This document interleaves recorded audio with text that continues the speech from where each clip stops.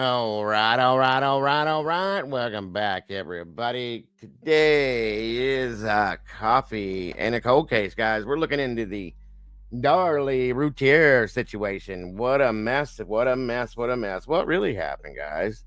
It's a little different than the typical case that we'll look into because she's in prison, y'all. But I've always had questions, and I want some answers, and I thought maybe we could do it together. Thank you all for joining me. Mama Bear will be here shortly, guys. That being said, you know the rest. Let's get this show. Well, okay, here we go.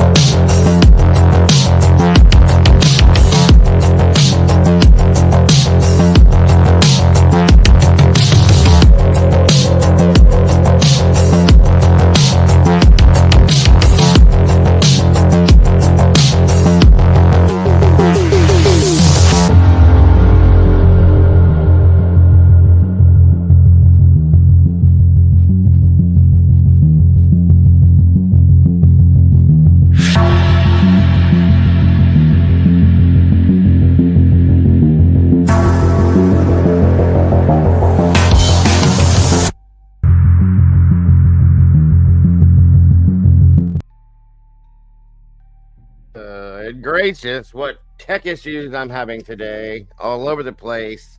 Sorry, y'all. That's why I'm late. My mom bear's not here. It's all my fault. All my fault. Anyway, welcome back, everybody. Thank you for joining us today here at the True Crime Cafe. Great to see y'all. Hope you're all having a great day so far. Happy hump day. It's on Wednesday. The week's halfway over. For all you hard workers that are out there working day in and day out, looking forward to the weekend. It's coming up. It's coming up. Thank you all again for those who joined us yesterday. I appreciate you all so very much for that as well. It was another great show with a bunch of great people. Thank you guys so very much for that. Uh-oh. See? Things aren't doing what they're supposed to be doing. I think Mom Bear is going to be here. She said she was, but things happen, so who knows? I don't know. I don't know. By the way, I want to thank you all once again. We are growing. We are growing. And it's wonderful to see that happening. I appreciate you all so very much for that. Welcome to all the newer people that are here. I've seen quite a few of them. It's wonderful to see you. Wonderful to have you here. Welcome back to all the faces we haven't seen in a long time. That's amazing. Most amazing to see all of you popping back in. You're all so very much appreciated. Let me see something here. Here we go. That was not set up. Okay. Excuse me.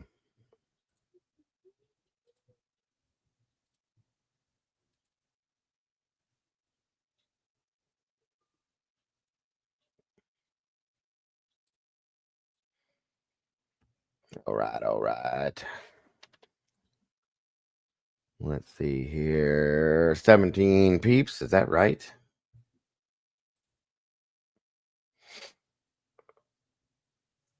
Maybe not. Oh, my neck. 6 likes. Come on in, everybody. Grab a seat. Good morning to you. Good afternoon. Good evening. Good night. Whatever it is, wherever you are. I hope it's good for you. It's great to be here with y'all, guys. Much appreciated to see you all again. And I'm pretty sure I'll be here this later this afternoon as well. Some other stuff I want to look into.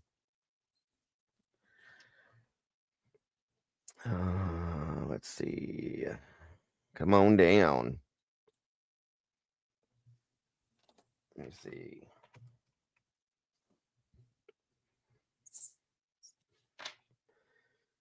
Come on down.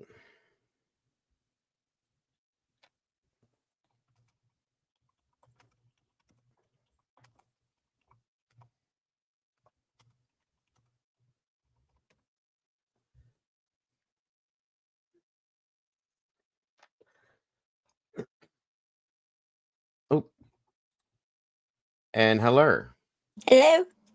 How are ya? I'm okay. How are you? I am good.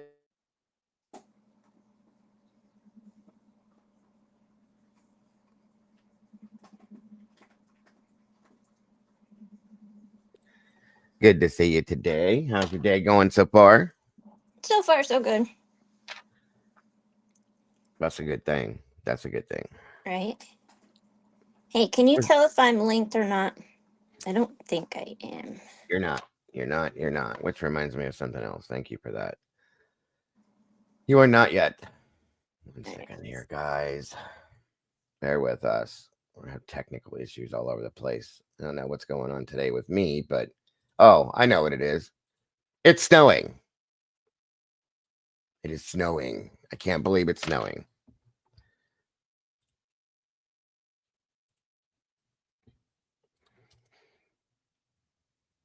All right, there's the Bears link. Hold on a minute. Yeah, I woke up this morning and it was blizzarding outside, and I was like, "What in the hell is going on?" My wife is off today. She's sitting there like, "Mm-hmm, I know, right? Yeah, not cool, folks. Not cool at all. Not cool at all. All right, Mama Bear's link is pinned in the chat, guys. Please make sure, if you will, thank you, Alicia. I just saw that. If you will, please make sure to hop on over to Mama Bear's side, like it, share it out, and absolutely make sure that you subscribe there if you have not yet. Come on down. Who do we have here? It looks like Molly Drake in the house. Good golly, already. Good to see you. Christy Nevada, welcome back. Miss Bonnie Bailey, wonderful to see you, dear. I hope you're doing okay and feeling good. Great to have you here today. Miss Kim from CLK Creations. Please check out that channel, guys. You will not be disappointed. She does some really, really cool stuff over there. I'm telling you.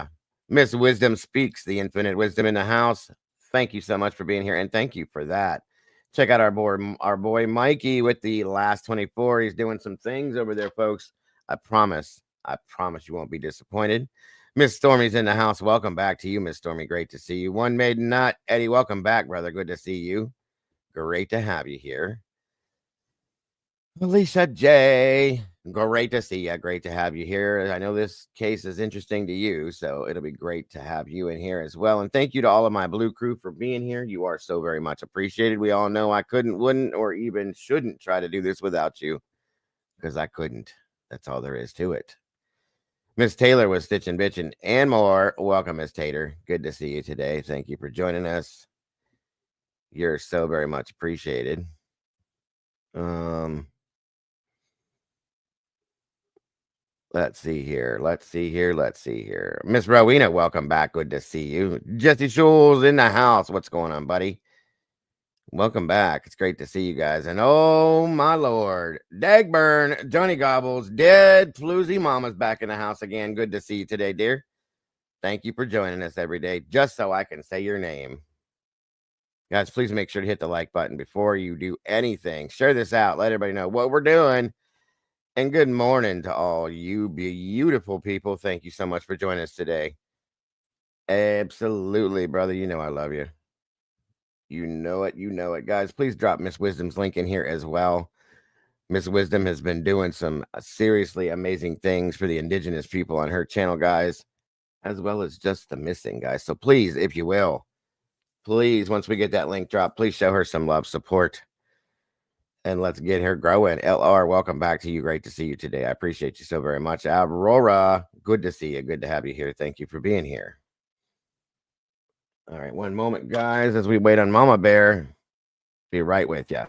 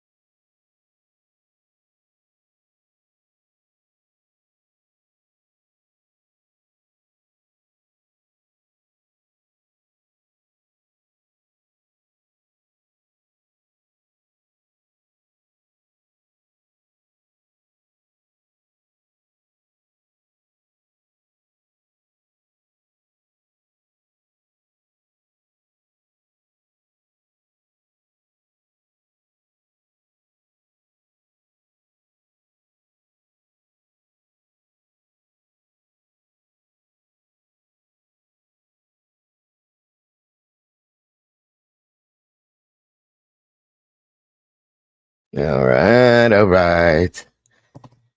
27 peeps in the house with 10 likes. Come on, guys. At least pretend like you like me for just a few. Be careful out there, Stormy. What'd Jesse say? There's our wisdoms channel, guys. Please check it out. Please, please. I promise you won't be disappointed. She's been doing some amazing things with that channel, I'm telling you, as well as the Facebook here that we have. Miss Wisdom is in charge of all that, handles it all, and makes it right. Miss Brandy B, I don't think she's in here right now, but she handles our TikTok, which we will throw the links out for both here in a moment.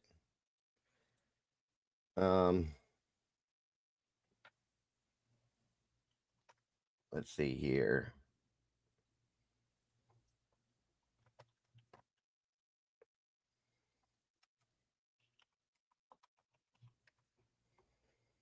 Okie dokie dokie do. Let's see. Thank you so very much, Jesse. That song is a good song. I like both versions. Of course, I love Johnny Cash. I like 9 Inch Nails' version of it as well. But I think Johnny Cash can make anything better. That's my opinion. Aurora, wonderful to see you. 30 peeps in the house, guys. Again, today we're looking into for those of you that don't know, the Darlie Routier case.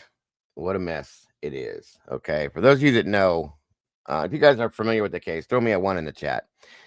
And if not, make it a 2, of course. Welcome, Moonlit Baby. Good to see you today. And again, this afternoon, guys, I'll be back in here because I have some things I want to go back to. I want to see what has changed with some things and what hasn't changed with Idaho from way back when. And I want to compare things. So that will be what I do. If everything goes well, what I'll be doing this afternoon for anybody that's interested. Based on old interviews that I had here with other people, so on and so forth. That's going to be what we're going to be looking into. Thank you, Miss Alicia. There's the Facebook link, guys, right there. Please check it out and follow if you would. We appreciate it and get to see all the awesome and amazing things that Miss Wisdom's doing over there.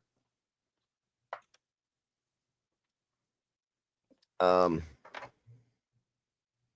know you would be, Eddie. I'm pretty sure Jesse would be too.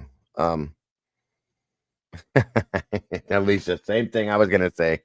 We know you are. Eddie, you're amazing with this. You absolutely are. Oop, what did I do? You got it back. Can you hear me? Yeah, can you hear me? I can. I hear you. I still don't think I'm. It says no, you're not connected. But you have do you have admin rights? You have to, right? Yes, I see that. Yeah, which is cool. Yes. I kind of missed that. I kind of miss it too. It just makes things easier when I have my dumb moments, which is pretty much all the time. We'll get it worked out.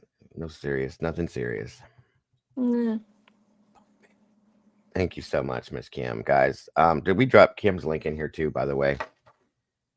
By the way, my wife wanted me to tell you, Kim, that you do really neat things. She's been doing and following some of the stuff that you do. And she's got some ideas for some of the things she wants to do based on what you do. So thank you for what you do. My mother-in-law's been following and looking at it too. I don't know if you guys, while we're waiting on Mama Bear to get her stuff right, which is fine. There's no rush on it, guys. We got time. I got time. I want to show you something. I know we're in true crime, and that's all good and dandy. But everybody's got a hobby besides this, and the holidays are coming, guys. And I'm telling you, I want to show you something here.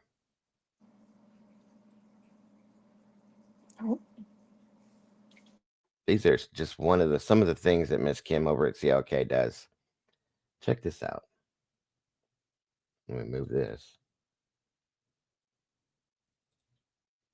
Make sure you hit the likes on these too. Look how pretty this stuff is, guys. Easter's come right around the corner. Look at that. My mother-in-law loves that purple one.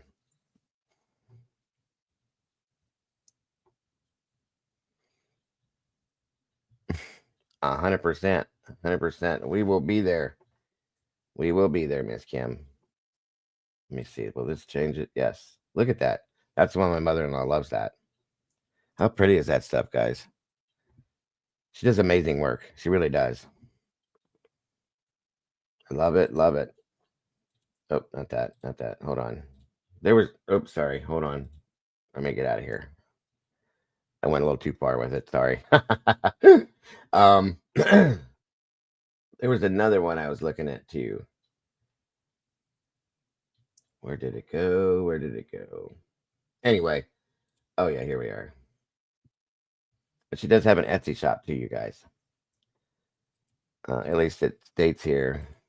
Like I said, I want to help in any way I can to support, because this is just really, really neat stuff. Look at this one here. Oh, wait a minute. I went too far. Look at that. That's so pretty to me. She does such great stuff, guys.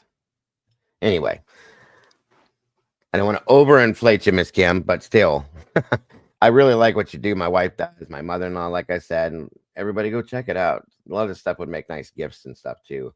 So on and so forth. So there's the sound. I knew there was.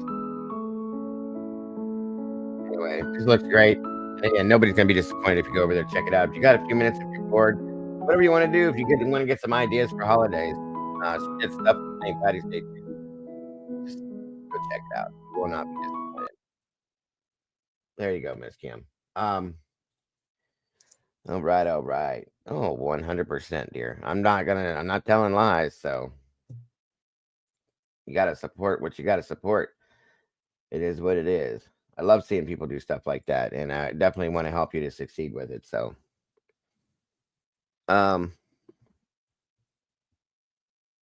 amen to that one, Eddie. If you buy Christmas gifts in the summer, you will thank your future self. And you ain't lying, brother. And it's a lot of that stuff. Sometimes it's cheaper too. It really is. You get better deals, and you're not running like I always am at the last minute trying to make sure you had enough for the one grandkid and the other. You can't buy 4 gifts for one grandchild and 3 for the other. You know what I'm saying? Peter, hello, welcome back, dear. I don't get it. What's the matter? Okay, she's gone again. All right.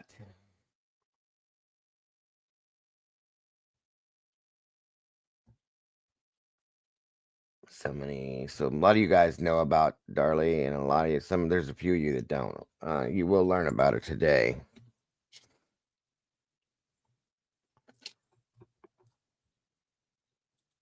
I always have. Yes, I think my wife is the same way. If you were to buy a grandchild 5 gifts and the other one 4, that's a no. No. You got to be fair, is what she said, and we did that with our kids too. So unless one of them got something like that was really big back in the day, you know what I mean? That would equal 2 or 3, maybe something like that.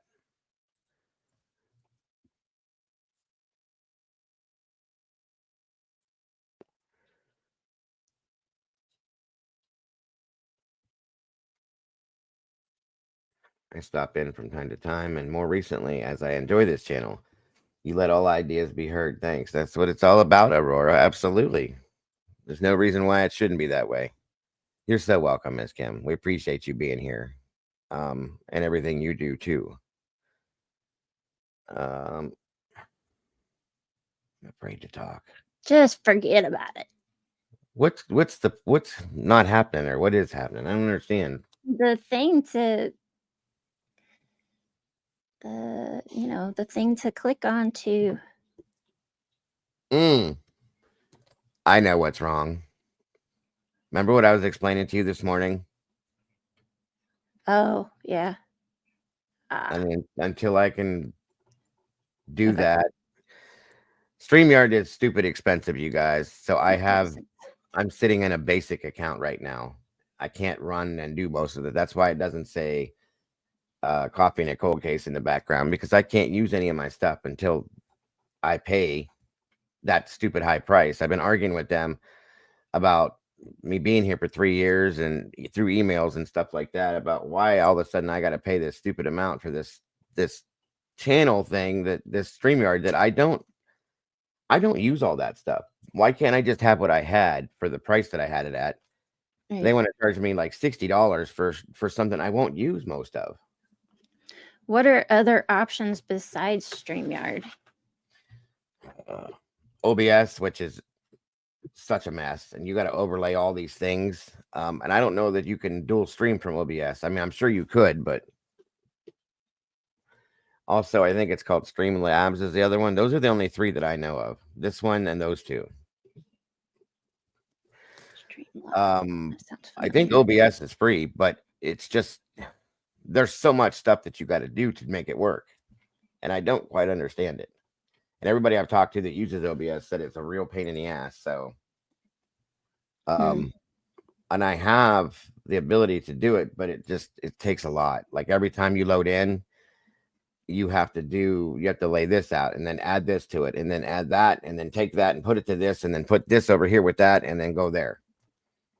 This, all you got to do is click it, boom, boom, boom, and here we are. Welcome, Tomboy. So I got to figure it out. Yeah, me. Every time I go to click on something, the stupid thing pops up and says, "Are you ready to upgrade? Are you ready to do?" No, I'm not. It's just so expensive to me. It's ridiculous. I don't know, Mikey. What have you been using for your stuff?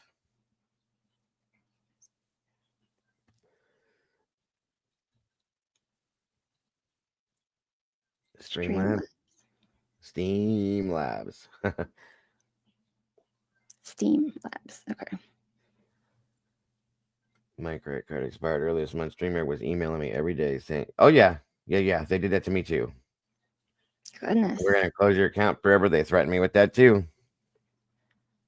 When I first started here 3 years ago, you guys, I was on the free account where I could do like that's what I use.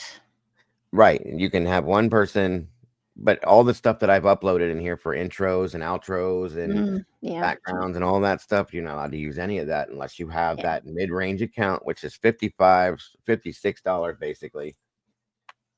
But that's all I do. I don't do any of that other stuff. And I can bring up to 10 people up on the panel, which I've never had 10 people up here. I think I've had 6 max, and that's overdoing it.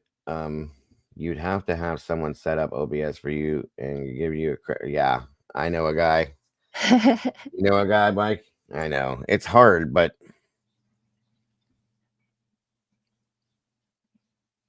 it comes out of the CapCut straight to right. And I was going to do it.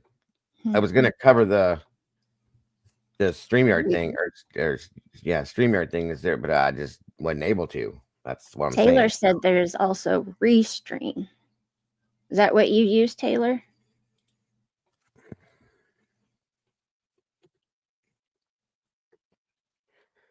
Comes out of CapCut straight to YouTube. Oh, okay. But can you like dual stream with these other things too, Mike? That's the other thing I don't know about.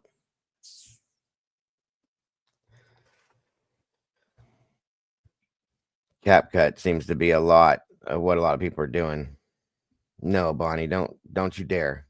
I will send it back. Please don't. I'll be okay. I'll figure it out, Bonnie. I appreciate the thought more than you know, but please don't. Taylor said that's what she uses and can have more than one person with the free one. Let me research that one. Yeah. Are you able to, when you say more than one person, is it... She's not live with us right now, Moonlit, because she can't get on there. I'm sorry. I'm sorry, but I still want you guys to jump over there and hit the like button, share it out, and all that kind of stuff. I'm sorry that I can't make it happen, you guys. My apologies. Let's see pricing plans.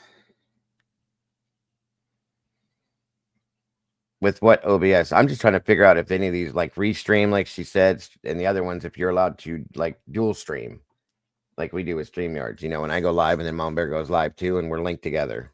So with Restream on the free one, you can multi-stream on 2 channels. With the standard, which is $16 a month, which is not bad. That's what it used to be like for StreamYard. Multi-stream on 3 channels, no watermark in studio, unlimited cloud recordings. Professionals $40 a month. You can multi-stream on 5 channels, split audio video downloads, starts at 2 team seats, unlock team workspaces. And then the business is obviously $200. Wow. And she doesn't know about the dual streaming. Let's see. Let me see what I can find out. I'll keep looking. Prices look good so far. Well, I mean, that's way better than what we're dropping here. You know what I mean? Yeah. Yeah, because like I said, when I first started, I was on a free account, and then it rolled up to, I think it was $28.99 a month, and I had everything. Okay, I mean, way more than I needed it. That, and then right around the first of the year, I went to go do something, and I had forgot to update it, or bank card or something didn't work or whatever, and it hit me, and I went to go fix it, and it was like $55.99. I went, yo, no. Hey Taylor, what's up? Hey, now I have used Restream. Like if I run out of my free on StreamYard, I go to Restream. Okay, is it? And use their free. I don't know if you can dual stream from Stream or the other one. Restream, yeah. So would dual streaming, would that be the simultaneous channels? Yes. That's what me and Mama Bear usually do, where she's live and I'm live and we're linked together. Okay, so you can, on the free one, you can have 2 channels. That's all we need. Yeah. And then and the video quality is 4K and 2160p. So that's not bad either. Really? Because this only goes to 10. This only goes to 1080p. Wow. Yeah. 2160. Free one, I think you get 780 maybe. Yeah, I think it's 780 for the free. I thought it was 720 because I'm on 720 right now, which is poo-poo as far as I'm concerned. I have the ability to be 1080 with the camera and the system I have, but it won't support it. Now, I have a problem with Restream. Like, if I jump on someone's panel that's using Restream, like after 15, 20 minutes, I get kicked out. Don't know why. I don't know if it's the higher quality and, you know, my stuff just doesn't work well with it. So it would be the system you're using, right? And thanks to Twiz and telling me what to get and helping me to put this together. I mean, I have a good system. That's not a problem. Knock on wood. Good morning, Elizabeth. Good to see you today. So maybe we'll look into that, Bear. Yeah. I'll make an account and start playing with it and see. Because I'm going to start making like also edited videos, you guys, that I can put out besides my lives and see how it works with that. That's all I'm saying. Now you got me thinking about all the things.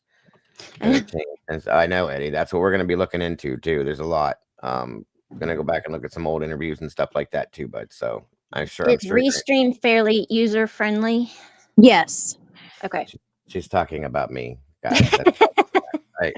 I'll answer for her because I'm just that as incapable as you are, Diego, when it comes to internet. You know this. I know how to click links. That's about it. But it is fairly easy. It's a lot like StreamYard. I mean, well, I'll put it this way, you guys, and you can ask Mama Bear because I called her and was ready to have a party over the fact when I figured out how to make my own thumbnails. I was like, "Yeah, look what I did," and she's like, "Okay, about time." I was not. I gave you a good job. Now, but in your mind, I know you were like, "Okay, you ding dong." It took you whatever a year to figure it out, but yeah, that's how slow I am with this stuff. I'm trying, but I'm getting a little bit better with certain things. It is what it is. I'll work it out. The thing is, guys, it's not that I don't get it. I don't have the patience to wait for things to play out in my mind. Okay, ADHD is a pain in the booty. So as I'm trying to figure this out, and if it doesn't work, Molly and I have a lot in common with the patience virtue. Okay, that whole video I've showed you guys where she's sitting there like the little kid playing with the cup, trying to get the straw in the hole, and then you just throw it. That's what I do all the time. So I just don't have them patience. It is what it is. But He's also a hands-on learner, so it's hard. Yeah. I'm the same way. I get it. And that, even since school, you could show Yeah. me, tell me, bend over backwards and stand on your head to do it. Until I do it myself, it ain't gonna work. That's all I'm saying. Yep. But I'm also the person that once I've done it like once, I'm usually pretty good with it, and I can remember most everything with it. So I learn quick when I learn. I used to, at least. My brain is getting old now, so just saying. Okay. Well, thank you for the info, Taylor. I appreciate that, dear. And You're welcome. Tomboy definitely- sent me something to look at too, so I'll be doing some research. thank you, Tomboy. Yeah, we Well, need Mama Bear, if you find a good one, let me know. Okay. I will just can't do. get over how expensive it got, you guys. It doesn't make sense. It just doesn't. To jump from $28.99 a month to $56 a month Woo. for the same thing. Are you kidding me? And what happened, I think, is that so many guys, there's so many new creators out here that have popped up over just the past year. I think everybody's using StreamYards now. And they were like, yep, we're in demand, so we can raise our prices. But maybe they should have done it slower. To go from 28 to 56 is too much. 28 to like 35 would have been understandable, but no, they went nuts. So yeah, like eggs, bro. Same thing. Whenever they sold the company to the other company, the prices went crazy. Yeah, it's nuts. So I just can't process why it's so expensive for what we do with it. That's all I'm saying, and it just bugged the hell out of me. And I'm kind of one of them hard heads that's like, nope, ain't doing it. But at some point, my little small channel, it's ridiculous to even think of paying for something like that. You know? I get it. Yeah, if I was like Joe Rogan or something, okay, it makes sense there. But I'm definitely not anywhere near that kind of a channel. So, not even close. Let me see something here. Oops. And now we're having these kind of I've been having technical issues all day. The StreamYard stuff, I know why it's been doing it, obviously, because it's bugging. Is SRB in here? I didn't see her yet today. I don't think so. Or Cassie. I wouldn't say all that. I appreciate that, Jesse, but I don't think I am. I'm trying to get myself out there again, but I don't think I'm as important as some people may think, I guess. But I'm trying to do the best thing I can with it and make it a thing. Mostly for at least you didn't make a PI mad to make him quit a case, I can honestly say I have never done that. Neither have I. I can raise my hand on that one. But I don't know, you guys. I appreciate your guys' the way you guys look at me or think of me, but I'm not there yet. But well, Diego, at least you don't have a Mr. Cool in your life, this autistic who knows everything about computers, who tries to teach you things, and whenever you're sitting there looking at him going, I don't understand, they get pissed. Okay. And he's only 10. Have you met my son? I know you've seen Caden. That's my Caden. Yeah. And then looks at me like I'm completely stupid when he says, and I go, and he's like, "Oh, really, Dad? You can't do? Are you serious? Sorry, guy. I get it." Oh, that is true. We may have done that, Taylor. What you said about the PI. That's right, Tomboy JT. Oh, y'all did piss off a PI? Oh, we yeah. Piss off is an understatement. I'll put it that way. That was a big old mess. But yes, good point, Tomboy. I forgot about that. Yes, I did.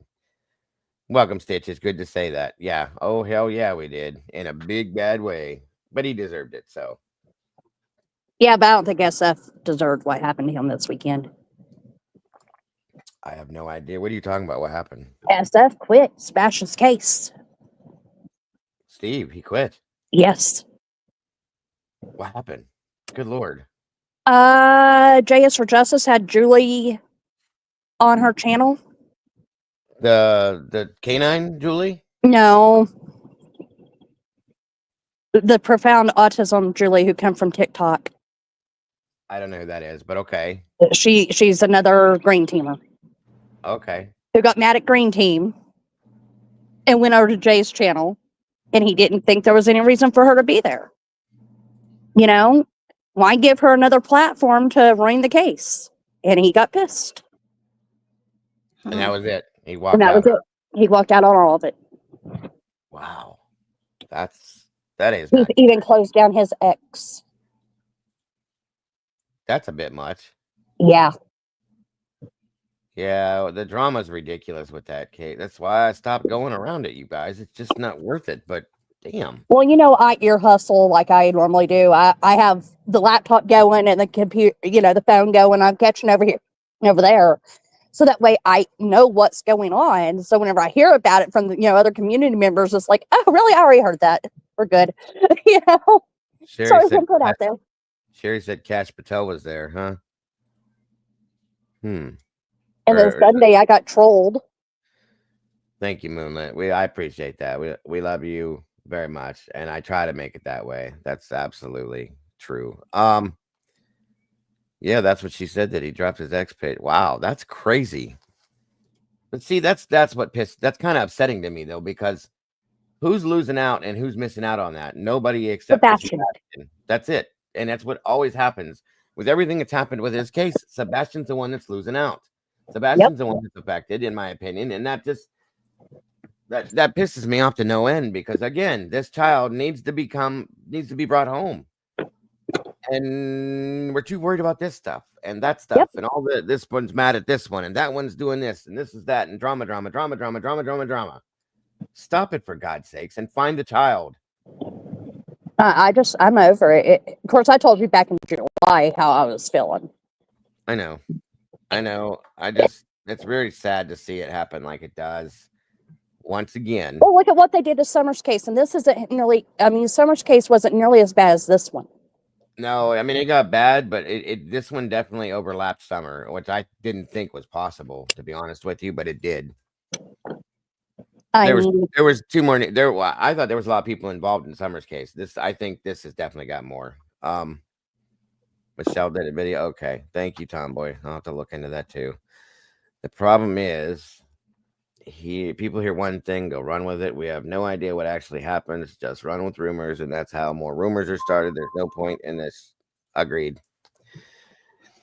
When it all comes back to the fact that this is all because there's a child that's missing that everybody's supposed to be looking for together, not split in half.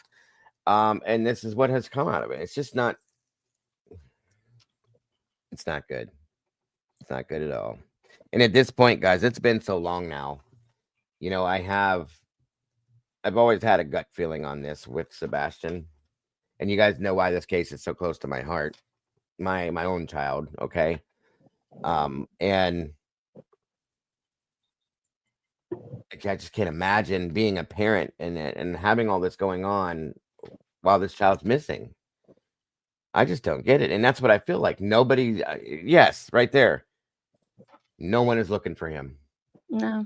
Because somebody pissed somebody off, and I mean, this is not what the world should be about.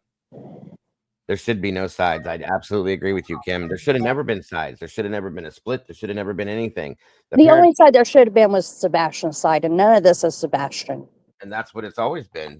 There's one side. That's what I said a long time ago. I'm on Sebastian's side. That's that. The parents should have worked together, in my opinion.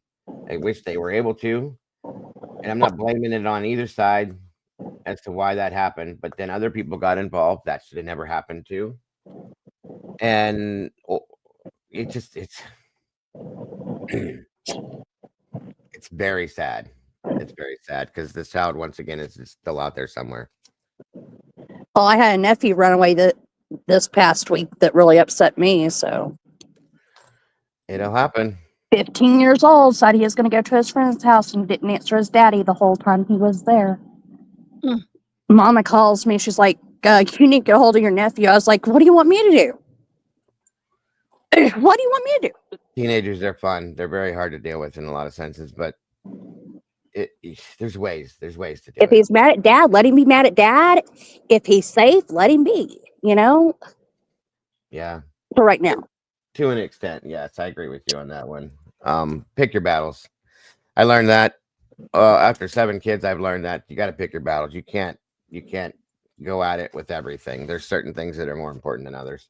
At least we knew where he was at, type thing. You know what I mean? At least we knew where, because they do have a tracker on his phone. We knew where he was at all times. Mm-hmm. And she's like, well, if he comes to my house, he's going to go work on the farm and start learning respect. I'm like, yeah, let's drive him farther away, Missy. Yep. I agree, Aurora. Drive the child farther away. That's not a good idea. He's already having issues. Yep, you don't want to do that either. Pull him in and coddle. That's what he needs right now. But it's not my kid, not my problem, not my monkey. Yeah, I love all kids, but at some point I have to go. It's not my monkey, not my problem. I get it. All right. So, again, I'm going to start off with this as I usually typically do. There's a lot to this case, and I've got a lot of different things, but I think I was able to find something I could put it all together with. That way we don't have to bounce so much. But I'm going to start here with this, and then we'll go into the rest of it, guys. And again, thank you for being here for this.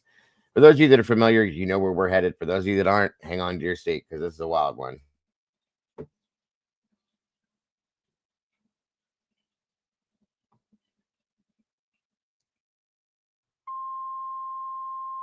Let me know how the audio is, by the way, everybody. As always, please and thank you.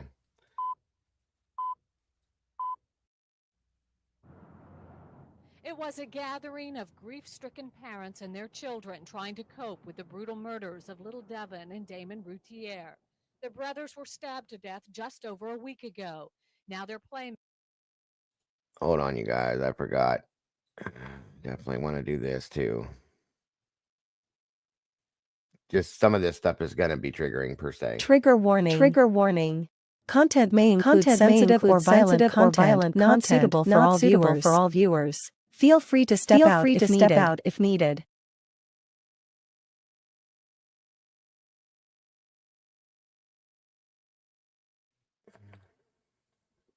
Mates are forced to try to understand why. We had them draw where the hurt was inside their body, and a lot of them drew their heart hurt real bad, and their head hurt from thinking about it, and their knees hurt because they felt weak. Happy birthday, dear Devin. Happy birthday to you. Love you, Devin and Damon. Pain was not the focus Friday as family members celebrated at graveside what would have been Devin's 7th birthday. They're up in heaven, and they're up there having the biggest birthday party that we could ever imagine. Darlie Routier. Now, I'm going to tell you guys, stream is repeating. What does that mean, Donnie? Audio? Oh, sounds good. Okay. All right. Pay attention to her, you guys. This is Darlie. This is this is what I'm saying. Pay attention to her. You'll learn. There's I don't know. I want you to understand what I see with this. That's all I'm saying. The trigger warning does that. Okay, thanks, Alicia. That would be why, Dawn, right there. Sorry about that, guys. Who suffered stab wounds in the attack, says she won't rest until her boy's killer is caught. We don't know whether we're coming or going, And he's free. He's free to do whatever he wants. But I know that he's not going to be free for long, and I feel it. Meantime, the quiet town of Rowlett is also seeking closure in the violent murders of these 2 young lives. This community is still trying to restore its neighborhood to some sense of normalcy. But without a suspect in custody, most feel their lives are anything but normal. The community does not have a lot of answers at this point. They have more questions than they do answers. That's a reality that for now, everyone will have to live with. Shelley Johnson, Texas News 5.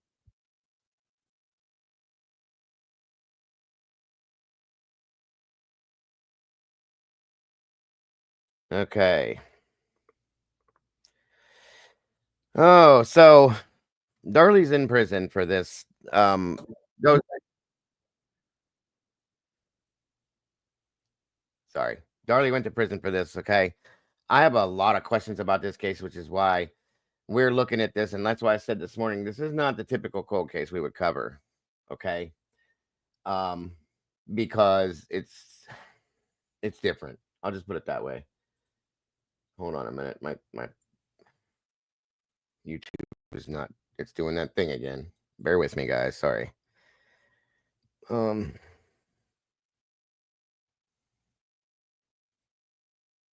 Yeah, right, Eddie. A lot of people will probably remember this once I get going. One moment here. Please load. Don't know why it's doing it again. There we go.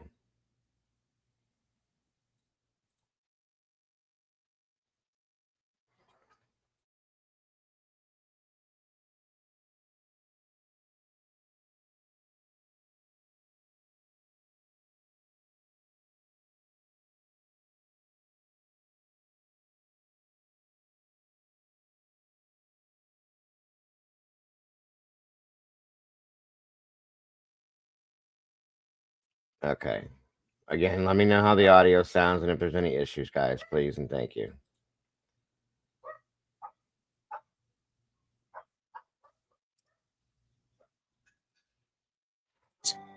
Listener discretion is advised. I always said I wouldn't cover this case. It's not because it's controversial or divisive. It's because it's difficult to be objective about Darlie Routier. I actually wasn't sure I could be objective. And despite my strong opinions, I do start every case with objectivity.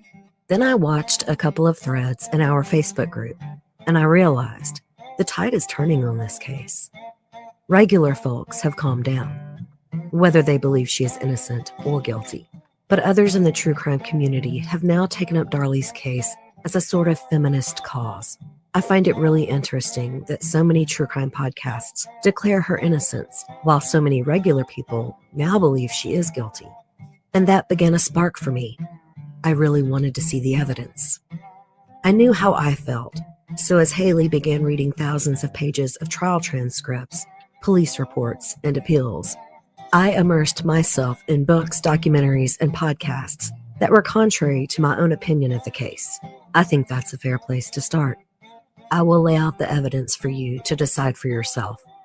I will share theories on both sides. And of course, I will give you my opinion. I will say this right from the jump.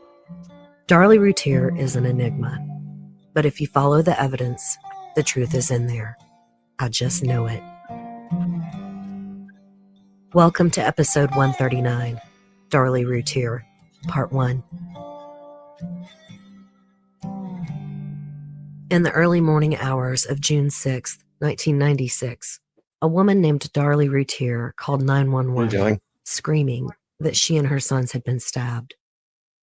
When police and paramedics arrived on the scene, 6-year-old Devin Routier, who would have been 7 in 1 week, was already dead from 2 deep stab wounds in his chest.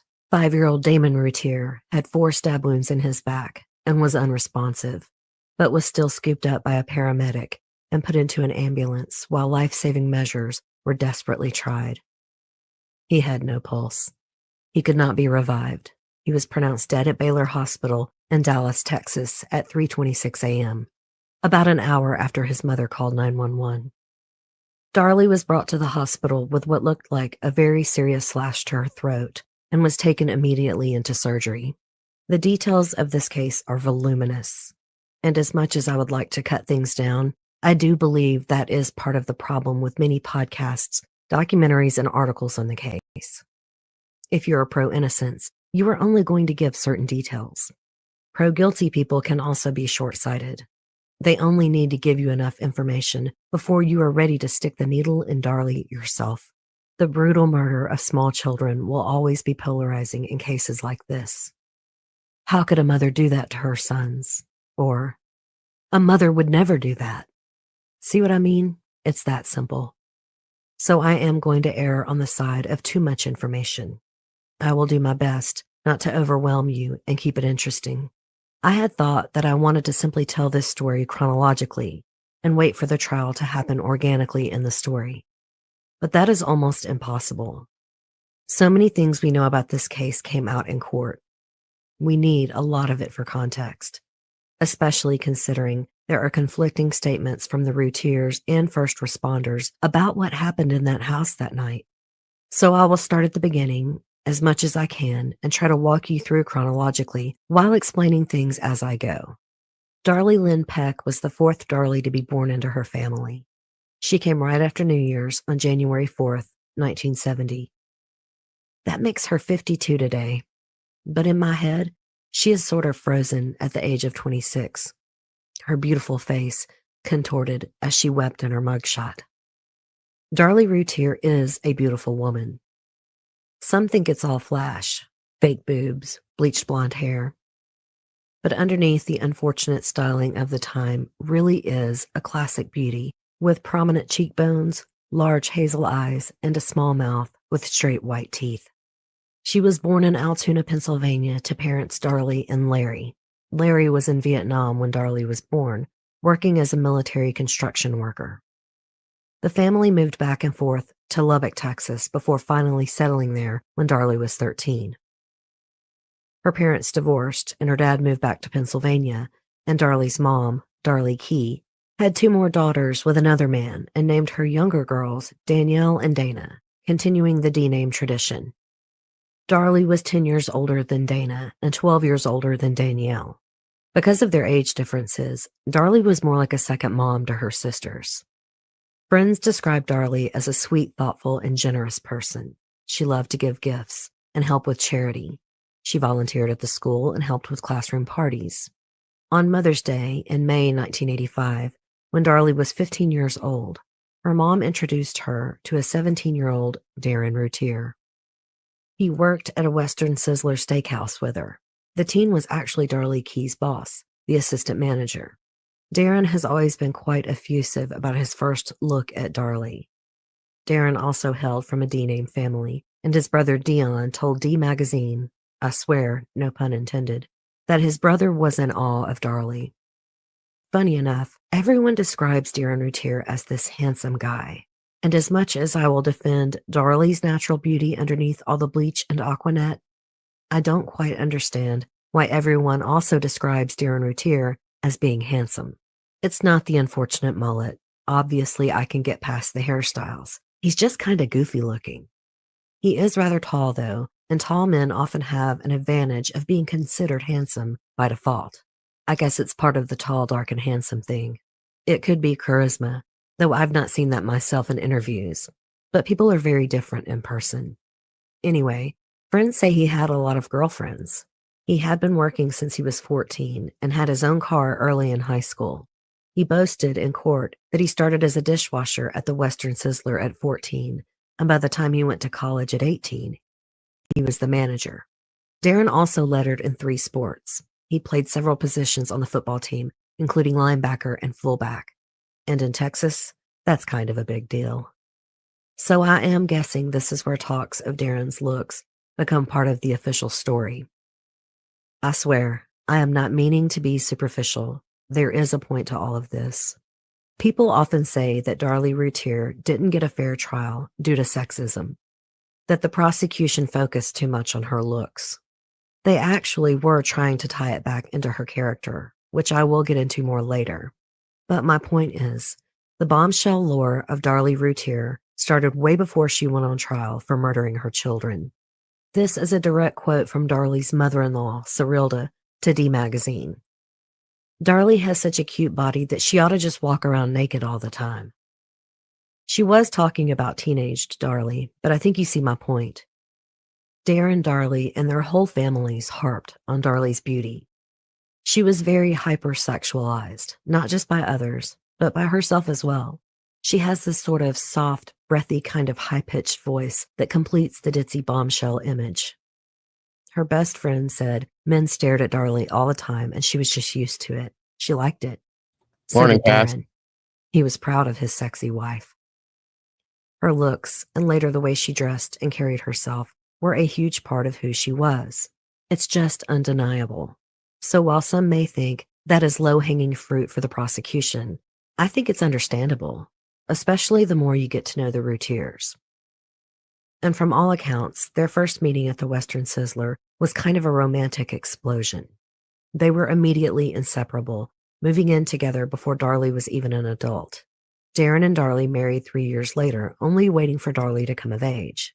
And yes, 15 and 17 is probably worrisome to a lot of you. In Texas, the age of consent is 17. However, they do have laws allowing teenagers within a 3-year age difference to have sex. These are called Romeo and Morning, Juliet JC. provisions. Regardless, it's obvious Darlie's parents approved of the match. To be fair, her father still lived in Pennsylvania, and teenaged Darlie seemed to pretty much be on her own in Texas. When Darren turned 18, he and Darlie moved to Dallas, where he earned a degree from a tech school in electronics.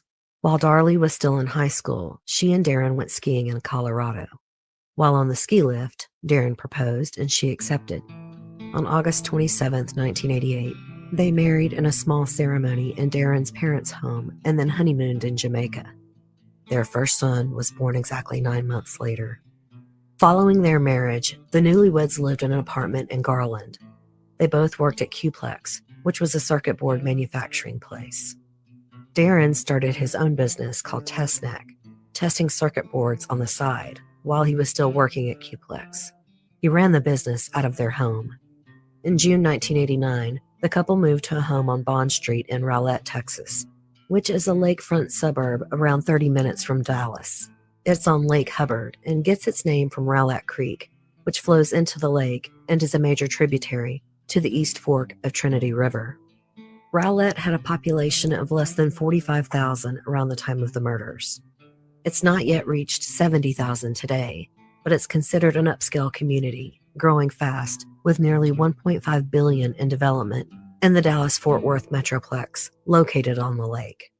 The Lake Ray Hubbard Reservoir gives Rowlett more than 30 miles of shoreline. It was completed in 1971 and is owned by the city of Dallas and serves as one of their sources of drinking water. 2 days after the Routiers moved into their new home in Rowlett, Darlie gave birth to their first child, Devin. Their second child, Damon, was also born there. Darren's side business continued to expand, and in 1992, he quit working at Qplex and they moved TestNac into an office building. In court, the state questioned how quickly Darren started his business, almost implying that he may have taken customers from his former bosses. But Darren rightly pointed out that he was taking a risk, walking away from a large company with insurance when he was starting a family. But he knew by then that he needed to make more money for the lifestyle he and Darlie wanted. He was good friends with the owners of Qplex and said they supported his decision and were one of his customers. Darlie worked the books at TestNac until she had her third son in October 1995. Then she would just go in every so often to check on things. Her best friend Barbara worked with them, and so did Darlie's younger sister Dana. In 1993, Darren and Darlie bought a corner lot house at 5801 Eagle Drive in Rowlett. You have to hand it to them. They were in their early 20s and owned a home. That's almost unheard of today. They weren't saddled with student debt, and they hit the ground running when they started their own business. They worked hard and began really enjoying the money. Darlie's best friend, Barbara Jovell, said she felt like Darren and Darlie had a good relationship for the most part, and they were faithful to each other. She said they took a lot of trips together and later with the kids. Barbara also testified that Darlie was the dominant one in the relationship with Darren. In 1995, Darren grossed over $264,000. That's close to $500,000 in 2022 dollars. According to Barbara, Darlie started to change when the business started doing well. She started shopping all the time. It seemed like all the money was going to Darlie and none was going into the business. She wore designer clothes, fur coats, and lots of jewelry. And she decorated their home with over-the-top taste, including a large fountain in the front yard. D Magazine called the decor in the Routier home an eclectic mix of Tara and Graceland. But Darren also liked to spend money. He had an '86 Jaguar that he paid cash for, which he also bragged about in court. He collected expensive sports memorabilia, and he definitely enjoyed their flashy house and lifestyle as much as Darlie did. He bought a cabin cruiser boat, which they took out on Lake Ray Hubbard all the time until Darlie had their third baby Drake in October 1995. Darren also wore a lot of chunky gold jewelry. So Darlie's furs and jewelry were pretty well matched with her husband. The Routier home was kind of a party place with a hot tub out back, a bar set up and wine rack in the kitchen, and in the family room, they had a state-of-the-art karaoke system set up. Supposedly, neighborhood kids called the Routier home the Nintendo house due to all the expensive toys. The Routier boys were also decked out in expensive clothing, their rooms immaculately decorated, and they did have just about any toy a kid could want. Devin Rush Routier was born on June 14, 1989. He was a jokester. He loved to make people laugh and play practical jokes. He liked to mimic funny things he saw or heard. Devin also loved jewelry like his parents did. He always wore a necklace and a watch. He loved to swim and was in the water from the time he was a baby. He loved video games, music, and singing. Family and friends say Devin was a really sweet-natured boy. He loved babies and was very gentle with them. Darlie's friend Barbara said Devin was very smart and polite. He had just finished first grade before his murder. His younger brother, Damon Christian Routier, was born on February 19, 1991. He also loved to swim, just like Devin. Barbara described Damon as being very smart, but also a little bit on the moody side and kind of stubborn. She said Damon would ignore you if he didn't want to talk to you. He just sounds like a shy little boy to me. Devin and Damon were less than 2 years apart and were very close. Damon was 5 years old and had not even started kindergarten when he was murdered.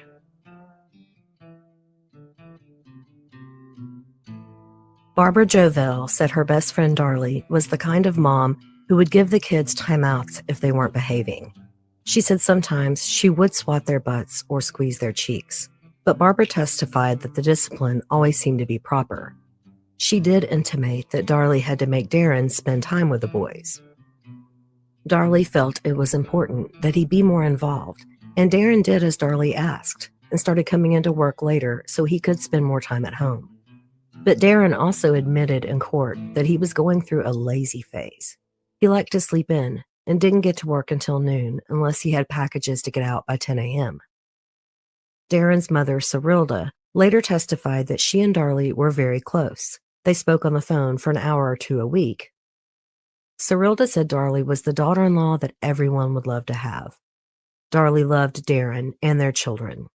Cyrilda said she was very close to Darren, and Darlie never got jealous about that, which I always think is a weird thing for mother-in-laws to say.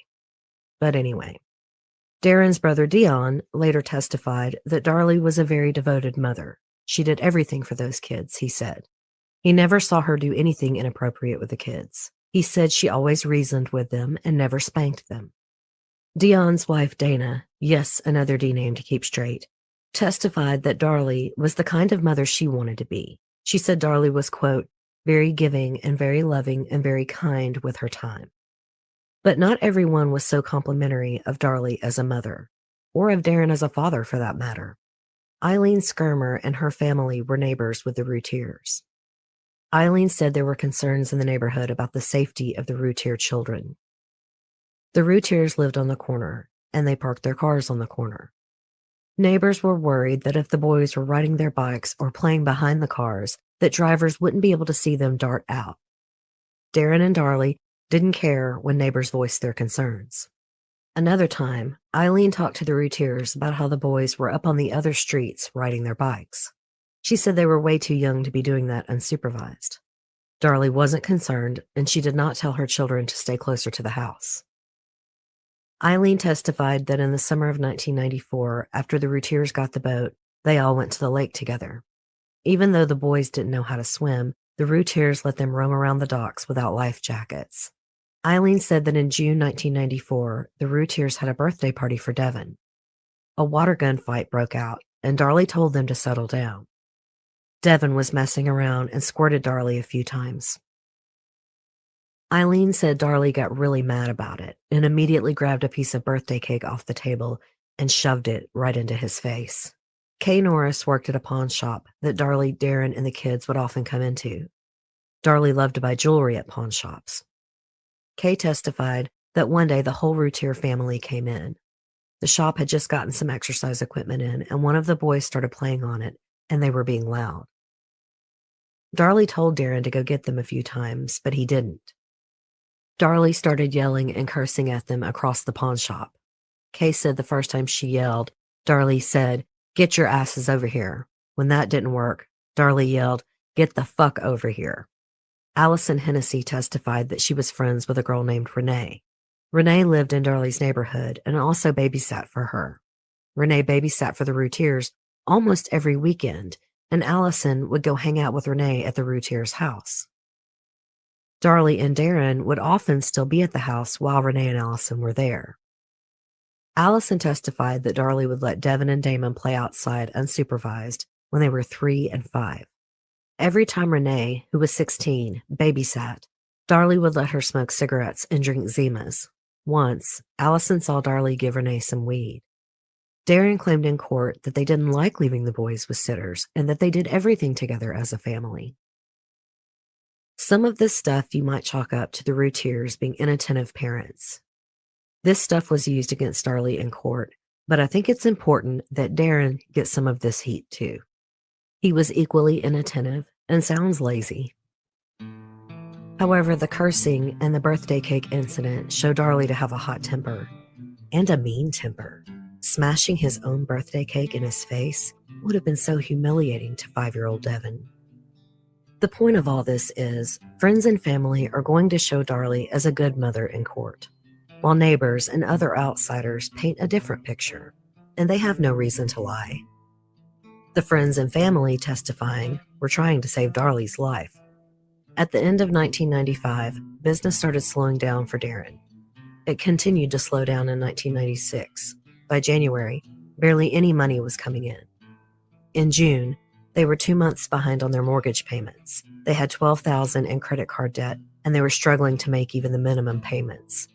They also owed $10,000 in back taxes, and Darren hadn't been able to pay rent for his office space for a couple of months. Barbara testified that in December 1995 and January 1996, the business was slow and money was not coming in.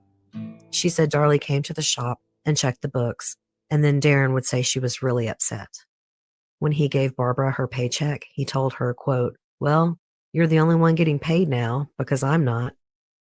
When business started slowing down, Darlie's demeanor changed again. According to Barbara, Darlie became nervous and depressed, and she fought with Darren a lot. She would go into the shop and throw things at him. Then she said the arguments weren't physical, but they were frequent and usually over money. I would argue throwing things is a bit physical, but Barbara definitely tried to qualify a lot of her testimony. She said even with no money, Darlie continued to shop and she hired people to help her take care of the house. But Barbara's point about this was that she was growing worried about Darlie and tried to talk to Darren. She said, "Don't you see what's going on? Before the business stopped doing well, Darlie was able to take care of the house, the children, and the business." She continued, "Don't you see lately she has maids clean the house, she has people do the laundry, she has people to help with the children. There's something bothering Darlie. Something is wrong." Barbara told Darren she thought Darlie should see a doctor, but Darren seemed to blow off the suggestion. Even though they were having money problems, the Routiers were planning a 2-week trip to Pennsylvania in June to go to a family reunion, and Darlie was supposed to go to Cancun in July with a friend. It sounds like they were in denial about their financial situation. Since they didn't have any cash for these trips and credit cards were maxed, on June 1st, 1996, Darren applied for a $5,000 loan, but was denied on the 3rd. $5,000 is not a significant amount in comparison to the kind of money Darren had been bringing in. This was less than 3 days before the murders. Darlie later testified that they weren't short on money. She said money was tight, but all the bills were paid. She said they were 1 month behind on their mortgage, But it wasn't because they didn't have the money. It was because she forgot to pay the mortgage and other bills. She said she was used to paying the bills whenever she was at the shop. And when she started staying home full time, it was an adjustment period. She said she just needed to get reorganized. But on May 8th, 1996, 1 month before the murders, the Routiers received a letter from their mortgage company warning them that the situation was serious. By May 23rd, if they had not made the payments, they risked foreclosure. That deadline was exactly 2 weeks before the murders. Darren testified that they had around $64 in their personal bank account, but that was only because he hadn't paid himself yet. He was going to do so on Friday, June 7th. He had around $8,000 cash in the business account, and about $20,000 was owed to the company in accounts receivable. In court, he said he typically paid himself $1,000 to $1,500 a week, but for whatever reason, he had not paid himself. Darren said he made $111,000 in the first 5 months of 1996, and he was on track to make almost as much money as he had in 1995. The prosecution later said that when you took all the deposits for the first 5 months and then subtracted the checks paid up, that he was actually in the negative by nearly $3,000. But it wasn't just money problems. As Darlie's friend Barbara had tried to point out, something was going on with Darlie. The prosecution later theorized that even before Drake was... Thank you so much, Miss Kim. Wonderful to have you here. I appreciate that super chat so very much. You work hard for them. You're singing to me. I love it. Thank you so much for being here. We appreciate you, Kim, and God bless. That's so very generous of you. Thank you. Thank you. was born, Darlie was struggling with depression. They used her journal entries as evidence. She only had 6 entries in total. She said she started the journal so she could stop and breathe for a moment and reflect on what is important in her life. The first entry is melancholy. She is 7 months pregnant with Drake, and by her own admission, a little worried since it had been 5 years since she had her last baby.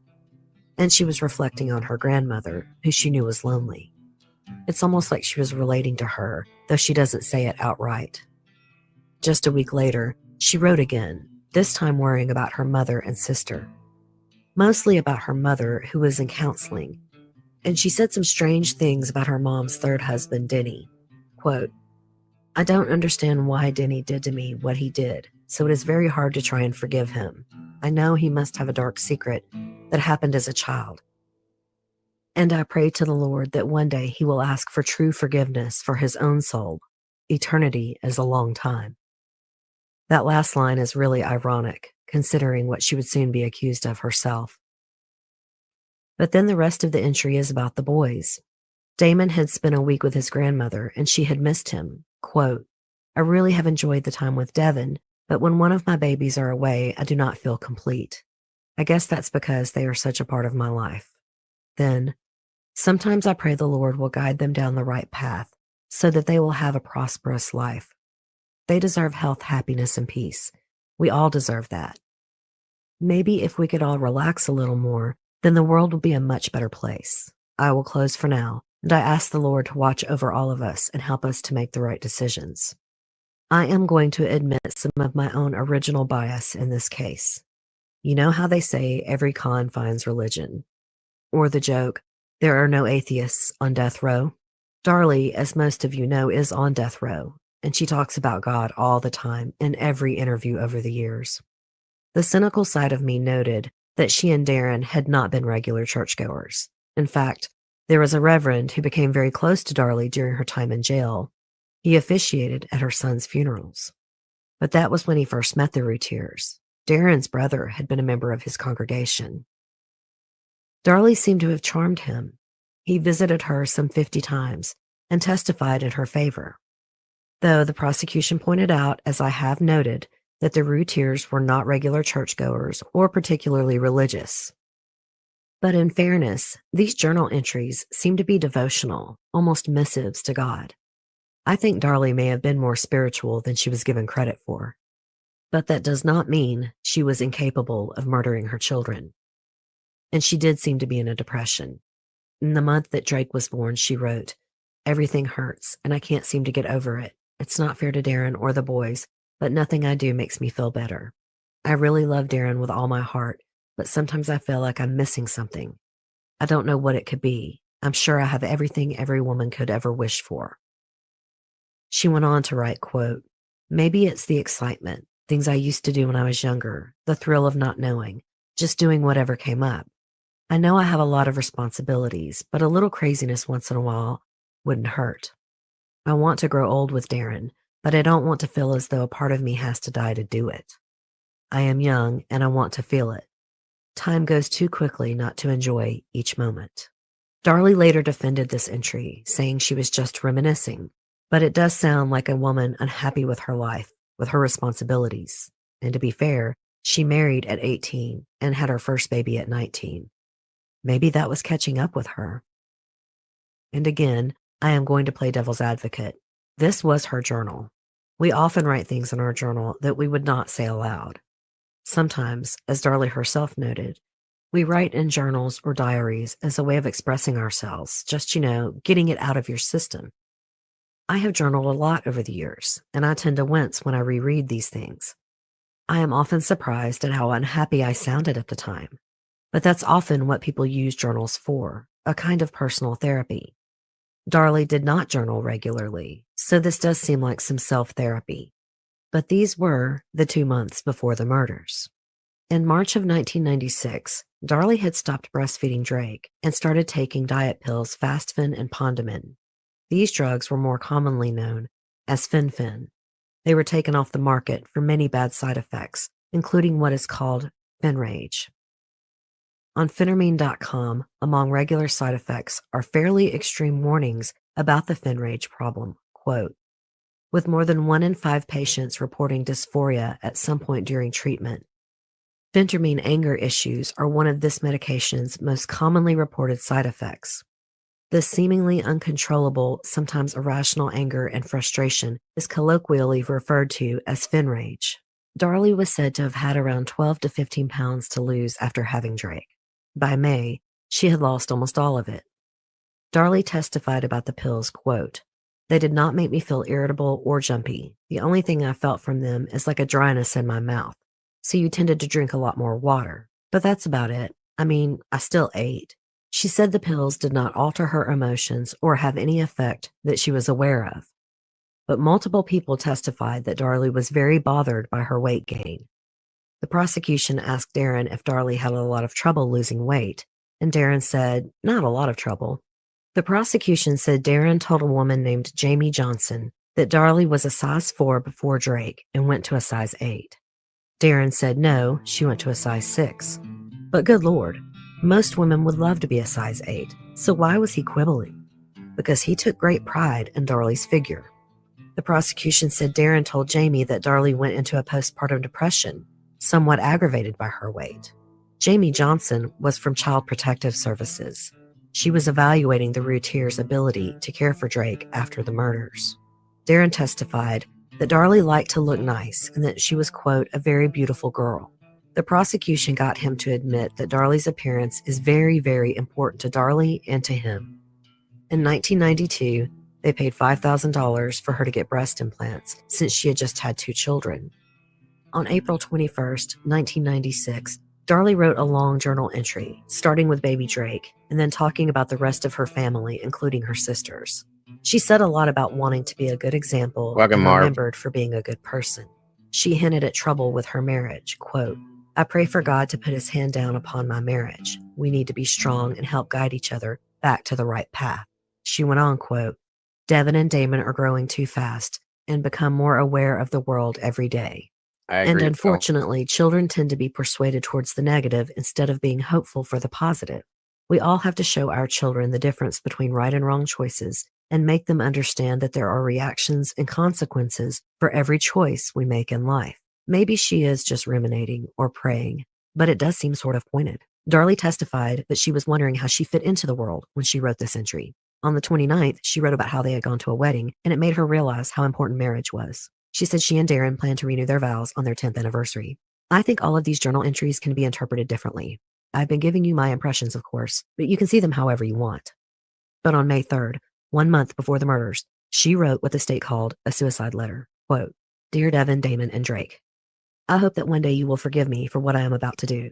My life has been such a hard fight for a long time, and I just cannot find the strength to keep fighting anymore.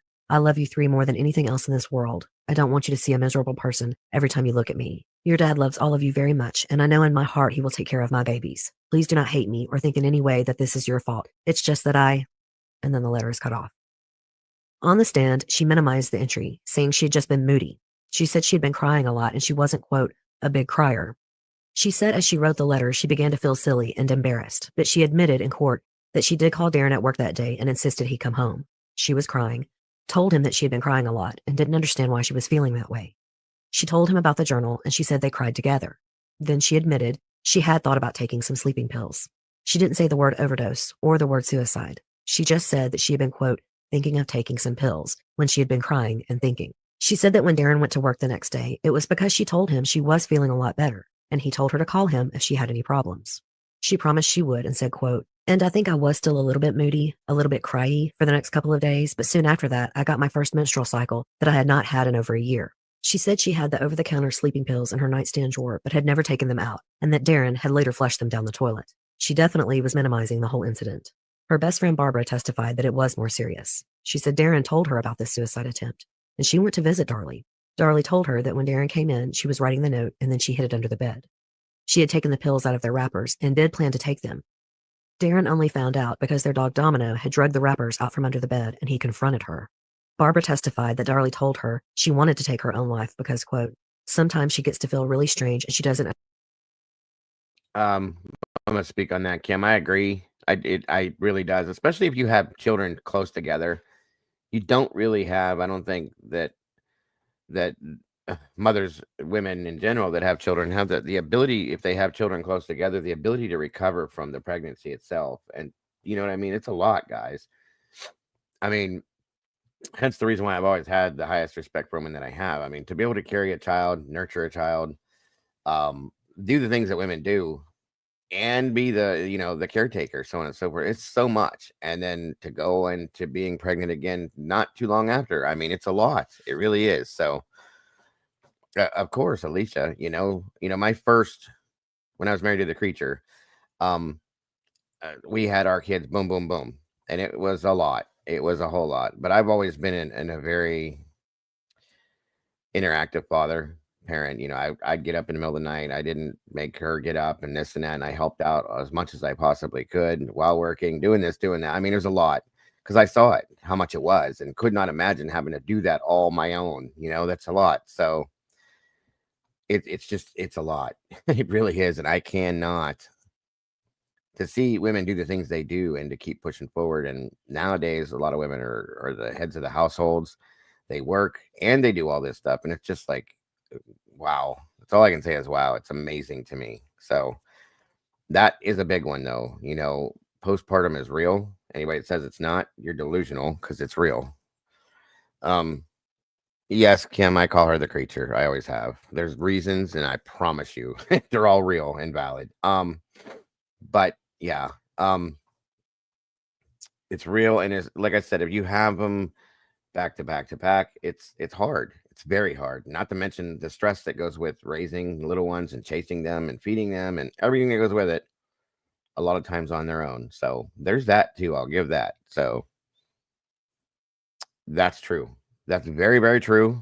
And even though the babies may try, I've had that happen to me. Believe that or not.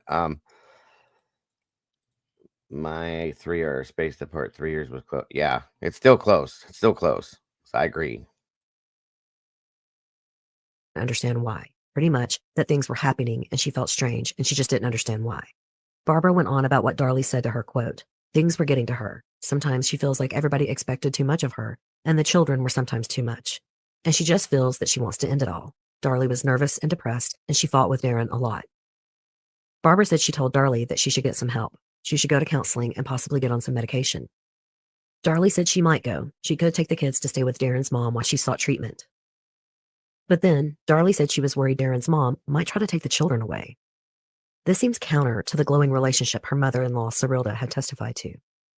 Darren also minimized the incident insisting that Darlie had only had the baby blues for a couple of days. He wasn't concerned about it. He said he never read the note Darlie had written because it was in her private journal. He said when he found her crying in bed writing in her journal that she told him he needed to spend more time with the kids. And he knew she had sleeping pills, but did not think she was serious about taking her own life. If he had thought she was serious, he would have gotten her help. He backed up Darlie's story, quote, "We had a good long hard cry, and then he said he went back to work. The next day was, quote, a whole new day and everything was fine. In the next 2 days, she had her first menstrual cycle in over a year and she was back to being herself." A psychiatrist named Dr. Lisa Clayton, who interviewed Darlie 2 days after the murders, later testified that this was not a genuine suicide attempt, but, quote, a gesture. Quote, "She was at her wit's end about being overwhelmed with the house and kids, but not only did she and Darren work it out, but Darlie did get her period, and there was a dramatic change in her mood, and this was not some chronic depression or postpartum psychosis that lasted until the events in the first part of June," as she called the murders. Dr. Clayton continued, "From my evaluation of Mrs. Routier, it is my opinion that she had suicidal ideation. I think it was more a cry for attention and help from her husband. And I want to note for the record that while Dr. Clayton began as Darlie's jail psychiatrist, she was hired by the defense for expert testimony. And Darlie's defense team would want her depression to be minimized as much as possible." On June 5th, 1996, Darlie's best friend Barbara arrived at the Routier house at 5:15 p.m. to pick up her mother Helena, who cleaned the Routier home. She testified that Darlie was upset, pacing back and forth between the kitchen and family room. Barbara saw that Darlie was holding something while pacing, but she didn't know what it was. Things were so uncomfortable in the house that Barbara and her mom left within 30 minutes. Darlie and Darren both later testified that they had not had any disagreements or arguments later that night. Darlie testified, quote, "There wasn't an argument. That's all been taken out of context. There was not an argument about the boat. There was not an argument about the car. What I was upset about was that a man had called me earlier, and he was very rude and had cussed me out over the phone. My husband's car was at his shop, and he wanted my husband to come pick it up, and he was very rude to me, and I was upset." Dr. Clayton backed this up in court. Quote, "People kind of describe Darren, or the people that I've interviewed, as someone you kind of have to tell him several times to do something before he does it. So she was kind of aggravated," she stated, because he hadn't done it. Are you guys hearing the running theme of Darren's laziness? I mean, he gets a couple of points for admitting it in open court, but damn. You kind of wish at some point that he had really stepped up. He just seems blind to it all.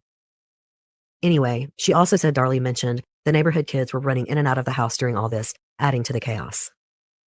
Dr. Clayton also added that Darren was taking Darlie's Pathfinder since the Jaguar was out of commission, leaving her and the boys stranded now that school was out.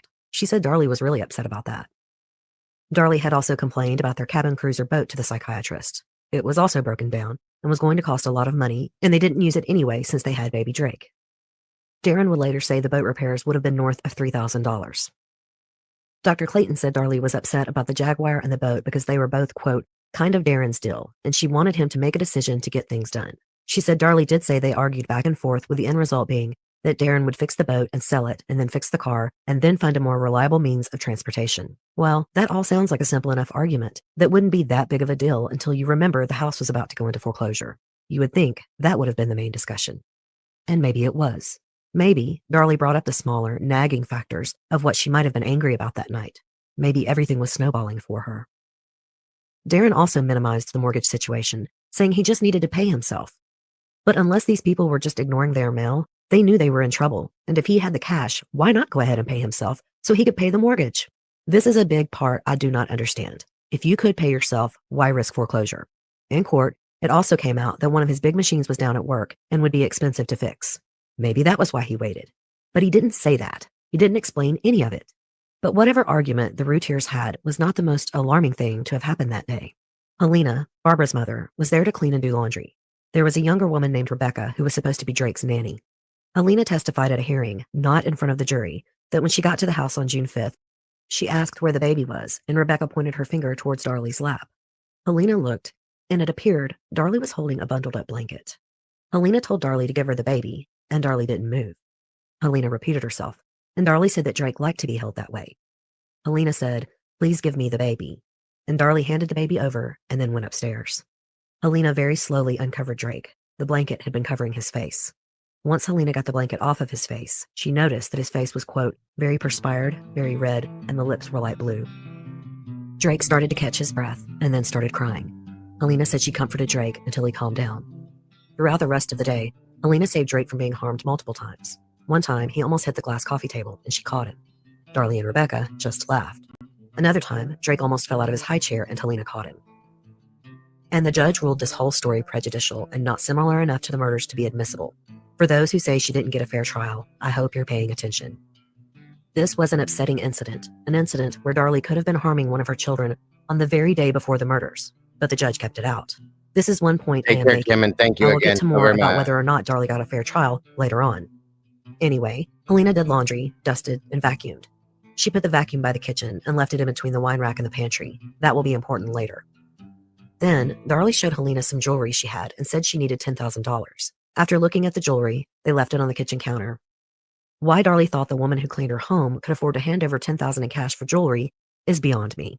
But it reeks of desperation.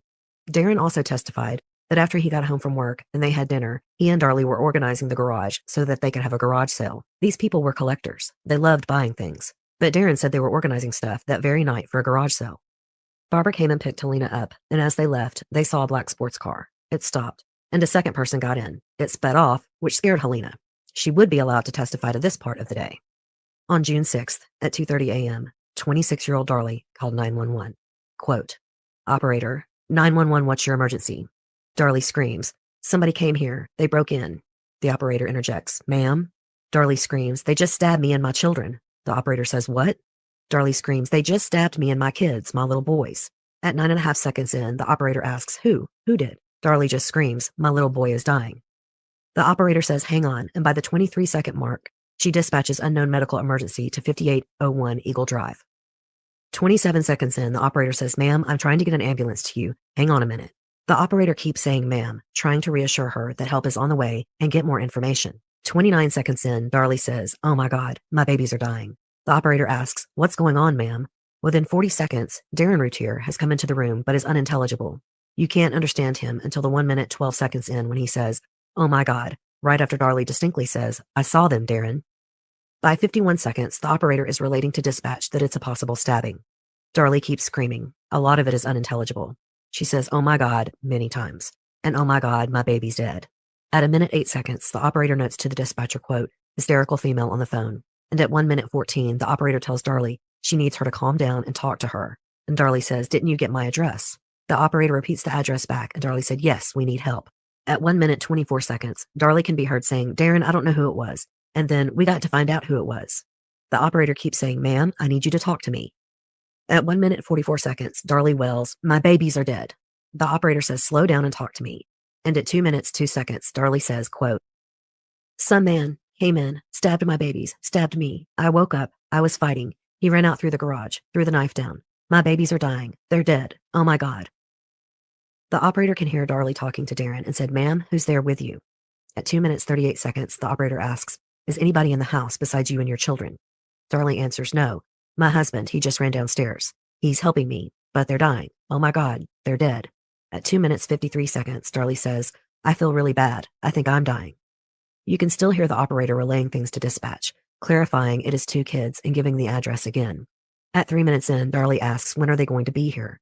She repeats it twice, and the operator assures her they're on the way. At 3 minutes 12 seconds, Darlie can be heard saying, "Who would do this? Who would do this?" At 3 minutes 45 seconds, you can hear the first officer on the scene say, "Look for a rag." Darlie answers, "They killed our babies." Then she says, "Y'all look out in the garage. Look out in the garage."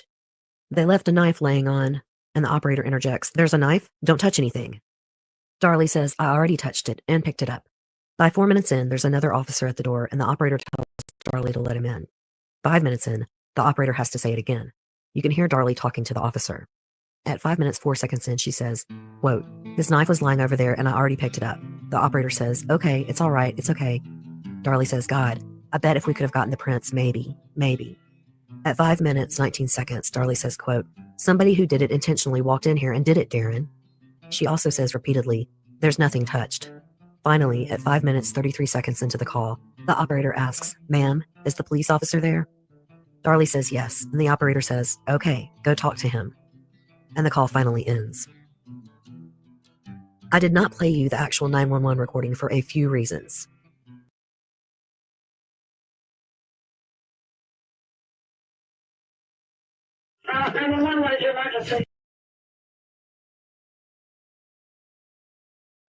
All right, guys, I'm gonna play this call for you.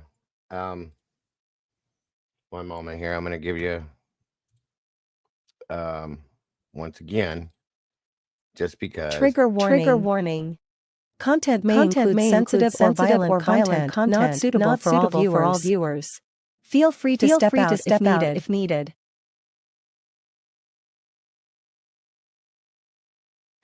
All right, sorry about that. Just in case. These things don't affect everybody, but they could. I just want to make sure everybody's okay. That's all. Just in case. So, hold on here. Everyone, what is your emergency? Ma'am? What? Who did? Hang on. Hang on, ma'am.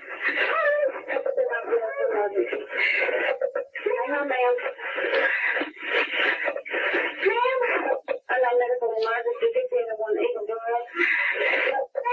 Ma'am, I'm trying to get an ambulance to you. Hang on a minute. What's going on, ma'am?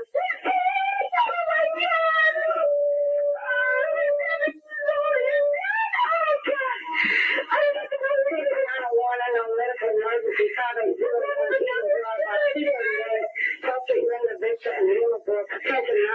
medical emergency.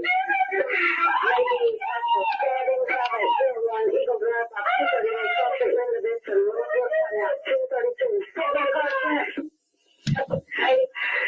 oh my God! Eagle Drive, 501 Eagle Drive, the circuit on the phone. Child has been safe.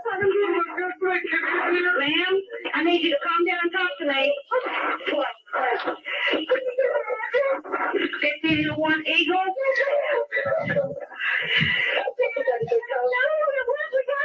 Ma'am, listen to me. I need you to. Oh my God! Can you take the radio clip? Yes. Ma'am, I need you to talk to me.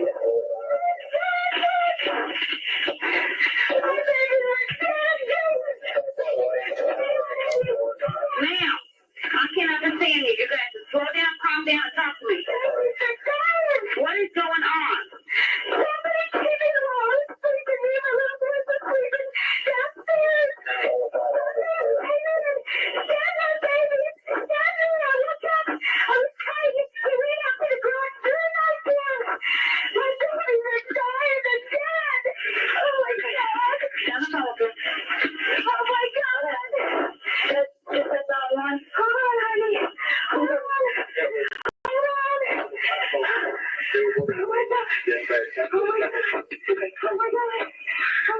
Ma'am, they're with you. Ma'am, is there anybody in the house besides you and your children? My husband, he's just right downstairs. He's helping me, but he's trying. Oh my God. Okay, how many little boys? Is it 2 boys?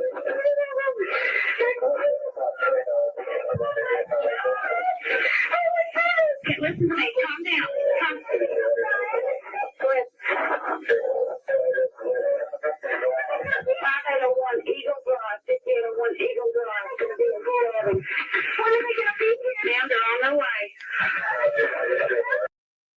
Like I said, guys, if anybody feels like they need to step out for this, you're more than welcome to and come back in after the fact. I just want to make sure everybody sees and hears what really happened so that you can make your decisions based on everything that we talk about with this.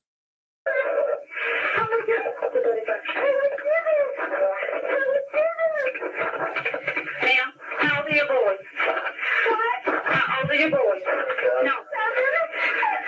Okay. Oh my God! Oh my God! Calm down, can you?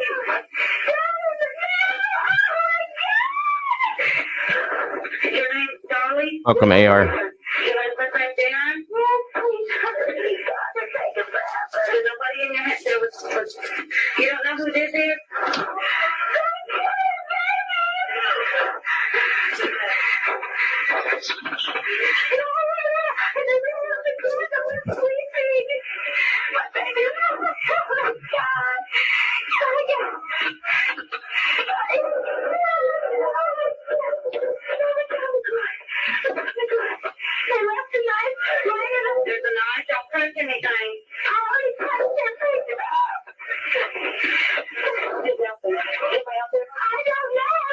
ma'am, listen.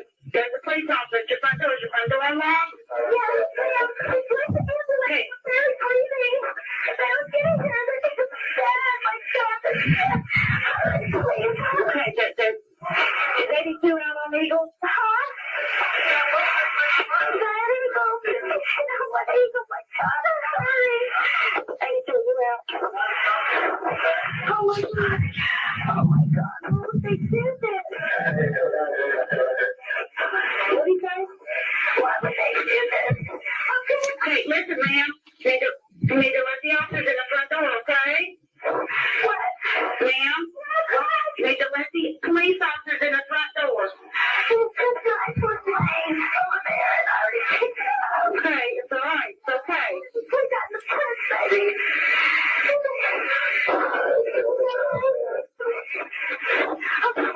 Ma'am, hang on a second.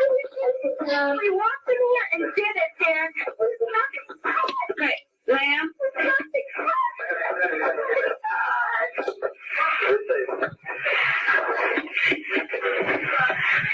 I think that's the police officer. Okay, go talk to him, okay? Yes, that's okay. Go talk to him, though. Okay?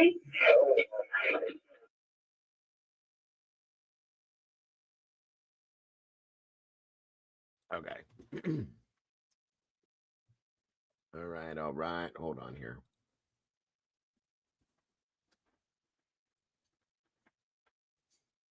One moment.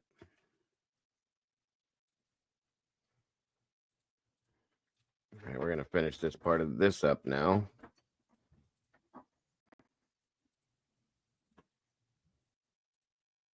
First of all, I noticed from a thread in our Facebook group that most people do not like listening to them for various reasons that I completely agree with.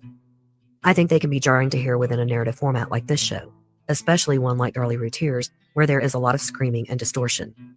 Also, most of you have probably heard this tape ad nauseum. The Darlie Routier case is an extremely famous American case, almost up there with O.J. Simpson, but at the very least up there with Jeffrey McDonald. In fact, there are many eerie... And that's the reason why I'm playing this for you guys today and why we're going over this as a cold case. There are a lot of people that believe that Darlie is absolutely 101 million% innocent of this. There's a lot of people that think she's absolutely guilty. We're going to go over this and see where we come out on the end of it. That's my opinion. Or let's see what our opinions are on this. That's why we're doing this. So, and it's interesting as you'll see it unfolding. Parallels with the McDonald case.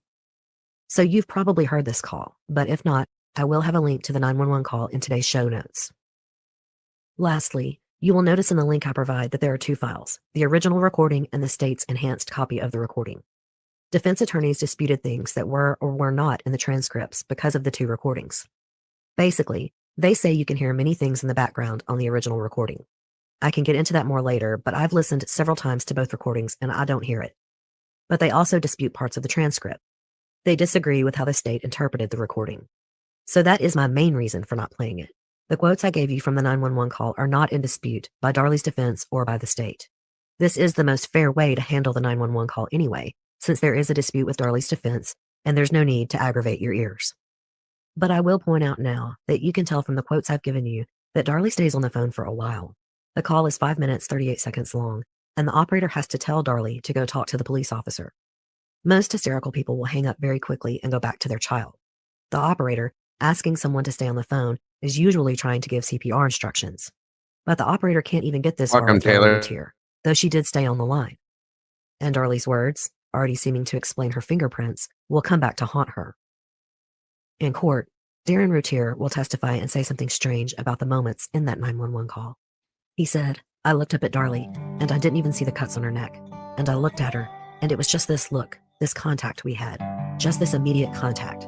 She didn't have to ask me nothing, and I didn't have to ask her nothing." Whatever happened that night, Darren and Darlie didn't need to question each other.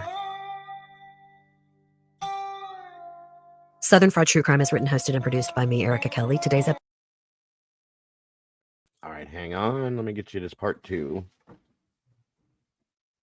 One moment.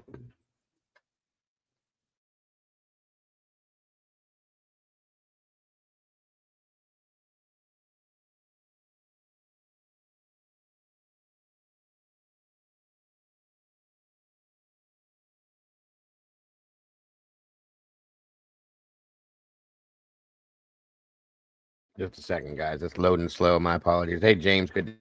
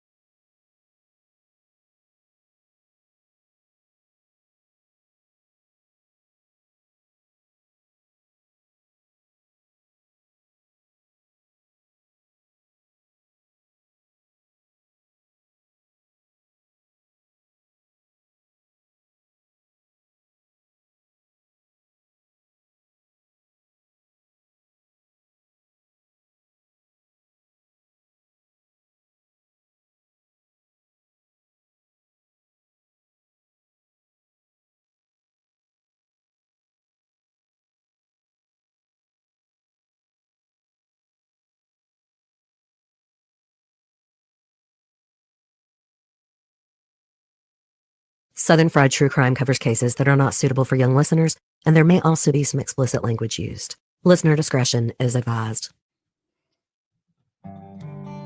In the first part of this series, we got to know Darlie and Darren. This young couple found success early and yet still seemed rather immature. They both overspent and liked living large, as Darren told a reporter at his children's graveside. Darren's business was not doing well. The Routiers owed $10,000 in back taxes. Their credit cards were maxed out, and they were 2 months behind on their mortgage, about to go into foreclosure.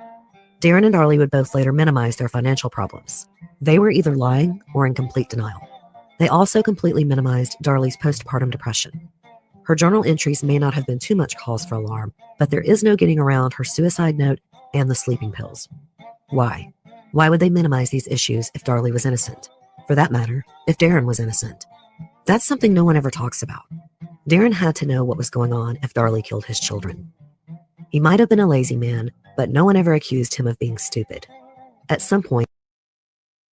Yeah, if anybody doesn't understand, she was stabbed too.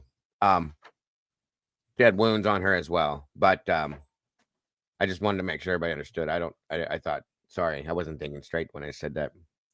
She did have surgery. That's true. And she did have cuts.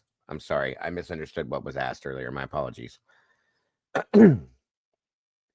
Based on they were saying on the 911 call, and then what she said, Darren looked up and saw that. Sorry about that. My apologies for making that confusing.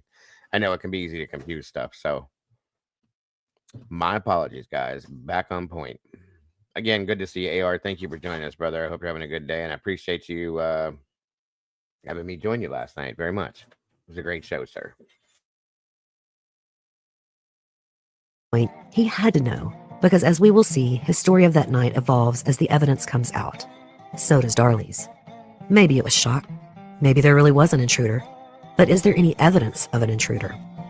Or is there evidence of an extreme connection between Darlie and Darren, the couple who looked at each other in their blood-soaked living room as their children were dying, and decided then and there that they were a team, and no one would break them apart? Welcome to episode 140, Darlie Routier, Part 2. In the immediate aftermath of the 911 call, Officer David Waddell was the first on the scene. He arrived at 2:32 a.m. while Darlie was still on the phone with 911. He arrived within 2 or 3 minutes of hearing the call, and he had his gun out and ready. He said he didn't see any cars speeding away, nor did he see anyone on foot. He didn't see anything unusual or suspicious. As he pulled up, Darren came walking out the front door. He told Waddell that his children had been stabbed. Waddell followed Darren inside, and then Darren went across the family room to Devon. Darlie was standing near a kitchen counter close to the family room, just feet from where Damon was lying. She held a towel on her neck and a phone in the other hand. Waddell said she was upset and hysterical, screaming and yelling about her babies. He asked her who stabbed her children, and Darlie said she didn't know and she couldn't describe the person, but she said they were still in the garage and pointed in that direction. Waddell instructed Darren to apply pressure to Devon's wounds. He said Darren got on his hands and knees, and it looked like he was attempting CPR or applying pressure. Then Darren told him it wasn't working. Air was coming out of Devon's chest. Waddell also told Darlie, who was still standing in the same place, to get a towel and put it on Damon's back to try and stop the bleeding. She didn't move. She just repeated that the attacker was still in the garage.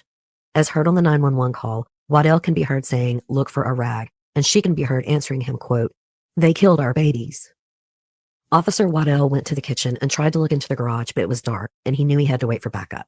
What he thought at the time is that the suspect was still in the house, and he did not want to leave the family unprotected. Later in court, both Darren and Darlie would criticize the officer for not trying to help the boys, for not attempting CPR, which is interesting seeing as Darlie was just standing there not doing anything to help her own children. Waddell testified, explaining that officers are trained to clear the house first before they provide any medical assistance. Medical assistance is second on their list. Preserving the crime scene is third. The officer returned to the family room only to find that both children were still in the same position. Darren was still with Devin, but Darlie was still standing at the kitchen island, yelling for help. Waddell said that with his gun out, he positioned himself between the family and the rest of the house because at that point, he still thought the suspect was in the house, and where he was standing was the only way to get into that room. He asked Darlie if she could describe the suspect, and he said she didn't know if it was a white or a black guy, but that he was wearing a black shirt, dark pants, and a ball cap. He further testified, quote, "She told me that she had gotten into a fight with somebody that broke into her house. She fought with the suspect. She told me she fought with him at the end of the bar and that he ran across the kitchen." The officer said that Damon was lying on the floor on his stomach, on the left side of his face, and he thought the child was looking at him and Darlie and trying to breathe. Mind you, this is what he thought he was seeing. He had not taken the child's pulse. This will be important in just a bit when we get to Darren's side of the story. He again told Darlie to get some towels to stop the bleeding. Again, she just stood there. Waddell later testified, quote, "She kept telling me that when she chased the suspect across the kitchen, that he had dropped the knife and that she had picked up the knife and brought it back and set it on the counter, and she told me that she thought she had messed up the fingerprints." Within a minute or two, Sergeant Matthew Walling entered the house. This would be the second officer on the 911 call, the one that the 911 operator told Darlie to go talk to, the part where the call finally ended. With his back up there, Waddell took the sergeant with him to search the garage. As they walked through the kitchen towards the garage, they saw blood on the floor and a broken wine glass. They gingerly stepped around everything, walked through the utility room and into the garage. It was dark, and there was no one in there. If there had been a suspect in there, he was gone now. Waddell and Walling both said that when they came back in, Darlie was still just standing there near the counter, and there was still no towel on Damon. Right after this, 2 paramedics arrived, and the officers told Darren and Darlie to get out of the way and stand next to the sliding glass doors, which led to the backyard. The 2 officers then went to clear the upstairs area and were surprised to find Drake in his crib. Neither Darlie nor Darren had mentioned him. The officers left him in his crib as they hadn't found any intruder upstairs. In fact, Waddell would later testify that he also never heard Darlie ask about the condition of either of her dying children, even as one paramedic carried Damon outside to the ambulance. Sergeant Walling also testified to what Darlie told him during the chaos of that horrific night. Quote, "She had told me that she was asleep on the couch and that she had been awakened and felt somebody standing over her. Then she realized she had been stabbed and she began struggling with a person on the couch, and that they had run through the kitchen door into the garage. She said the suspect was a white male wearing a dark-colored ball cap, black t-shirt, and blue jeans. Now she knows it was a white male. She told Officer Waddell she couldn't tell his race. You can say shock, you can say remembering something later, but you also need to note that the officers arrived within 2 minutes of each other. When paramedics arrived, they had to wait in the ambulance for the officers to clear the house, which didn't take long. Paramedic Jack Colby said when he came inside, Officer Waddell was standing in front of the counter that separated the kitchen from the family room. The downstairs of the house was sort of an open concept. A large space with a counter that had bar stools separated the family room from the kitchen. The utility room was on the other side of the kitchen, which led out to the garage. I'll have a diagram on my social media. Colby said Darlie was standing next to Waddell, holding a towel to her neck and seemed distraught. Darren was standing in the middle of the family room. He described Darren as excited, not distraught. Paramedic Colby said he found Damon lying face down, wearing a black shirt and jeans on the floor of the family room. He examined Damon's back for injuries, then rolled him over. There was no towel on top of him. He was very clear about this in his official statement and in court. This will be important later. Once Damon was rolled over, Colby noticed his eyes were open and that there was, quote, still a light of life left. But then he thought he saw Damon gasp for breath, his last breath, and then Colby said he saw the light go out. I also want to note here that Colby never took Damon's pulse inside the house. This was his impression of the dying child. It was not clinical. But he started CPR, which he immediately said was not working, so we picked Damon up and rushed him outside to the ambulance where there was life support equipment. He said Damon was no longer bleeding at this point. That would be a major indicator that the child's heart had already stopped. Inside the ambulance, he and another paramedic intubated Damon and started an IV in his jugular vein. He also administered epinephrine, but Damon didn't show any response. He and the other paramedic continued CPR during the 15-minute ride to Baylor Hospital. Damon Routier was essentially DOA, but he was officially pronounced dead by a Baylor doctor at 3:26 a.m. Colby had been focused on Damon, and his partner, Brian Koschak, had gone to Devin. Devin was lying on his back, with no shirt on. He did not have a pulse. His eyes were open, and he had a, quote, surprise or kind of help me expression on his face. Koschak realized there was nothing he could do to help Devin, so he went to Darlie, who was still by the counter. She was kneeling and holding a towel to her Thank you, neck. sir. It's wonderful to have you here Paramedic today. Koschak testified that Darlie was upset, but she wasn't crying or screaming. She was asking, who could have done this to our babies? He also testified that Darlie showed no signs of shock. I want to point out here that pro-innocence people will stress that Darlie's throat was slashed, that she almost died. But she was standing up, screaming and yelling at times, merely holding a towel to her neck. I will get into what the doctors say later, but it's difficult to imagine that she almost died. This would have been about 10 minutes since she called 911, and she hadn't passed out. You can argue adrenaline, but you cannot argue what blood loss would do to a human being. Darlie Routier was not gravely injured. Koschak took Darlie to the porch where he dressed Darlie's neck and arm. He literally just put bandages over the cut on her neck, inadvertently catching a gold chain in the bandage. She also had a cut on her right forearm. Regardless, Darlie was covered in blood. Everyone at the scene that night had every reason to believe she had been attacked. She was quickly bandaged and put in an ambulance and taken to Baylor Hospital. In the ambulance, her blood pressure was 140/80, pretty close to perfect. Not low, as you would expect from someone who had lost a great deal of blood. Paramedic Brian Koschak stayed behind to check on Darren and baby Drake. Both were fine. He carried Drake downstairs and handed him to a neighbor named Karen. Karen was also allowed inside the house to get the Routier's dog, a Pomeranian named Domino, who was barking incessantly. In fact, the dog could be heard on the 911 call. Koschak then called a chaplain to counsel anyone at the scene. He said he had never been at a scene like that before, and it was very hard to deal with. Darlie arrived at the hospital not long after Dr. Alejandra Santos had declared her son Damon dead on arrival. A nurse testified that before she was taken to surgery, she alternated between screaming, "I need pain medication," and "Why did they kill my boys?" An attending doctor named Patrick Dillon later testified that he asked her what happened, and she said she was stabbed by a white man in a baseball cap, but that she only saw him from the back. Notice that her story is already evolving. First, she could not tell if he was white or black. Then she said he was a white man. Now she is qualifying. Okay, so this stuff here, guys, as we're getting into, this is the stuff that I really want everybody to pay attention to. This plays into the innocent guilt side of things, okay? And I think these specific details are very important for everybody to hear and like understand, to know why people think one thing and other people think another, and it is quite important. Again, Darlie was put on death row for this, folks, so that'll tell you, how serious this is. Anyway, I just wanted to make sure everybody realized that these specific points here are real important to have. So if anybody's note taking or anything, not everybody does that. I do it, but or just trying to make a decision on what you think. This is a good point right here for you guys to be catching everything. Sorry to interrupt. That statement saying she only saw him from the back. Also, I'm sorry. Again, AR, it's great to see you here. Really appreciate your support, brother, very much. I hope you're doing well today, and I appreciate having you here again. Which directly contradicts the first two stories, that she fought this man when she awoke and he was standing over her. Dr. Santos decided they needed to take Darlie to the operating room to do exploratory surgery. It's better to be safe than sorry when it comes to the neck, and due to the amount of blood on Darlie's nightshirt, it was unclear how damaging the cut was. Once they were in surgery, the surgeons realized that her throat wound was superficial. It was around 3.5 inches long and just nicked the platysma muscle. It extended to, but did not go through, the carotid sheath, which covers the carotid artery.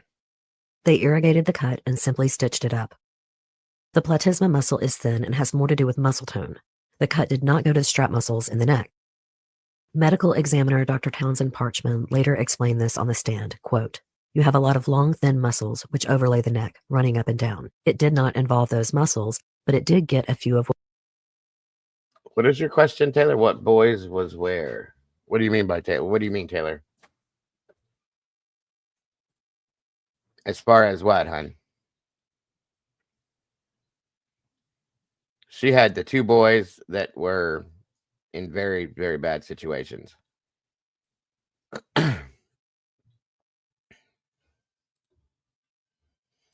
AR, True Crime Dago, very proud of you for continuing to overcome and move forward. I fully support you and your amazing community. Appreciate you allowing me that. Oh, absolutely, bro. Absolutely. My door's always open, and you know that. And again, thank you so much for having me last night. It was an honor, and I appreciate it so very much.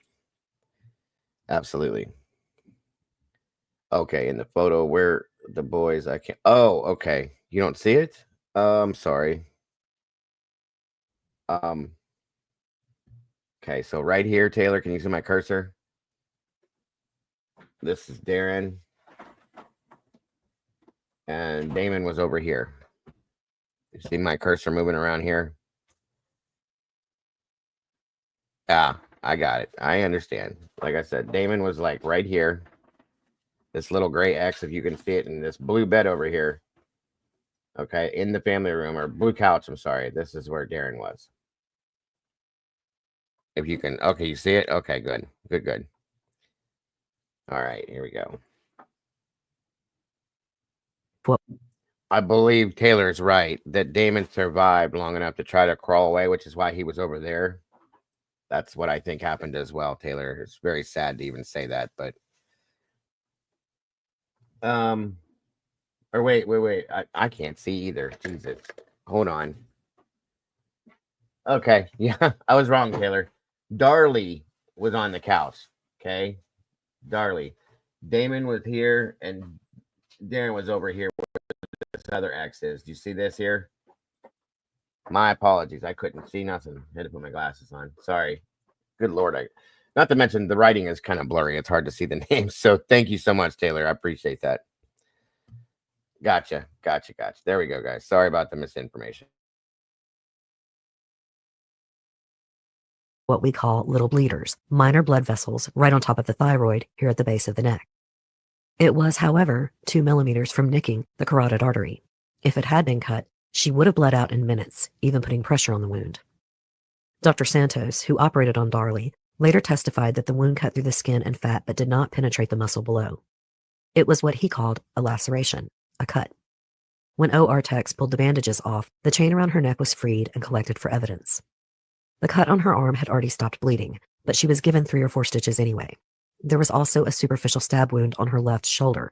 It also was really a cut. It was about 1.5 inches long and did not even need stitches. They closed it with steri strips. Her throat was not slashed ear to ear, and she did not spend days fighting for her life in the ICU. After about an hour in the operating room, Darlie was transferred to the ICU. She got there around 5 a.m., and that's when she stopped receiving anesthesia. Her wounds weren't bad enough for the ICU, but Dr. Santos felt it would be a better place for her. He was worried about how she would react when she found out her children were dead. He didn't know she already knew they were dead, and he was worried about the media disturbing her. He understandably felt that the ICU was a more controllable environment. This was something that has always bothered me about Darlie's supporters and documentaries, books, and even some podcasters who have dramatically said she was in the ICU for days. Dr. Santos testified and clarified that it was not for medical reasons.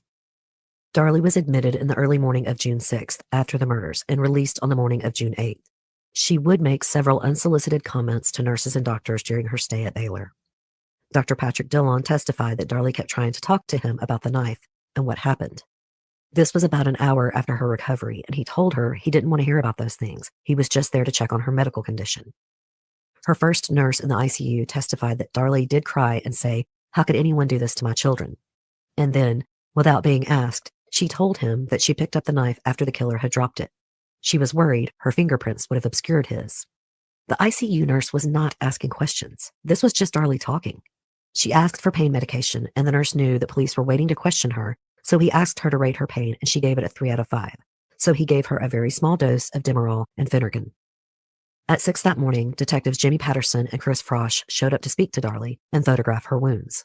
They asked her if she felt well enough to talk, and she said that she did. She told the detectives that she awoke to find an intruder over her. She saw him with a knife. He was leaning over her, and she didn't realize that she had been cut. She said she struggled with the suspect, and then he backed off and walked towards the utility room. She chased him, and as he went into the garage, she saw a knife on the floor of the utility room. She said she picked up the knife and placed it on the bar top, and so her fingerprints would be on it. Then she screamed for Darren and called 911. Detective Patterson asked her to stop and back up. He wanted to know what the suspect was wearing. She said a black cap turned to the front and that he had long dark brown hair. It was straight and shoulder length. She could not describe anything about his face. She said he wore a black t-shirt and blue jeans. She did not notice any tattoos or scars. She said the man was tall and about Frosh's size, which was about 6'2". Patterson asked her if she had been sexually assaulted, and she said she wasn't sure and agreed to a rape test, which was negative. The detective later testified that she did not cry at all during the conversation and didn't mention the boys except to say they had been stabbed. He asked if she and Darren had argued that night, and she said they had talked about finances for a few minutes and then kissed each other and said they loved each other before Darren took Drake upstairs to sleep. Patterson also asked Darlie about her dog Domino, who was heard barking on the 911 call, and all during the time when police and paramedics were first in the home.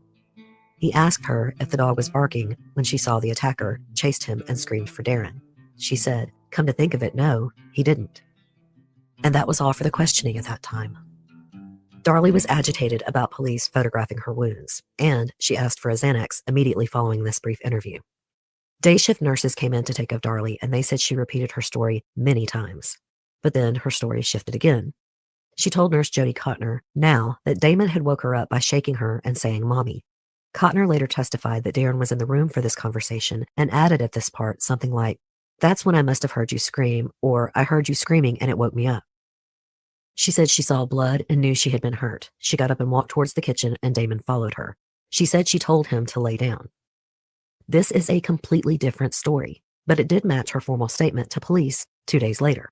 Well, part of it did. Another nurse heard Darlie and Darren repeatedly going over the story that night. They said the intruder came in the garage window, but Darren said he was certain he locked it. Then Darlie said the boys must have unlocked it. This went on so long that the nurse said Darlie needed to stop focusing on the attack and just rest. When she told her story to friends and family, it also kept changing. Though she did not tell detectives this, she repeated the story that Damon woke her up and that she pushed him and told him to wait for Mommy. Nurse Jody Cotner testified that typically mothers are inconsolable when they found out their child has died. But Darlie was withdrawn. She didn't cry very often, and she was detached. Cotner said these weren't the emotions she would typically see with mothers. She said that Darlie's mother and sister were in the room, and they were hysterical. Even one of the neighbors in the room couldn't stop crying. Cotner further testified that at one point, the neighbor brought baby Drake into the room. Darren held him, but Darlie didn't want to touch him due to her wounds. So Cotner took Drake and held him in a way that would allow Darlie to touch cheeks with him. But Darlie turned her head away from Drake, so Cotner gave the baby back to Darren. Dr. Santos and 2 other nurses would testify that Darlie had a flat effect. They said it was unusual and not due to medication. Santos said that most of the times he has dealt with child deaths, the mothers get hysterical. He had never seen anyone act the way Darlie did. He said she continued to show the same flat effect until her discharge. The medical examiner named Janice Townsend Parchman was sent in to evaluate Darlie's wounds at the request of detectives. The wound on her arm was not a stab wound, as Darlie's supporters would later insist. It did, however, go to the bone, but that was not unusual due to where it was on her forearm. As Dr. Townsend Parchman pointed out at trial, feel your own arm right there. It doesn't take much to feel your bone. It's right below the skin and muscle. For some people, there might even be more fatty tissue, but not on slender Darlie. Years later, some supporters would straight up lie and say that the bone was shattered and marrow had gotten into her bloodstream. That is absolutely false, as her medical records and 2 doctors testified. Dr. Patrick Dillon, who treated Darlie along with Dr. Santos, testified it went through the muscle to the bone, but there was no fracture. Santos agreed that the bone is relatively close to the skin. I'm not 100% sure, Aurora. I know, like, as we heard, she requested it. I don't know if they actually gave it to her. I can't tell you for sure. The arm. It was a superficial cut, and there was a smaller cut near it, which one doctor said at trial may have been a hesitation cut. Dr. Santos also testified that neither of the right forearm wounds appeared to be defensive. Typically, there would be multiple slash marks horizontally across the underneath part of the forearm. These marks came. Now, understand, as you're hearing, okay, every one of her wounds were looked at and kind of broken down by experts. They were talked to about the way these things looked, how they were achieved per se. And as you're hearing, a lot of them are just superficial per se, so on and so forth. So, I mean, again, everybody's going to take this a different way, in my opinion. And that's absolutely fine. That's what it's about. So I know there's going to be people that are on both sides of the fence on how they feel about this. That's again what it's all about, because then we come together at the end and talk about why. So take it all in, folks. There's a lot. Came from putting your forearms up to keep someone from slashing at you. Darlie also had a minor cut across her left fingers and thumb. When a nurse asked her how she got these, it is Michelle, and I figured that everybody would react that way. The people that don't know it, the people that do know it, absolutely know how interesting it is, how it all went down. And again, she's sitting on death row for this, so that'll say a lot too. And then at this point, there's, where do we go from that? Does she belong there, or does she not? That's what this is about today. So again, thanks. And no, Michelle, you're not too late. We can catch up on whatever you need. Cuts during the evening hours of June 6th, Darlie said, "This is where I tried to grab the knife." The nurse testified, "They looked like paper cuts to me. They were scabbed over and just on the surface." Dr. Santos said this is not what he would classify as a defensive wound. He said, "Usually they would be larger and deeper. Typically with defensive wounds, you would see the puncture wound to the hand, to the palm, and to the fingers, and they should be deeper wounds if someone is trying to stab you." Dr. Townsend Parchment agreed, saying defensive wounds in hands commonly went all the way through tendons down to the bone. She also testified that all of Darlie's injuries were relatively superficial. They didn't go very deep into her body and didn't strike any vital structures, she said. She also said that it was possible that all of the wounds were self-inflicted. But on cross-examination, she said it was also possible that someone else inflicted them. Any expert on the stand cannot say definitively. They can only give their opinion. And in the opinion of the doctors who treated her and the medical examiner, Darlie's wounds were not only superficial, but probably self-inflicted. And now we need to compare Darlie's wounds to those that her little boys suffered. Darlie Routier had been stabbed 4 times, twice in the chest. One wound in his upper left chest went 5 inches deep, penetrating his lung and pulmonary artery. The other chest wound was in the left mid-portion of his chest and went 2.5 inches deep, penetrating his liver. Devin bled to death internally and externally from these wounds. If you remember, his body was not removed from the house. He was dead when paramedics got there. And let's talk about the other 2 stab wounds. One was on his left forearm, and like Darlie's, it only penetrated soft tissue. The other wound was on his back left thigh. He also had abrasions on his arms, palms, legs, and back. These aren't necessarily defensive wounds, but Devin also wasn't really fighting an attacker. He was stabbed in his sleep. It was more like an involuntary reaction. But he did obviously react and move. The abrasions prove that. And he was found on his back. How did he get a stab wound, no matter how shallow, on the back of his thigh if he hadn't been trying to get away? Darlie Routier, who was taken to the hospital, died from 4 stab wounds to his back. One was almost 2 inches deep and punctured his left lung. Another was 4.5 inches deep and penetrated his right lung. A third wound was 2 inches deep, which also penetrated his right lung. And his 4th wound was 3 inches deep and penetrated his right lung, diaphragm, and liver. Darlie also had 2 incised wounds on his back, one that went 1/3 of the inch into the muscle of the left shoulder and one that went 3/4 of an inch into the muscle of the upper left back. Darlie also had abrasions on his back, right arm, and both feet. Damon's wounds, as well as how long he could have lived, will be a point of major contention at trial. First, because he had definitely crawled from where he had originally lain. Darren said he had been asleep between the couch and the coffee table, close to where Darlie was sleeping. He was found near the entrance to the stairs, almost as if he had crawled towards the stairway, perhaps to try and get to his father. The biggest point of contention is that Damon's wounds supposedly set a timeline that people believe is set in stone. I will get into that more later, but basically, a doctor was asked if he could live up to 9 minutes, and the doctor said it was possible. But as I said, with any expert testimony in court, the doctor could not have said definitively. And it is very doubtful that Damon could have stood up and walked behind his mother, much less said, "Mommy, Mommy," with stab wounds that pierced his lungs. What is possible is that he was stabbed twice, and then some time passed, and then he was finished off, to put it bluntly. And what is most striking is the difference in severity to what the boys suffered and Darlie's superficial wounds. The boys were stabbed viciously with force. It's not as easy to stab someone as you might think. The killer would have raised the knife over their head for maximum force. On June 8th, Darlie was released from the hospital and the police picked her up and took her to the station for questioning. Darren was part of the questioning as well. Police kept them there separated for 6 to 7 hours. In fact, They were 2 hours late to the funeral home for the first viewing of their sons.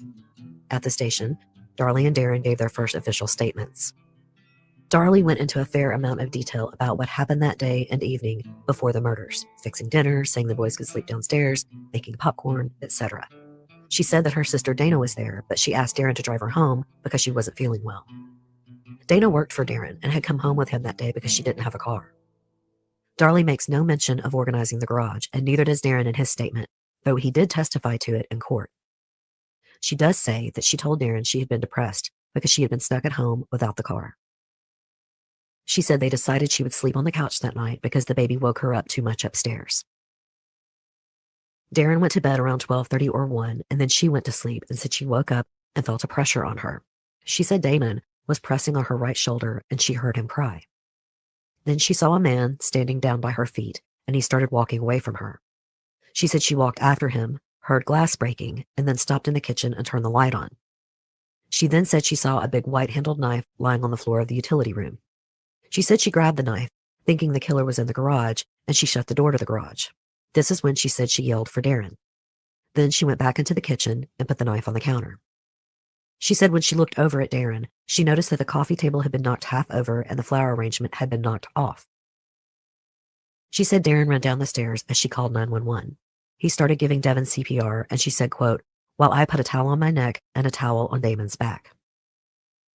She said she saw glass, quote, all over the kitchen floor. Then she went to the door and screamed for her neighbor Karen, who was a nurse. She was still on the phone with 911 and said everything was happening fast. She then said she went back to Damon and he had stopped moving, and this is when police entered the house. As the paramedics worked on her children, she said she remembered screaming and asking if her babies were dead, and Darren was crying and said yes. She said she then showed Darren her neck and he took her to the front porch and then went back to get the baby. She said he brought Drake downstairs and handed him to Karen, the neighbor. She said Darren wasn't allowed to go with her in the ambulance, and she remembers being told she needed surgery at the hospital and, quote, "I woke up and minutes later detectives were there asking me all kinds of questions." There are a few things to note here. She changed her story significantly by saying Damon woke her up. She originally said several times that she woke up with the killer leaning over her and then she fought with him. Now she says he was at her feet, then walking away from her, and she just followed him. She also claims that she applied a towel to Damon's back, even though Officer Waddell said she kept ignoring him when he told her to get a towel for Damon. The paramedic also said there was no towel on Damon. It would seem she had had time to think about her story and remembered how many times the officer told her to get a towel. She knew it would look bad that she didn't, so she said in her official statement that she did, contradicting law enforcement and medical personnel on the scene. She also now says she merely followed the attacker. This is contradictory to every story she had told about that night. She told the 911 operator, both responding police officers, and countless medical personnel that she fought with the attacker. Why would she change that part of her story? It makes her look like a hero, and there was no witnesses to contradict her. It was probably because she could not give a good description of the attacker. If this man had been in her face, if she had fought him, she should have been able to describe him better. If he was at her feet and walking away, then she could say she didn't see his face.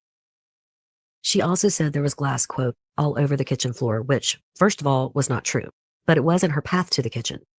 I'll talk more about this in the crime scene investigation. Darren's official statement basically lined up with his wife's. He gave the same mundane details of the evening before bed. Then he said he woke up when he heard Darlie screaming, "Devin, oh my God, Devin." He said he ran downstairs and went straight to Devin. He saw 2 holes in the boy's chest and said he slapped Damon's face to get him to say anything or look at him, but got no response. He then said he started CPR on Devin. He blew into his mouth, but the air came out of his chest. He said he covered Devin's chest with his hand and tried a few more times. He claims he even blew into one of the holes in Devin's chest, which makes no sense. Darren had actually taken 7 years' worth of first aid courses and knew how to do CPR. Blowing into a stab wound is not CPR. Anyway, then Darren said he saw Darlie on the phone with 911, so he ran to Damon. He said Damon did not have a pulse, but he could not see any injuries. He said the police came in and he told them his sons had been stabbed and the intruder had left through the garage. He said he then ran upstairs to put his pants on and check on Drake. He does not say he brought the baby downstairs. Then Darren said he ran to his neighbor Karen's house. He didn't really know what to do until paramedics arrived, and she was a nurse. Then he found out Darlie was hurt and wanted to go to the hospital with her, but was told to stay behind and answer questions. He also told officers on the scene that Damon had had no pulse. And now, let's back up for a bit to the investigation. As soon as the paramedics arrived, Waddell put up police tape and stood guard at the door. He saw the paramedic walk out with Drake. He allowed the neighbor Karen to go upstairs and get Domino, the dog. She did not walk through the crime scene. She went in the front door and directly up the stairs without entering the family room or kitchen. Then Waddell secured the scene, putting police tape up so fast that it had to be moved for some emergency personnel to get into the house. Then he was relieved at 3 a.m. by another officer, so Waddell and a canine officer then searched the neighborhood. They didn't find anyone suspicious. Neighbors were questioned, and a few said they saw cars in the neighborhood that they didn't recognize, but nothing specific enough to investigate. A woman named Mary Rickles, who was not exactly a neighbor, but lived at a home on Miami Drive, which was a few blocks east of the Routiers' home on Eagle Drive, called into the tip line for police. I am only talking about her because the defense called her at trial.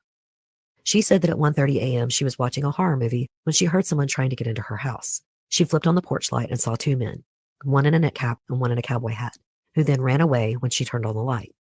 She said she just went back to her movie, and then she heard tapping on a window and said the same men were trying to get in again, but ran off when they saw her.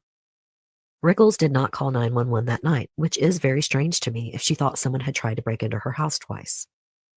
She is someone who called in a lead, among hundreds of leads, including those from psychics, if you look at the document in my sources. I feel that she was discredited at trial on cross-examination by the state, especially since she described two men trying to break into her house, neither of which were dressed as the man Darlie described. The Rowlett Police Department has been called small town by pro-innocence people, cops who didn't know what they were doing. Well, Detectives Patterson and Frosch were capable of questioning Darlie, but they knew they needed more expertise when it came to investigating the crime scene. James Cron was called in as a consultant. He had recently retired from the Dallas Sheriff's Department after 29 years. And at the time of the Routier murders, he had investigated some 21,000 crime scenes in his time as a detective and then as a consultant. They also requested and got assistance from the nearby Richardson Police Physical Evidence Supervisor, Jeff Craig, who helped obtain blood evidence from the kitchen and other areas. Cron arrived at 5:45 that morning. He said that in the family room, the only thing out of the ordinary was a lot of blood on the carpet. And of course, the dead child still laying there. Remember, Devin was already dead and not taken by ambulance, so his body was left for the investigators. Cron said the coffee table looked sort of knocked ajar, but the flower arrangement was still on top of the glass, so it had not been knocked over. Remember, Darlie said the table was knocked over and the flower arrangement was on the floor. Technicians did not move anything before Cron came into the house. He said there were not any obvious signs of a struggle like you would expect there to be. A lampshade had been knocked off, but one of the paramedics had said he had done that inadvertently, and there was no blood on it or the lamp itself. Next, Cron went to the kitchen area. There was blood and broken glass from a wine glass and a vacuum cleaner lying on the floor. When he saw the glass, he dispatched an officer to take photos of Darlie's feet. She had no cuts, though her bare feet had made footprints in blood. On the edge of the counter that divided the kitchen and the family room, there was a bloody butcher knife. Cron noticed a few drops of blood on the floor of the utility room, but there was no blood consistent with a knife being dropped or thrown there. There was some blood on the door from the utility room to the garage, and there were latent prints in the blood, but they were only partials and could not be matched to anyone. In the garage, the window was opened and the screen was cut. There was no blood anywhere in the very cluttered garage. If you look at crime scene photos, the path from the window to the utility room is very tight. An intruder, especially one running, would have disturbed all the boxes. There was also a litter box and a large animal cage almost directly in front of the window. One smear of blood left by a shoe was found in the garage, but it was not found until later that afternoon and was believed to be that of a crime scene technician. Cron did have the footprint analyzed, and it matched a boot from a technician. There was no evidence whatsoever from an intruder who would have exited that way. No blood, no glass. A thick layer of dust was not even disturbed on the windowsill of the window where the screen was cut. No footprints, no blood, no outside debris.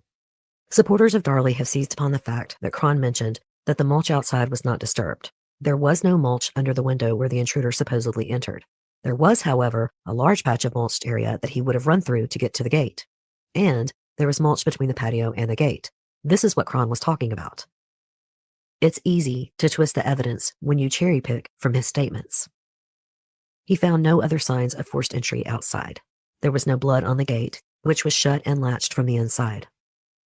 So the intruder would probably have had to jump the gate, and there would have been footprints and blood on the gate if this was true. Cron said he spent around 30 minutes looking at the scene, and by the time he was done, he did not believe an intruder had gone into the house. He then directed the investigators to take photos and gather evidence as he directed. People have seized upon this 30 minutes comment, when truly, it seems more like a throwaway comment from a professional, that he did know that quickly. However, he did not come to his conclusion right then and there and stop investigating. That's ridiculous. He has asserted in every interview, not to mention court, that it was the totality of all of the evidence. He may have had a gut reaction, but he also said that in any crime scene like this, you do a dual investigation, one looking at the possibility of an intruder, and one looking at people inside the home. Cron went back in the kitchen and moved the vacuum, after it had been photographed in its original position, and was careful not to touch the blood that was visible on the handle. Underneath the vacuum were bloody footprints, blood drops, and broken glass. It also looked like there were roll marks on the floor in the blood that came from the vacuum, and there was blood smeared on the wheels of the vacuum. As Cron looked at the glass more closely, and it was photographed, he found that the bloody footprints were underneath the glass, and there was actually no blood on the glass itself. And the glass was sharp. Cron later testified that when examining a piece, he actually cut his own finger. The glass was from a wine glass that had been on a wine rack in the kitchen. There was no blood on the rack or the bottles in it. Cron tested the force needed to move the wine rack. He rattled it, bumped into it, and jarred it to see if any glasses would fall off, and none did. The only broken glass was from a single wine glass, which it would seem someone had deliberately taken from the rack and smashed onto the floor. There were no bloody bare footprints that led from the family room toward the utility room. There were no prints in the kitchen except by the sink. There were none in the utility room and none leading from the utility room back to the sink. Cron also examined the couch where Darlie had lain and where she said she had been attacked and her throat was slit. There were no cuts or defects on her pillow or the couch, nor was there the amount of blood you would expect from the knife wound on her neck. There were 2 latent prints on the glass tabletop in the family room. They were not complete enough for a match. However, Cron believed that both were consistent with a juvenile, possibly a 5 or 6-year-old. There is a lot to learn from the blood evidence, and I will get into that more later. In the evening hours of June 8th, Darren and Darlie were supposed to go to the funeral home for a viewing, but the police kept them at the station, so they ended up being 2 hours late. Their families were at the funeral home and had to wait for the police to bring Darlie and Darren before they could get started with the viewing. When Darlie and Darren finally got to the funeral home, they saw their boys in their casket, and Darlie started screaming.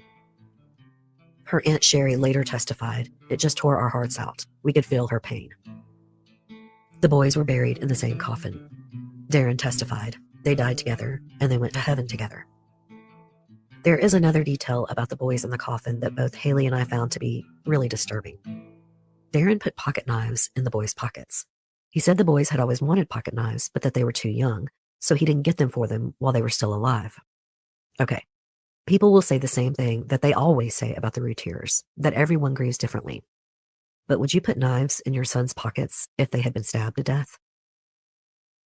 Pastor David Rogers was in charge of the viewing, and he was also around Darlie for 3 to 4 days after.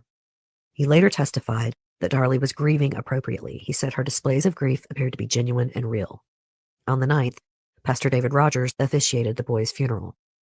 Rogers testified that Darlie grieved and she cried and acted just like dozens of other people I have seen who have lost loved ones.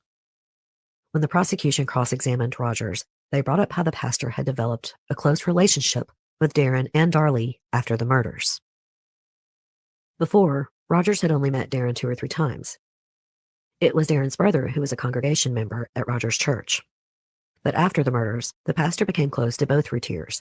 In fact, his wife started working for Darren, and Rogers visited Darlie 51 times in jail before her trial. At the funeral, Darlie played Gangster's Paradise by Coolio. She has been heavily criticized for this. She said the boys did not understand the lyrics but loved dancing. I'll never understand that. I mean, to each their own, you guys. I'm not going to criticize, but that song being played bothered me a bit for these little guys. You know what I mean? That's me. That's just me. She has the right. They're her children, I guess, whatever you want to do, but it bugged me. I'll just say that. And the knife thing did really bother me. I'll be honest about that one. Right, SRB. It's kind of, I was like, wait a minute, hold on, but okay. So be it. That was, to me, that kind of related to the same way that the Menendez brothers, Eric Menendez played, oh hell, that one song for his mother by Milli Vanilli, and it was a love song between two people that were in love, not a mom song. It just, yeah, it was just weird to me. I was just like, wow, okay, that's different. But hey, so be it, so be it. Dancing to the beat, and it was one of their favorite songs. And to be fair, they also played Jesus Loves Me and I Will Always Love You by Whitney Houston. Like many things in this case, it is really up for you to decide if you think Gangster's Paradise was appropriate to play at a double funeral for small children. Much like the knives Darren put in the boys' pockets. You probably have heard the litany of people who say everyone grieves differently, and there is more of that to come. But I do believe it is your personal choice on these matters. And for the jurors, it was their personal choice. On June 10th, after the funeral, Darlie had an interview with police where they photographed her injuries again. Now, she had a very big bruise that ran the length of her right arm. I will show the photographs of this on my social media. It is not just a bruise. It is a large bloody hematoma running under her arm from her wrist to her armpit. This bruise has come into question quite often. Monstrous. It's monstrous. According to every single person working at the hospital, Darlie did not have this bruise when she was in the hospital. There were no signs of swelling, redness, or the early stages of bruising. Dr. Patrick Dillon testified they would have seen evidence of this type of bruising within 24 hours of the attack. When looking at the photo of the bruising taken at the police station, Dr. Alejandro Santos said the injury was 24 to 48 hours old, meaning it had occurred on June 8th or 9th, which would have been after Darlie was released from the hospital. Nurse Jody Cotner testified that she changed Darlie's dressings on her right arm, and there were no signs of bruising. Remember, Darlie had a cut on that forearm. And see, that bruise, when I saw it, and we'll see it too, it kind of reminded me of when you get a vein blown out. And my wife's a phlebotomist and does dialysis. She looked at it, and it has that same resemblance. I'm not saying that's what it was, but it does look like that. Okay, it was monstrous though. I mean, it was the whole bit of her arm, guys. It's crazy. So just saying. That required stitches. Cotner said she absolutely would have seen something at that time, and it would have been very sore and painful for Darlie. Cotner also testified that the bruise photographed at the police station was 24 hours old, 48 at the max. Darlie was in the hospital for 48 hours. Nurse Paige Campbell testified that when she bathed Darlie's right arm, she had to move it around, and Darlie never complained of any pain in her arm. Darlie did have a smaller bruise on her left wrist when she was in the hospital. On June 10th, the bruise was turning yellow and green. If the large bruise on Darlie's right arm had been inflicted at the same time as the one on her left wrist, the bruise on her right arm would have also been turning yellow and green. Dr. Santos said if he had seen that extensive bruising, he would have ordered x-rays. No worries, Amy. He said it looked to be from blunt force trauma. If she had gotten the bruise from fighting with an intruder, you would expect to see fingerprint marks in different places, not this giant, horrific bruise the length of her arm. And that's the thing, is when I looked at it, I was looking for like grab marks that you would see. It's the whole thing. I mean, it's not just a little finger spot or a grab spot like that. It's the whole thing. It looks like it was either slammed into something hit it really hard, or like I said, it looks like multiple veins or something could have been blown out in her arm. It's weird, and again, we'll see it. You guys can make your own decision.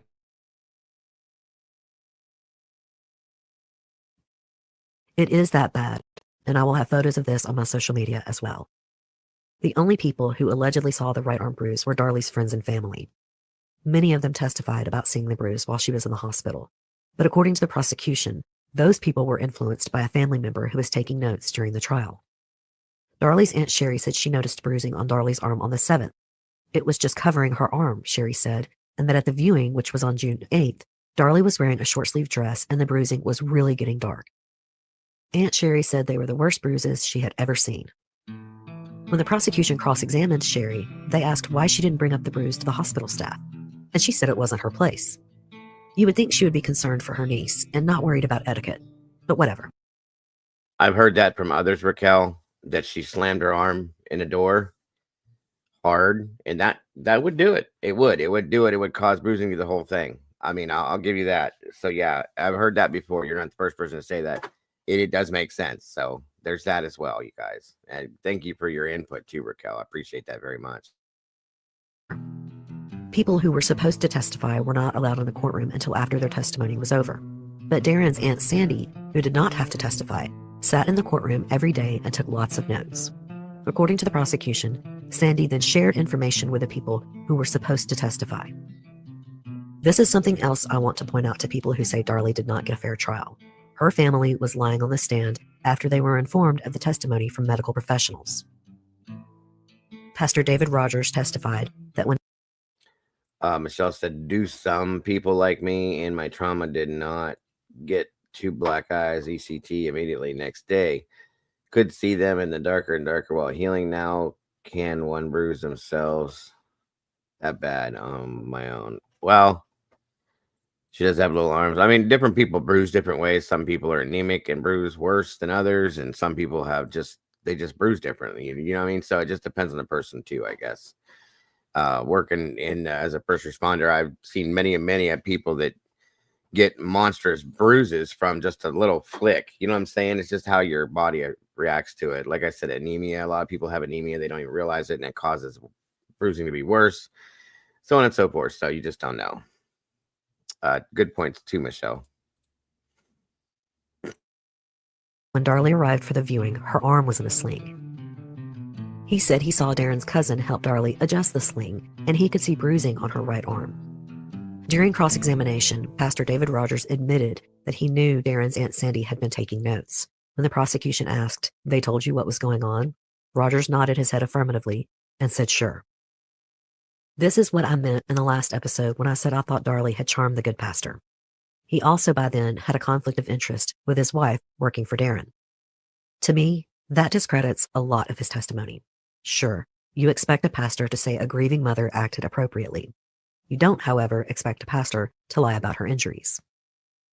And now let us get to the all-important damned silly string incident. On June 14th, a graveside prayer service for Damon and Devin was held. Around 12 people were present. Following the prayer service, the family held a 7th birthday party for Devin. He would have been 7 that day. Darlie's Aunt Sherry made a comment on the stand that, quote, "They had already had so much prepared for it."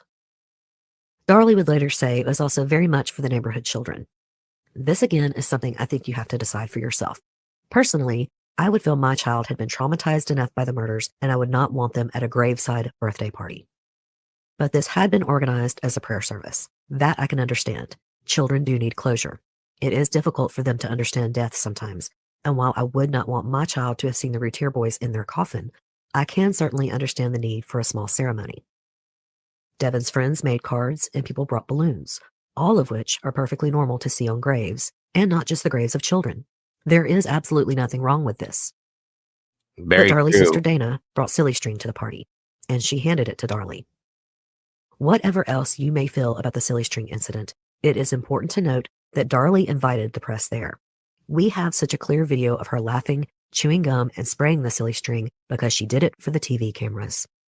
When asked, why the confetti, why the balloons, why the happy birthday song, Darlie said, if you knew Devin and Damon, you would know they're up in heaven and they're up there having the biggest party they can ever imagine, and they wouldn't want us to be down here being sad even though our hearts are breaking. You really should watch this interview for yourself. Darlie and Darren both are smiling throughout. To me, their demeanor is very strange. But again, watch for yourself, decide for yourself. When they were asked how they feel when they think about what happened, Darlie said, "We get very sad. We cry a lot. We get sick. We get very angry. We get very angry because this person is still out there doing whatever he wants to do." Darren, still smiling, talks about the, quote, high-tech stuff in the investigation, stuff he had never even seen in the movies. He and Darlie both say they are confident the killer will be caught. Darlie said she felt fear and pain that night, and that she was in shock and unaware of her own injuries and was just focused on her children. Quote, "All I was thinking about was trying to save the babies. I mean, Darren and I tried to save the babies, but it was too late and babies were gone." Well, Darren was seen giving CPR to Devin. Darlie, however, was never seen helping either of her sons by law enforcement or paramedics. When asked about the accusation that Darlie killed the boys, Darlie said, "We don't want to get into that part.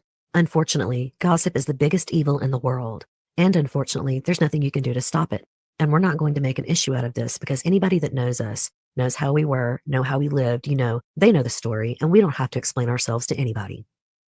This is the only time in the interview that Darlie appears to tear up, and then she walks away. Darren said, quote, I kept hoping and praying that this guy had stolen something out of my house, that he picked me and my family because I had more than some. That way, I could in my heart think, we're living large is the reason why we got targeted. He is still smiling. His demeanor is just as strange as Darlie's to me. Darren then said he didn't know why they were targeted. He said, now we know that this is a sick individual that took absolutely nothing from our house, but took the two most important things that were important to us away from us. Prior to the prayer service, detectives Jimmy Patterson and Chris Frosch put a microphone in a bush that was 10 to 15 feet from the gravesite. The investigators did not have a warrant or the family's consent. However, they did have the consent of the cemetery owner. This will be a huge matter of contention at trial, and I will get into it more when we get to the trial. 4 days later, on June 18th, Darlie was at the police station for another interview when she was formally arrested and charged with 2 counts of capital murder. The Rowlett Police Department released a statement saying, quote, this arrest is the result of the most extensive and exhaustive investigation ever conducted by the Rowlett Police Department. They also said they didn't believe Darren was involved. Chief Randall Posey said at a news conference, quote, the crime scene tells a story. Unfortunately, it's different than Darlie's. Southern Fried True Crime is written, hosted, and produced by me, Erica Kelly. Today's episode was researched by the one and only Haley Gray, with additional research by me. Southern Fried's original music is by Rob Harrison of Gamma Radio, and the original graphic. Okay, so there's that part of it, guys. Give me one moment.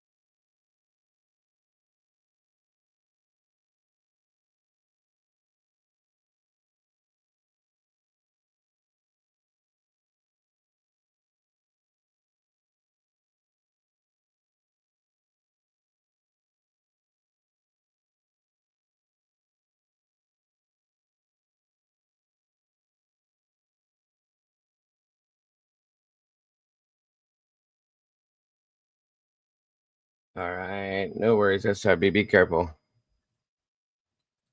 That are not suitable for young listeners, and there may also be some explicit language used. Listener discretion is advised. I told you in the beginning of this series that I have always resisted this case. In fact, I swore I would never do it. And from the social media reaction it has gotten, I wasn't totally wrong. Darlie definitely brings out the trolls. But she's also brought out some very passionate and thoughtful people. Another reason I have felt conflicted about this case is that Darlie feels like a family annihilator to me. But she has never really been classified that way, and I wasn't sure about it. I had never heard about the smothering incident with baby Drake that happened just hours before the murders. Helena, the Routier's housekeeper, told this story in a hearing, and the judge ruled it inadmissible for the trial because it was not similar enough to the murders of Devin and Damon. So the jury never knew. But sometimes I wonder if the judge had let the Drake incident in, and it was part of the trial record that people obsess over, how would Darlie's supporters explain it? They would probably say Helena was lying. or mistaken. Would Darlie's case still be so controversial? Probably, because she was a beautiful woman, and people have a hard enough time believing a mother could do that to their children. But a beautiful mother? That's even harder to swallow. A woman who seemingly had it all. Motives. I don't believe that. We've seen, well, I got beauty's in the eye of the beholder, in my opinion. We've seen the things that Ruby Frankie did to her kids and many other women that, it is what it is. I don't think that has anything to do with anything. Amy said, Darlie had absolutely no reason to hurt her babies. Prosecutors can be evil when they a body to be accountable. I mean, again, it depends on how you take it too. Like I said, it's a good point, Amy, too. Everybody's going to look at this in a different way when you see certain pieces of information and evidence in this. So that's why we're doing it. Again, I appreciate you all being here for this too. Thank you, Stormy, so very much for that, dear. Are often mysterious. Darlie is that enigmatic woman I first described. We will never really know. But I will give you my theory. I guess you know by now, I do believe she did it. But you will still get all the facts from me. As Daniel Patrick Moynihan wrote, everyone is entitled to his own opinion, but not his own facts. Welcome to episode 141, Darlie Routier, part 3. In the first part of this series, I gave you as much detail as I could about the Routiers' personal lives, their financial situation, and Darlie's potential mental health issues. And that's okay too. They owed $10,000 in back taxes. Their credit cards were maxed. They couldn't afford to fix Darren's car. He hadn't paid his office rent, and most importantly, they were 2 months behind on their mortgage and about to go into foreclosure. Darren had applied for a $5,000 loan the day before the murders and was denied. These financial issues were minimized at trial.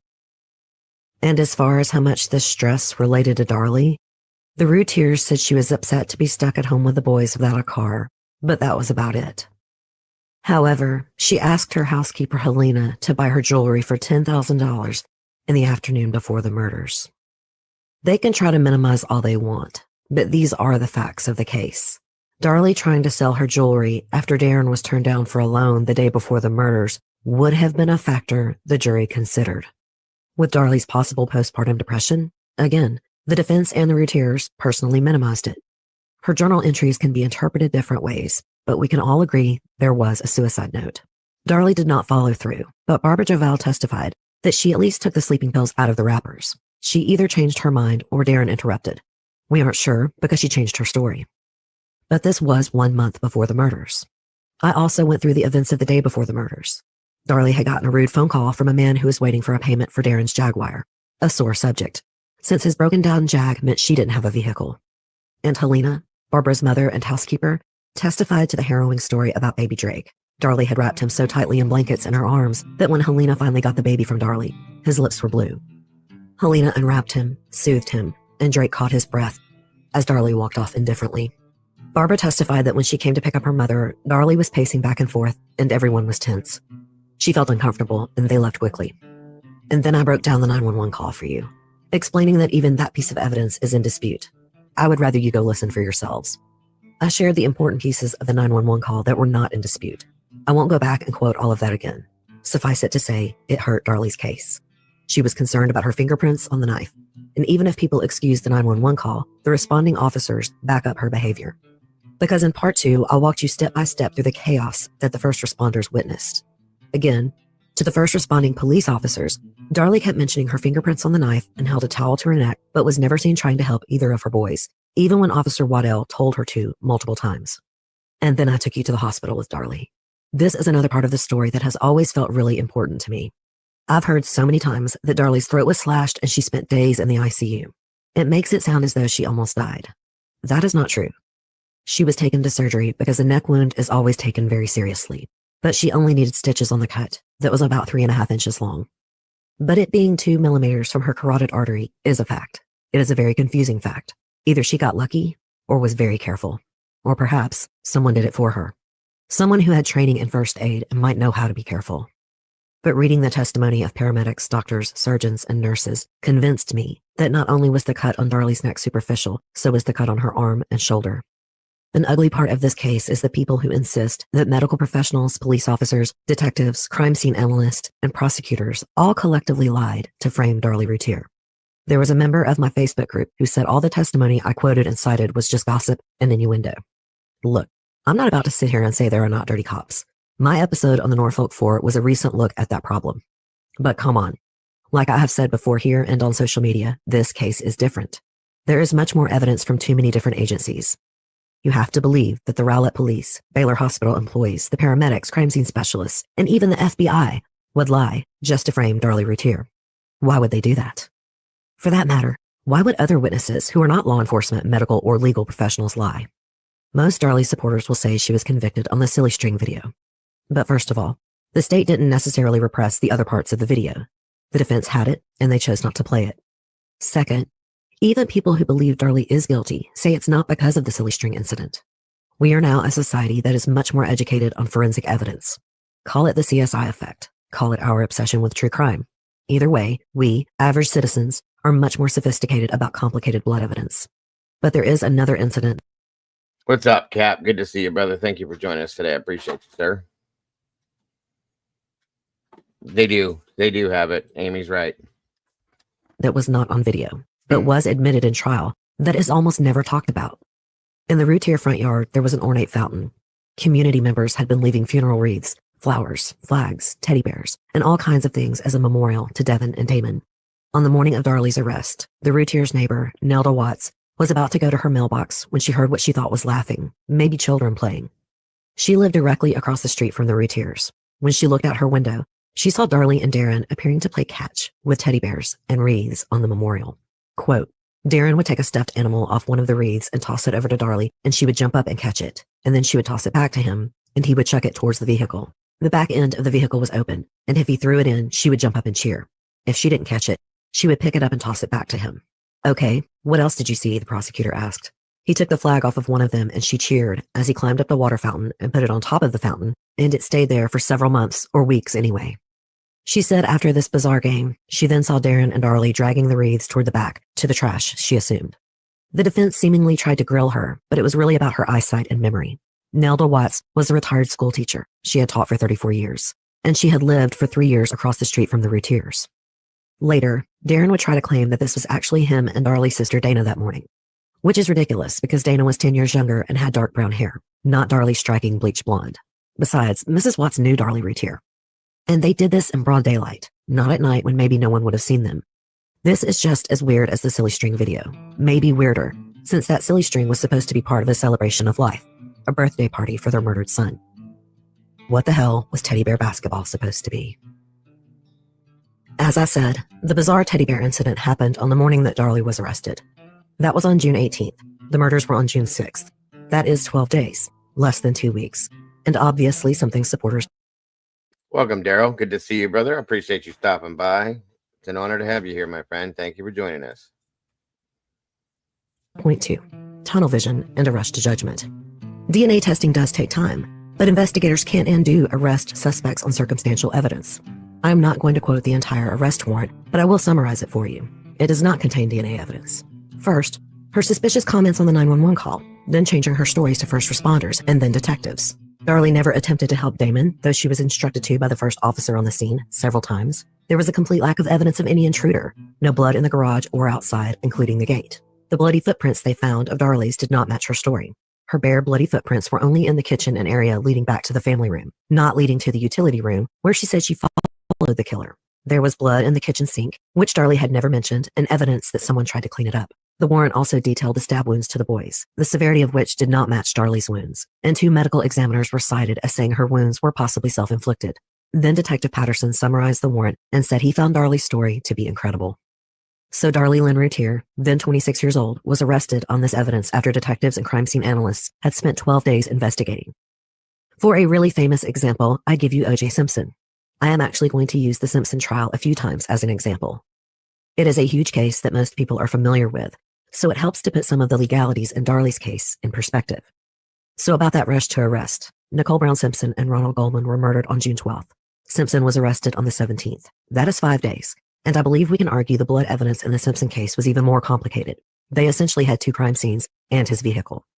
And let's now talk about the physical evidence in Darlie's case in detail, including DNA results. The murder weapon had no prints.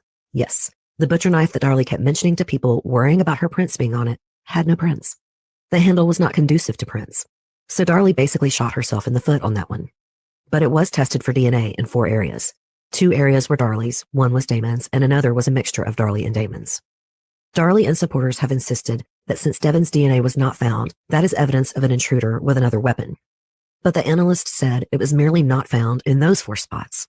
Investigators chose 4 places to test, not the entire knife. That could be for a number of reasons, one of which would be to preserve blood if further DNA testing was needed. This knife has been retested over the years with inconclusive results, and it is in the latest DNA testing, and I'll talk about that towards the end of the episode. But one thing should be pointed out. Although we haven't gotten to the scene evidence yet, it is possible that the blood on the knife was washed off after Devon was stabbed. One detail that I had never heard before, but is cited in an appeals document, is that one of Darren's head hairs was found on the knife, which is very interesting. And of course, the murder weapon came from inside the house, along with a bread knife investigators believed was used to cut the screen on the garage window, so supposedly the intruder could enter the house. Thank you, Daryl. Somehow he got a knife from inside and then cut the screen to go back inside. Anyway, this knife contained microscopic residue from the window screen, and this knife had already been tested by the time of the warrant. It is another point of contention. Supporters will say that there was cross-contamination when the knife was fingerprinted. Trace analyst Charles Lynch conducted 10 to 15 test cuts on an identical screen from the Routier's garage and found each time that the fiberglass rods were microscopically identical to those on the bread knife. And here's the thing, even if you don't like trace evidence, the knives were not fingerprinted before Lynch tested them. He received them on the 8th. They were then fingerprinted in the sheriff's lab on the 11th. Neither the murder weapon nor the bread knife were fingerprinted by crime scene technicians. This is supported by the list of items that were fingerprinted at the scene on June 6th. Moving on. The window, where that screen was cut, had undisturbed dust on the sill. There was a mess of storage boxes, a litter box, and a huge animal screen right next to the window. You have to imagine an intruder making his way through there in the dark without disturbing anything. And you have to remember there was no blood found in the garage, and that's where Darlie said the killer ran out. There were also no bloody footprints besides Darlie's found. It stands to reason that even if a killer wore gloves and didn't leave any fingerprints, his shoes still would have been covered in blood. There was a bloody impression that resembled a knife in the carpet of the family room, approximately 18 inches from Devon's body. The carpeting was removed and sent to the crime lab for further analysis. The significance of this evidence from the prosecution's standpoint was that an assailant would not put the knife down, thereby disarming himself after injuring the mother. The defense pointed out that no carpet fibers were found on the knife, which gives me a great segue to talk about Darlie's nightshirt. There were 3 carpet fibers on Darlie's nightshirt and 2 on Damon's as well, but let's stay with Darlie's shirt. Blood spatter expert Tom Bevel found 5 cast-off or spatter bloodstains on the nightshirt. All of the stains contained some of Darlie's blood and some of the blood of either Damon or Devon.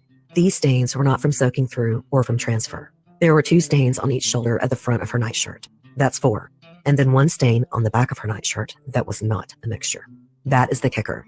It was only Devon's blood, and Bevel testified it was likely cast off due to its location on the back right shoulder of her shirt.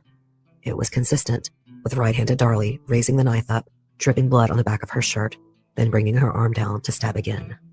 This shirt has been argued over exhaustively. The defense wants to say the boy's blood is on her shirt from her trying to help them. Well, first of all, we have no witnesses who saw Darlie help either of her children. Obviously, no one saw what she did or did not do before the first police arrived on the scene, except for Darren. But even if she did, again, these were not soaking or transfer stains. Her blood was probably mixed in because she was injured last, whether she did it herself or not. Either way, the shirt has been submitted for retesting of DNA before, always searching for male DNA other than her son's, and it has never been found. It is also on the current list for retesting from her latest appeal. The carpet fibers found on Darlie's nightshirt were close to the cuts in the shirt that matched the murder weapon, and yet she had no corresponding injury there. The cuts were on the right shoulder of the shirt. Remember, she had a superficial cut on her left shoulder, not right. Charles Lynch testified about those holes, quote, "It would be my opinion that they were self-inflicted. To cause these defects at the depth of penetration, you need to have tension on the shirt, and it needs to be a short, measured jab." Welcome, Niles. It's been a while, sir. It's wonderful to see you.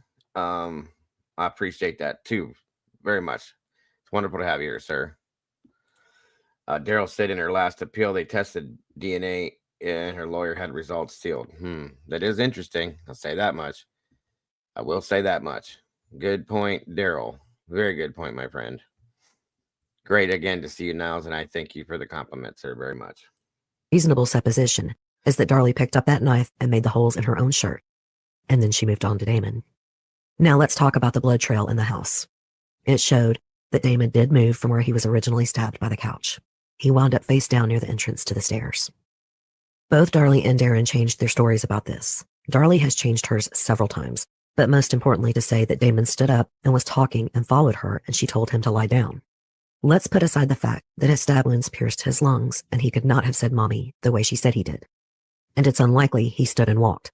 From the abrasions found on his body, it would seem the child crawled to where he was lying when the paramedics scooped him up and took him to the ambulance. There was a handprint on the couch. Warning. Content may include sensitive or violent content not suitable for all viewers. Feel free to step out if needed. Again, some of this stuff bothers me hearing it, you guys, and I just don't want anybody to get too upset about it. I'm just giving you the option to know that it's coming and it's happening, so that's all. In Damon's blood that was only visible after luminol was sprayed. Thank you, SRB. Someone had tried to wipe off that print. There was also a handprint of his on the carpet. It hurts to see those in crime scene photos. Darren would later testify that they did move Damon's body, even though he originally said he told Darlie not to touch him, and that he didn't move Damon because he was afraid of further injuring him. At trial, he said he moved him closer to the wall and pulled his shirt up to look at his injuries. On cross-examination, Darren had to admit he changed his story. Now more on the trail of blood through the house. One of the biggest pieces of evidence in this case that I have not talked about, except in the arrest warrant, is the blood found in the kitchen sink. There were bloody footprints in front of the sink, blood drops on the floor below, on the edge of the counter, and a swipe of blood on the cabinet door, where someone would have opened it. All of that DNA matched Darlie. But visually, technicians could not see the blood in the sink until they sprayed the luminol. Trace evidence investigator Charles Lynch later testified that the sink had diluted blood. It had been washed away. But the blood dripped down the front of the sink, on the counter, and on the floor was not diluted. It was Darlie's DNA. As for what diluted blood was in the sink, this blood was typed as Darlie's, with fainter types that could be Devin or Damon. The defense did not even try to challenge the testimony about the diluted blood, especially where it had been cleaned up, which was in the sink and on the faucet. Someone had washed up at that sink, and someone had bled at that sink. The theory of the prosecution is that this is where Darlie inflicted her own neck wound. Luminol also revealed 2 footprints of Darlie's that had been wiped up on the kitchen floor. Why?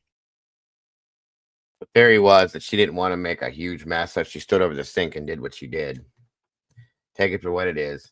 I mean, you guys, again, are going to sort through this in your own mind and figure out what you feel and think on it, truly. Yeah, very much so, Michelle. That's exactly why I keep doing the trigger warning, just because some people can handle that stuff and not everybody does. Like I said, some of this stuff bugs me to hear it again. So, and I've heard it more than once. So it's there and it's fact. There was blood found on the backsplash of the sink that turned out to be a combination of both Damon and Devin's DNA. This further supports the theory that the knife was cleaned there and then Damon was stabbed again. This will become important when talking about the timeline. But also, of all the blood in the house, it is Damon's that covers everywhere. Devin never moved. He died where he was stabbed. Damon clearly moved himself enough to leave 2 handprints, and may have also been moved by his parents. And then his blood was dripped all over the family room, kitchen, and the utility room. Crime scene analysts believe this blood was dripped from the murder weapon, not from Damon moving. It is a really upsetting visual to have in your head. Someone carrying a knife, dripping with that little boy's blood, walked all over those places. Darlie originally denied being anywhere near the sink or cleaning up. Of course, we do know that she changed her story at least 7 times. But she added the part about wetting towels after she found out that investigators had cut the kitchen sink out of her house to take it for further testing. Officer David Waddell testified he told Darlie 4 times to get a rag or towel and put it on Damon's back and apply pressure. But she just stood there, holding a towel to her throat. By the time she got to court, she was soaking towels at the kitchen sink to put on the boys. Darren also told this story. He was grilled as hard as Darlie and said he had just not remembered it before. They needed to explain why blood looked to be washed away in the sink. And I did say they. Darren's story changed many times too, always evolving to support his wife and fit the evidence. Also, over 40 towels were collected from the Routier house, and the ones with blood only matched Darlie's DNA. even a dish towel, located so close to Devin's body, it can be seen in crime scene photos of his body, only had Darlie's blood on it. She did not press wet or dry towels on either of her sons. And now let's move on to the sock. It was found 97 yards from the Routier home. It was in an alley that ran behind the Routier home and was close to a garbage can that was about 2 doors down. I have checked that number a few times because I always hear that it was 75 yards, but Haley found a map with square footage. Yeah, Daryl, that's what I read as well. It's horrific as hell. It's horrible just to even think about, let alone talk about, you know. So yes, I read that as well. Hey, Yvonne, people do want to think that some people are just sociopaths who can do things that we can't understand. We're not sociopaths, right? There's other things that make you think differently on this too, you guys. Truly there is, but very interesting case, legally, not emotionally, because when yeah, agreed.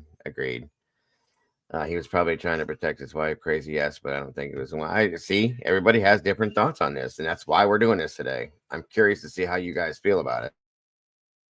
Showing 97. I think the difference is people assuming whoever ran the sock out there did not go in a straight line down the alley, but ran across the grass, making it closer to 75.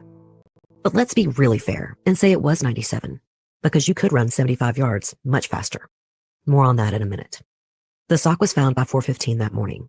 Investigators were not sure if it was evidence because it was the only thing they had found outside of the house, but they thought it looked like it had blood on it, so they bagged and tagged it for testing. Again, this was not in Darlie's arrest warrant. After testing, they found there were 2 spots of blood, one with Devin's DNA and one with Damon's. There was a faint specimen of Darlie's DNA, which technicians said could be skin cells or saliva.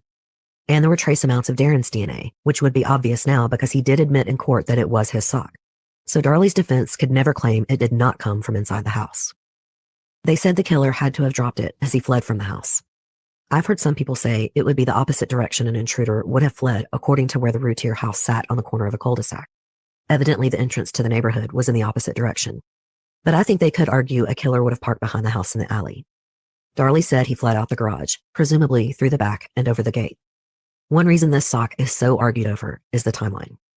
I've always thought that of all parts of this case, the timeline is overemphasized. Because let's face it, the timeline comes from Darlie, from when she called 911. Who says she had to do everything in one certain order? First of all, it takes the average woman 30.26 seconds to run 97 yards or 89 meters, according to fitnesshealth.com. Double that time to get back inside the house, and she can do it in just a fraction over a minute. Completely possible. And this doesn't even account for the adrenaline she would have been feeling, which could have let her run faster than an average woman. So let's say both boys were already stabbed, but she had not yet injured herself. It would have only taken her a little over a minute to run that sock out there before coming back inside, inflicting her wounds and calling 911. But the big reason this timeline seems to be set in stone is from trial testimony of a medical examiner who conducted Damon's autopsy. She said it was possible he was alive up to 9 minutes. I have always wondered where that came from and was very interested when I read it in the transcripts. It's possible. That is all expert witnesses can say. Probable and possible.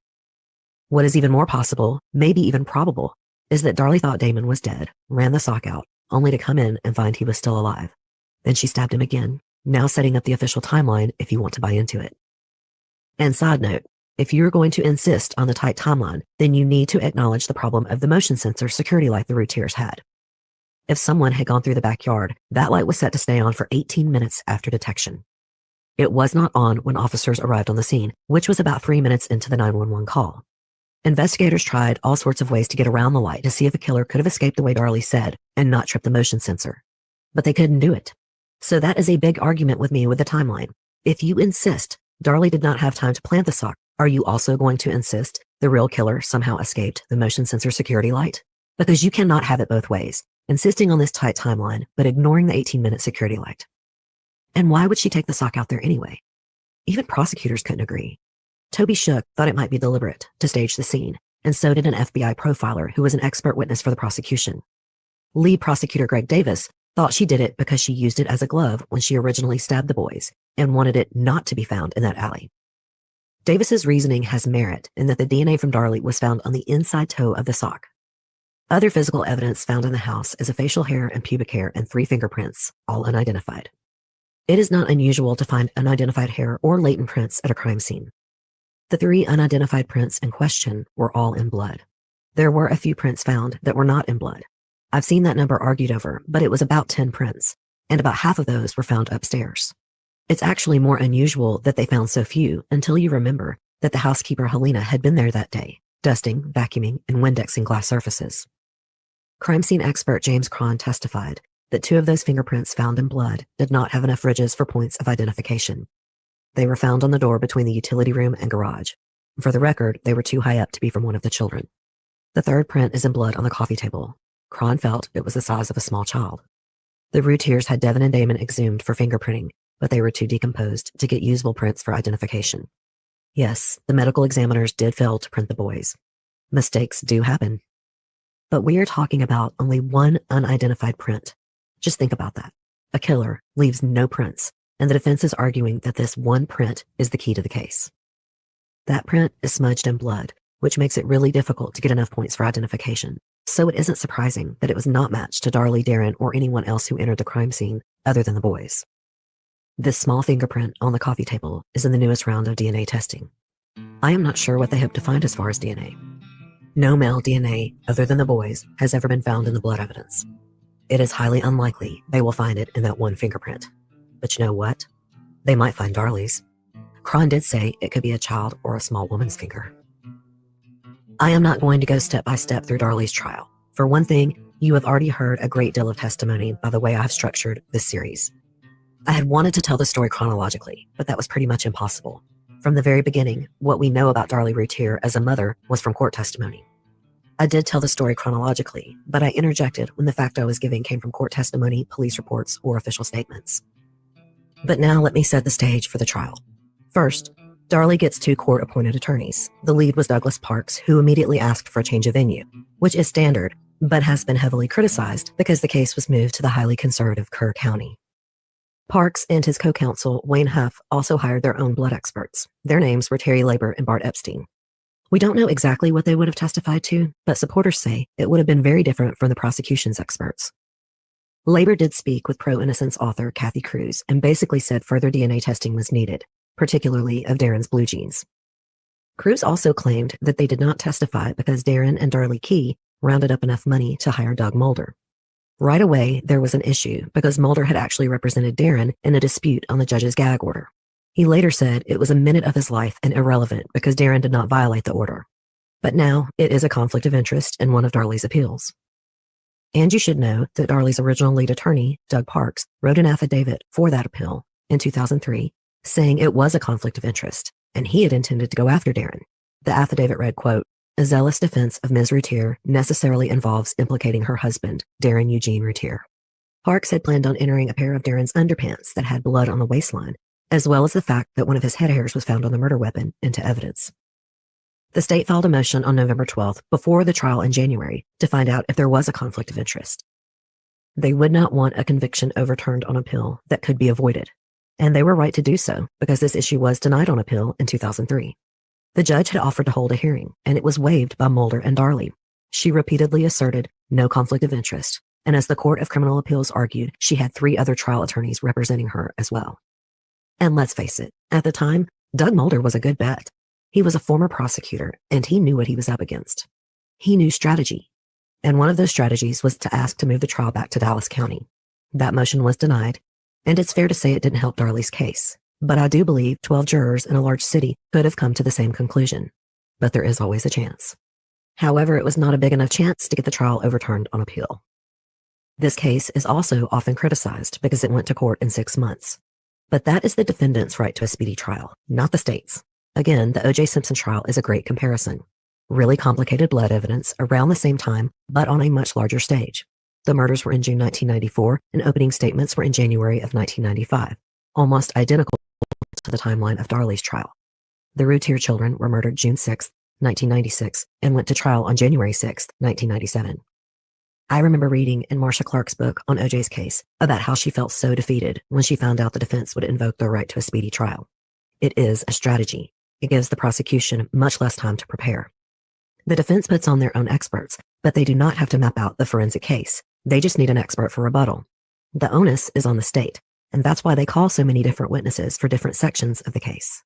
The faster the defense gets to trial, the less time the state has to prepare their witnesses.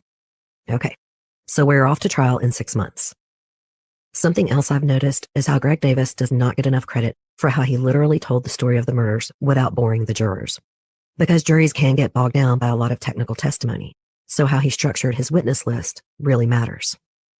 We got a neighbor to set the scene, then the medical examiners to get the autopsies right in the jurors' faces. Then we get the first responding officers who did not testify favorably for Darlie. Then the 911 call, which was problematic. And then the showing of the silly string video. This is brilliant timing. Jurors literally saw the destruction of those little boys, then got to hear and see Darlie's behavior for themselves. And let's get talk about Darlie's behavior out of the way. Many people feel that her behavior alone should not convict her. Well, first of all, it didn't. The forensic evidence, her changing stories, and most of all her performance on the stand did. But some are now saying that entering the evidence of her behavior is sexist, and it should not have been admissible. Let's hold off on the sexist part for just a minute, and just talk about her behavior in general being admissible. For the state to show the video of the silly string incident to the jury, it was admitted as evidence. Judge Mark Toll ruled it admissible. And for the record, Darlie's attorneys have never raised the silly string video in her appeals. I know how many of you in my group have stated passionately that you do not believe the silly string incident should show cause for guilt or even have been admitted. But it is admissible because it goes to her state of mind. This was a week after her children were murdered. You are still allowed to believe that her behavior at the graveside should not be judged because people grieve differently. The jury was also welcome to judge the graveside behavior as not important.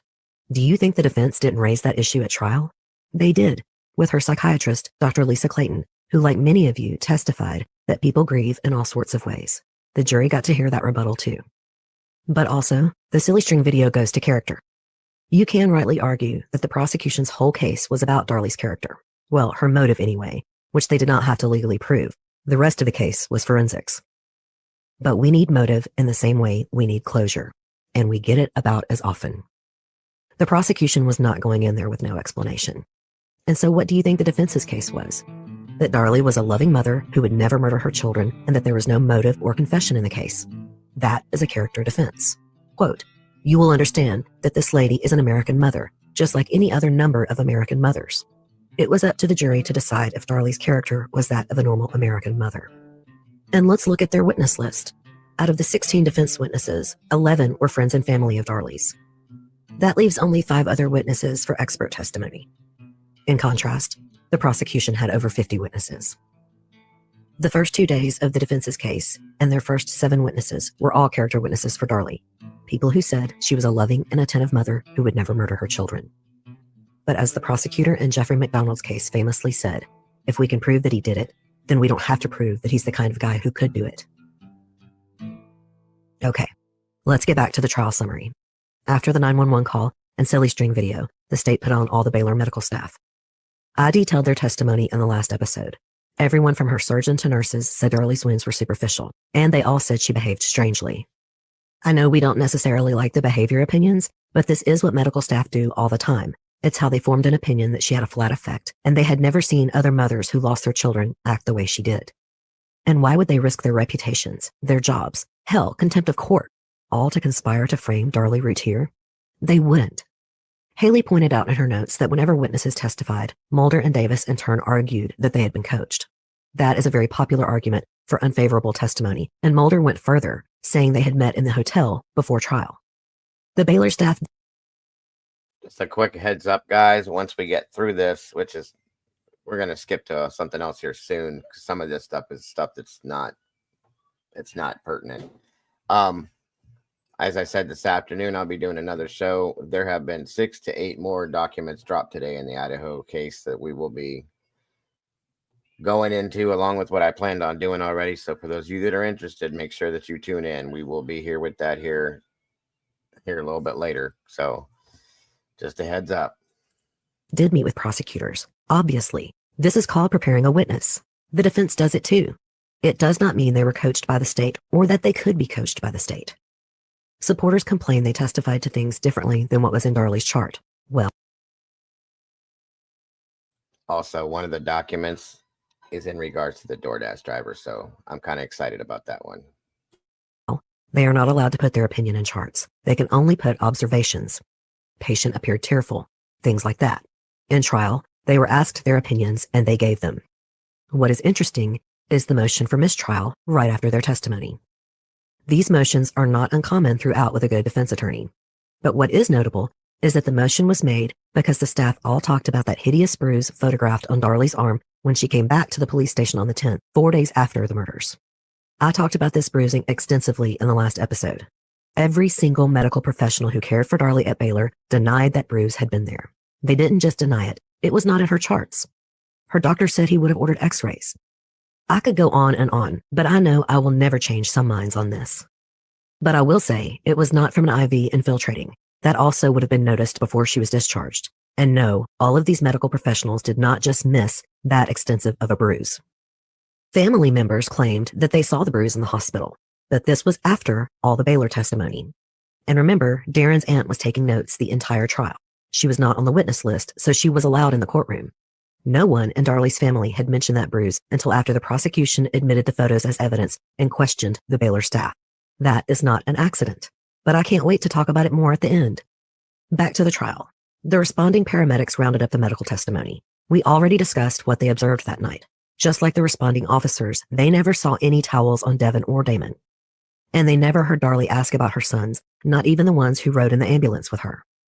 And please remember, none of the towels recovered from the crime scene had Damon or Devin's blood on them, only Darlie's. Next, we get to a criminalist officer named David Main who testified about the boys' insurance policies. This was another big fight, and one you don't hear all of. Supporters say that police rifled through drawers and found these policies. Crime scene techs photographed the policies in a stack of papers on a sewing box, which lay 2 feet from Devin's body. I guess they staged this photo before they even knew who investigators believed killed those children. And it wasn't just insurance. It was their birth certificates, social security cards, and other identifying papers. And also, a handwritten last will and testament from Darlie. Maybe she did intend to kill herself. And next we come to James Cron, the crime scene specialist called in by the Rowlett department, who knew they needed more expertise. I went over his analysis in the last episode. He felt that the totality of the evidence, as he often calls it, showed that not only were the boys murdered by someone in the home, but that someone was Darlie Routier. After Cron, we have blood spatter expert Tom Bevel. I discussed his testimony earlier in this episode as it related to the evidence found on Darlie's shirt. I didn't get into all of the blood spatter analysis of the home, mainly because I do know some people think it's junk science. I don't. It makes a lot of sense. For instance, blood spatter on the wall near where Damon was found showed that someone who was bleeding had stabbed him. The spatter on the wall matched Damon's DNA, and then the drops of blood on the floor underneath it matched Darlie's. Again, this evidence is very tedious, but you can see literal blood maps of the Routier home if you Google images for this case. And that is very grim when you start matching little boys to their DNA on the walls and the floor. The biggest problem people have with blood spatter testimony is why didn't the defense call their own expert? If you recall, I told you the original court-appointed attorneys hired 2 experts, but Mulder decided not to use them. He told author Kathy Cruz, quote, "I didn't think they had anything. I didn't think they brought anything to a party." He does sound flippant, but it could be that he was afraid of what would happen to them on cross-examination. Cruz also said that experts Terry Labor and Bart Epstein were still owed money and that Mulder kept it for himself, which is quite an accusation. Mulder supposedly also said the men were resentful that Parks and Huff had been replaced. Terry Labor talked to Kathy Cruz for her book, and if she asked him about being resentful, she didn't include it in the final print. What we do know is that the blood evidence has been brought up on appeal plenty of times. Darlie's appeals attorneys have said she didn't have fair access to DNA and other forensic testing. It's not true. Charles Lynch met with Labor and Epstein numerous times, all the way from mid-June up to New Year's Eve of 1996, right before the trial started. Lynch also said he let them test Darlie's nightshirt before he did because he wasn't that far along in his testing yet. Tom Bevel also met with Labor and Epstein in December of 1996. So you tell me, why were they not called just weeks and even days later? Is this more of the trial being rushed, or could this be strategy? Maybe Mulder saw how testing was going and decided not to risk using his own experts. After the prosecution rested, the defense put up their parade of character witnesses. Like I said, 11 out of 16 witnesses were character witnesses for Darlie.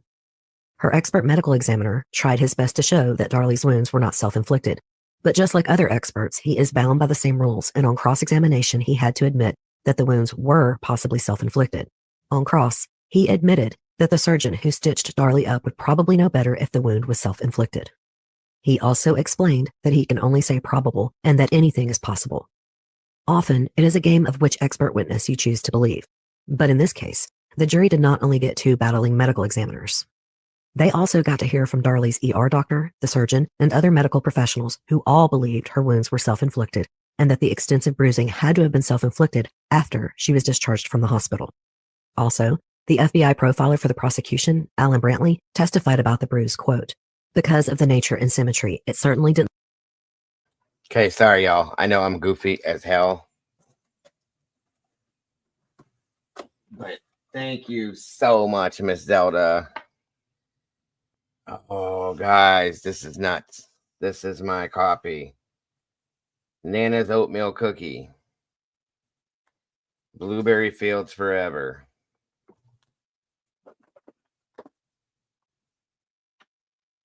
A cup of PB and chocolate. Gone Bananas Foster. Cinnamon roll with it. Oh my God. Coconut cream, chocolate dream. Oh my Lord.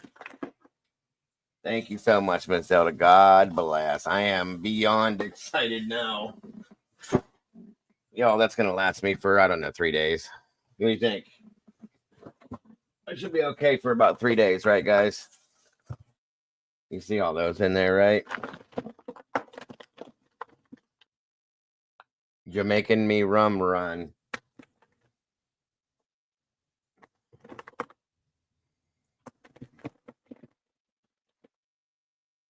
Oh my God. Cinnamon churro. Yeah, that's a good 3 days for me. I am beyond in heaven. Miss Zelda, thank you. God bless. That's amazing. I'm so excited. Sorry to interrupt you guys. I know I'm like a child, but I love my coffee. I really do. Them flavors are so fun. Yeah, the churro stuff I've had before, at least it's amazing. It's so good. And it'll last me more than 3 days, but it'll last me a while, which I'm grateful for because coffee's not cheap and I run out of it a lot. So that's awesome. God bless. Didn't look like anything that was coincidental to a struggle or being grabbed. It looked like either the arm had been beaten on something or something had been beaten onto her. But let me go back and tell you about more of the profiler's testimony because it was extremely powerful. He was the last witness for the prosecution. He said the boys were killed by someone they knew well. He agreed with James Cron that the crime scene was staged. There was no indication of an intruder, nor was the physical evidence consistent with a struggle. Whoever killed the children were careful not to do much damage to the home, despite what was staged. You have to remember and realize that we are basically talking about one broken wine glass and a coffee table that was set on its side. Brantley went into great detail about the scene, every bit of furniture or decor that was untouched. His best quote about this is, "What stands out, what is a stark contrast, is you have a maximum human devastation and loss here, but an absolute minimum of breakage or property damage. Someone that breaks into a home to burglarize it, and especially someone who breaks in to kill people, would not have been so careful. They would have been smashing anything in their way." He also went into great detail about the lack of evidence of an intruder, but also that the children were the focus of the crime, that it was personal. He also pointed out that Darlie was not targeted for sexual assault, and if she had been, the boys would not have been murdered first. In those types of cases, the threat of violence against the children is used as a way to control the victim. He testified that robbery was obviously ruled out because Darlie's jewelry was in sight. So that means there was no motive of robbery or sexual assault. The only other motives are personal. Okay, now let's get into Darlie's defense. I told you that they basically called all character witnesses. We did have one medical examiner who did not hold up well on cross-examination. And they called Detective Jimmy Patterson, mainly to impeach him. He was not called by the state, probably because they did not need to call him, not because of the cemetery recording, which I am getting to. The state had a multitude of expert witnesses who were not just what we call professional witnesses. These were law enforcement and medical personnel who worked directly with the Routier crime scene and personally with Darlie Routier. So they did not need a detective to take them through the case. And since the experts in this case were so difficult to impeach, the defense called the original detective. Patterson had handed over much of the investigation to people and departments who had more experience with this type of crime. All the defense could do was badger him about his personal notebook and ask why he could not remember what was in each and every report submitted, even if it wasn't submitted by him. The defense was flailing with the detective until they did bring up the recording at the graveside. Doug Mulder said, quote, "You folks put microphones at the graveside to monitor the conversations of the people who had gone there to pray and to mourn and grieve at the passing of these two children." "Yes, sir," the detective answered without hesitation. Now, most of us know that police do this. I don't think anyone who follows true crime would be shocked. Police are... Thank you so much, Miss Kim. I just realized that. It just dinged. God bless. You didn't have to do that. We never, ever expect that. But I'm telling you right now, that will help. That's going right towards my my StreamYard. So thank you so much for that. God bless. Good Lord, that was nice of you. So generous and seriously, God bless. Now I can do the StreamYard thing. We'll be good. Thank you so much, dear. Very much appreciate it. They're hoping someone will come out and unburden their soul and confess. But immediately, Mulder began accusing Patterson of violating the federal wiretapping law. Actually, he kept saying violating federal law or committing a federal felony. The judge interjected and said Patterson would know state law and might want time to read the federal statute. Mulder agreed to move on, but kept trying to find a way to bring it back up. It was actually artful. He did do a good job. He got it on record that Patterson wanted to seek advice from counsel before answering about the cemetery recording. Absolutely, Kim. Like I said, it's going right towards my StreamYard situation, so we won't have to worry about that. So thank you so much. That's what this stuff goes towards, you guys. Anytime anybody donates to the Cash Apps there, whether it be PayPal, Cash App, Venmo, whatever it is, it all goes towards what I do here. So thank you for that so very much. Bless you. Seriously. You should know that the detectives had gotten permission from the cemetery owner. And after Darlie's trial, they won in federal court when it was ruled that the Routiers did not have a reasonable expectation of privacy in a public outdoor cemetery. But since Mulder kept dramatically accusing him of breaking a law, Patterson was careful. When he was recalled later, he pled the fifth. He only pled the fifth on the part about the cemetery recording. If Mulder had started with that part of his testimony, he would have had Patterson pleading the fifth for the whole trial. Okay, now, like I said, the trial took place, went down. It takes a while to get through the trial. She ended up getting the death penalty, okay? I don't want to drag that through because there's another thing I wanted to show you guys here too that plays into this in some senses too.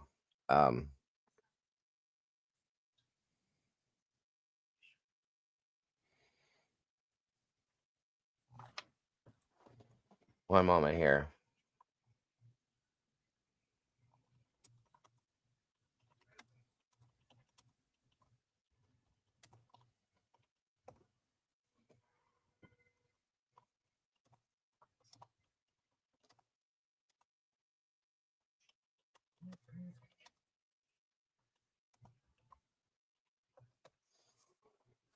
All right. One moment, guys. One moment. Let me pull this up here. Is Cassie in here? I don't see her. Okay, hang on. Where'd Tomboy go? All right, hold on, you guys. I want to run this now. There's a lot to this. That's why we've been running so long. It is rough. So I'm going to play parts of this. This is an interview with Darlie's sister, okay? It's kind of an important bit of information to kind of understand. And we may have to split this into 2 days and come back and do more of it, but still, I wanted you to get some of this in. There's the tomboy right there. I see her. All right. Pay it. Let me know if it sounds okay, you guys. Talk about fears. Let's talk about love. This is actually another channel that I follow too. It's called, and I followed a lot of what he did. You know who Ken Maines is? Unsolved No More. I like Kenny. He does some good stuff. A lot of people don't care for him. I do like him, so sorry.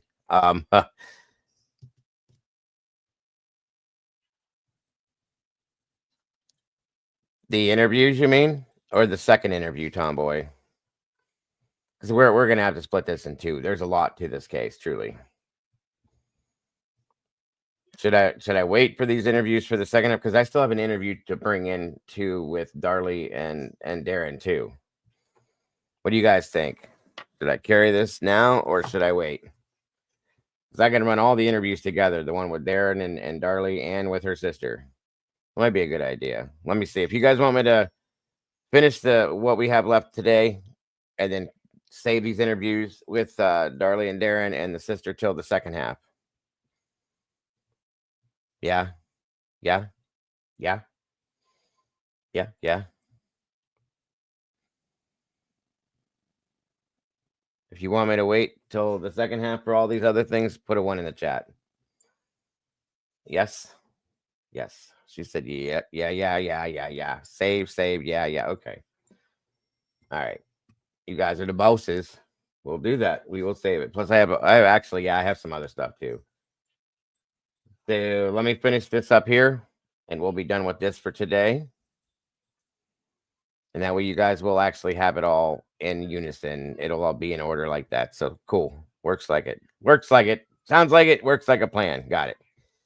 You guys are the bosses. Here we go. Because that is what happened to his partner, Detective Chris Frosch. I agree. This all gets jumbled up when people discuss this case. They say dramatically that the detectives on her case pled the fifth, and that alone should have been a mistrial. They don't offer any context, that it was only in reference to the cemetery audio, and that they were later found innocent of any wrongdoing. And maybe that's why Mulder made the mistake of not showing the video or playing the audio that the state had given him. There was video of the prayer service. The news channel just chose to only play the birthday part. But the defense did have this evidence, and they chose not to play it. So the jurors did not see Darlie crying and praying before they saw her laughing and spraying silly string. Mulder has often said that if he had known the silly string incident was going to be such a big deal, he would have played the other part of the video. It is often said that the state played the silly string video repeatedly, like 7 times. No, the jurors asked for the video and played it themselves repeatedly. There is a big difference when you say that. But this is often what happens when other people don't really do their research, or they are trying to gloss over the facts to make Darlie sound more sympathetic. So now let's get to Darlie. She testified on her own behalf against advice of counsel. I have often seen Mulder criticized for this. He should not have let her testify, they say. Well, he could not stop her. She has a right to testify, just like she has the right to not testify in order to avoid incriminating herself. Darlie chose to testify. I think she thought she could tell her story and be believable. What she probably didn't consider is that this jury had just sat through extremely graphic testimony about the murder of her children and would not really want to hear the happy story of her life. She also did not consider what might happen to her on cross-examination. Because for her direct testimony, that's what she did. Tell her life story from birth to her happy marriage, right up to the murders, including her journal entries, so that she was able to explain, minimize, and even say she was embarrassed by her journals. And then she gave her most elaborate account of the night of the murders yet. She artfully included testimony that explained bad evidence against her, like running back and forth wetting towels. I cannot quote her entire testimony, it's too much, but I encourage you to go read it if you want to. The important part is the cross-examination. Darlie repeatedly said she didn't remember parts of that night. And when challenged or questioned, she either said, I don't know, or I don't remember. She gave those 2 responses 72 times on cross-examination. At one point, the state decides to impeach her with her own letters. She had written so many letters while in jail leading up to the trial. And in many of them, she said things like, I know exactly what happened that night. Or, I know exactly who did this. I was there. I saw his face. She had actually accused 2 men of being the killers in letters, and yet failed to bring up these men to investigators. When her letters were brought out, she seemed incredulous and said, where did you get these? And then she says, oh, from the jail. Isn't that illegal? Reportedly, people broke out in laughter at this, including a couple of jurors, until the judge banged the gavel for order. What was not funny was how many times she was asked, how could you sleep through your children being stabbed? And she said, I don't know. Assistant DA Toby Shook eviscerated Darlie on the stand with questions like these. He went through her testimony point by point, poking holes and asking why. By the end, Darlie was dissolving into tears. I think Darlie thought she could get on that stand and charm the jury. No matter how much her attorney would have tried to warn her, she thought she could make it through cross-examination that way too. It didn't work. After the trial, the prosecution made the old joke that Darlie was their best witness. And Darren didn't really fare any better. His version of events completely backed up his wife's, adding in the details to account for physical evidence, now saying he watched his wife running back and forth wetting towels. He was impeached with his earlier official statement to police and pretrial testimony at Darlie's bond hearing. Like Darlie, when confronted with discrepancies, he says, I don't know or I don't remember, and he said these things 67 times. And Darren's big mouth got him in a lot of trouble.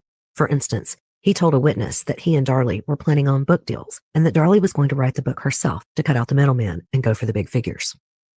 Darren had gone to his old house snooping around the windows on December 3rd, 1 month before the trial. When the new owner, Corinne Wells, came out and asked what he was doing, he said he wanted to see if any of the screens had been cut.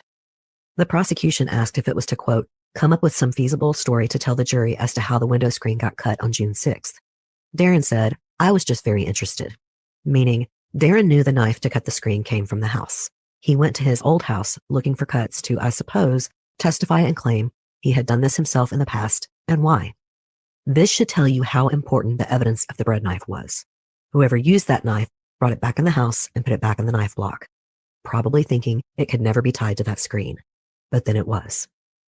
Darren was desperately looking for a way to explain it, even though he and Darlie had always denied knowing the screen was cut or that they had cut it themselves. So many things about this case reek of desperation. It's interesting that the book deal comes up again too. In a pretrial hearing, he was asked about a book deal with Paramount Entertainment. He denied it, but the jury got to find out through Corinne Wells. After the trial, it came out in the press that he, Darlie, and Mama Darlie had all signed with an agent. After being questioned about Corinne Wells, Darren was asked about statements he made to a CPS worker, Jamie Johnson. He told the Child Protective Services worker that Darlie had been very disappointed that Drake wasn't a girl. He also said that the boys were getting in the way of his and Darlie's relationship. Quote, there was no time for me and Mommy to be sexy or run around the house naked. Darren denied saying this. But why would Johnson have put this in her notes? Why would she lie? It's safer to say that Darren Routier suffers from diarrhea of the mouth. He can't seem to help himself. The questioning about the social worker got into things he said about Darlie's appearance. Like before Drake, she was a size 4 and now she was a size 8. Darren flat out called Jamie Johnson a liar. The prosecution took this testimony about Darlie's appearance and then asked Darren about his wife's breast implants. That the Routiers had spent $5,000 on these implants. He got Darren to say that Darlie's appearance was very important to both of them. This is some of the testimony cited when people say this trial was sexist. The medical examiner who inspected Darlie's wounds, Dr. Janice Parchman Townsend, was asked if she knew Darlie had implants.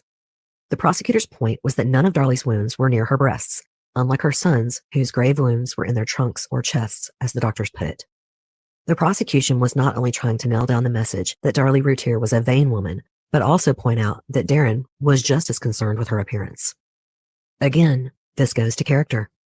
The picture they've been painting all along of Darlie Routier is that she was a vain, materialistic woman. And the implication about her breast implants is that neither she nor her husband would have faked wounds in that area. This is also a hint that Darren may have helped Darlie cover up the murders. I think it's a big stretch to say this whole trial was sexist, but I can see how people worry over the breast implant questions. But I can also see the prosecution's point in asking these questions. I don't think Darlie Routier deserves a new trial for these questions or for the attack on her character. Her whole defense is that she was a normal American mother who loved her children. That is a character defense. None of what the prosecution said or did was anything other than refuting that idea. Head prosecutor Greg Davis ended Darren's time on the stand with a very effective questioning speech about a killer who got really lucky. Like a killer, quote, lucky enough that while he was attacking both your children, your wife doesn't wake up, right? Darren says, yes, sir. And then lucky enough that when he leaves out the garage to your backyard, that he either scales that fence without leaving a mark, or he opens the gate and then he latches and closes it without anybody detecting that either, right? Yes, sir. A real lucky guy, wasn't he? Then Darren Routier answers, yeah, and I want him dead.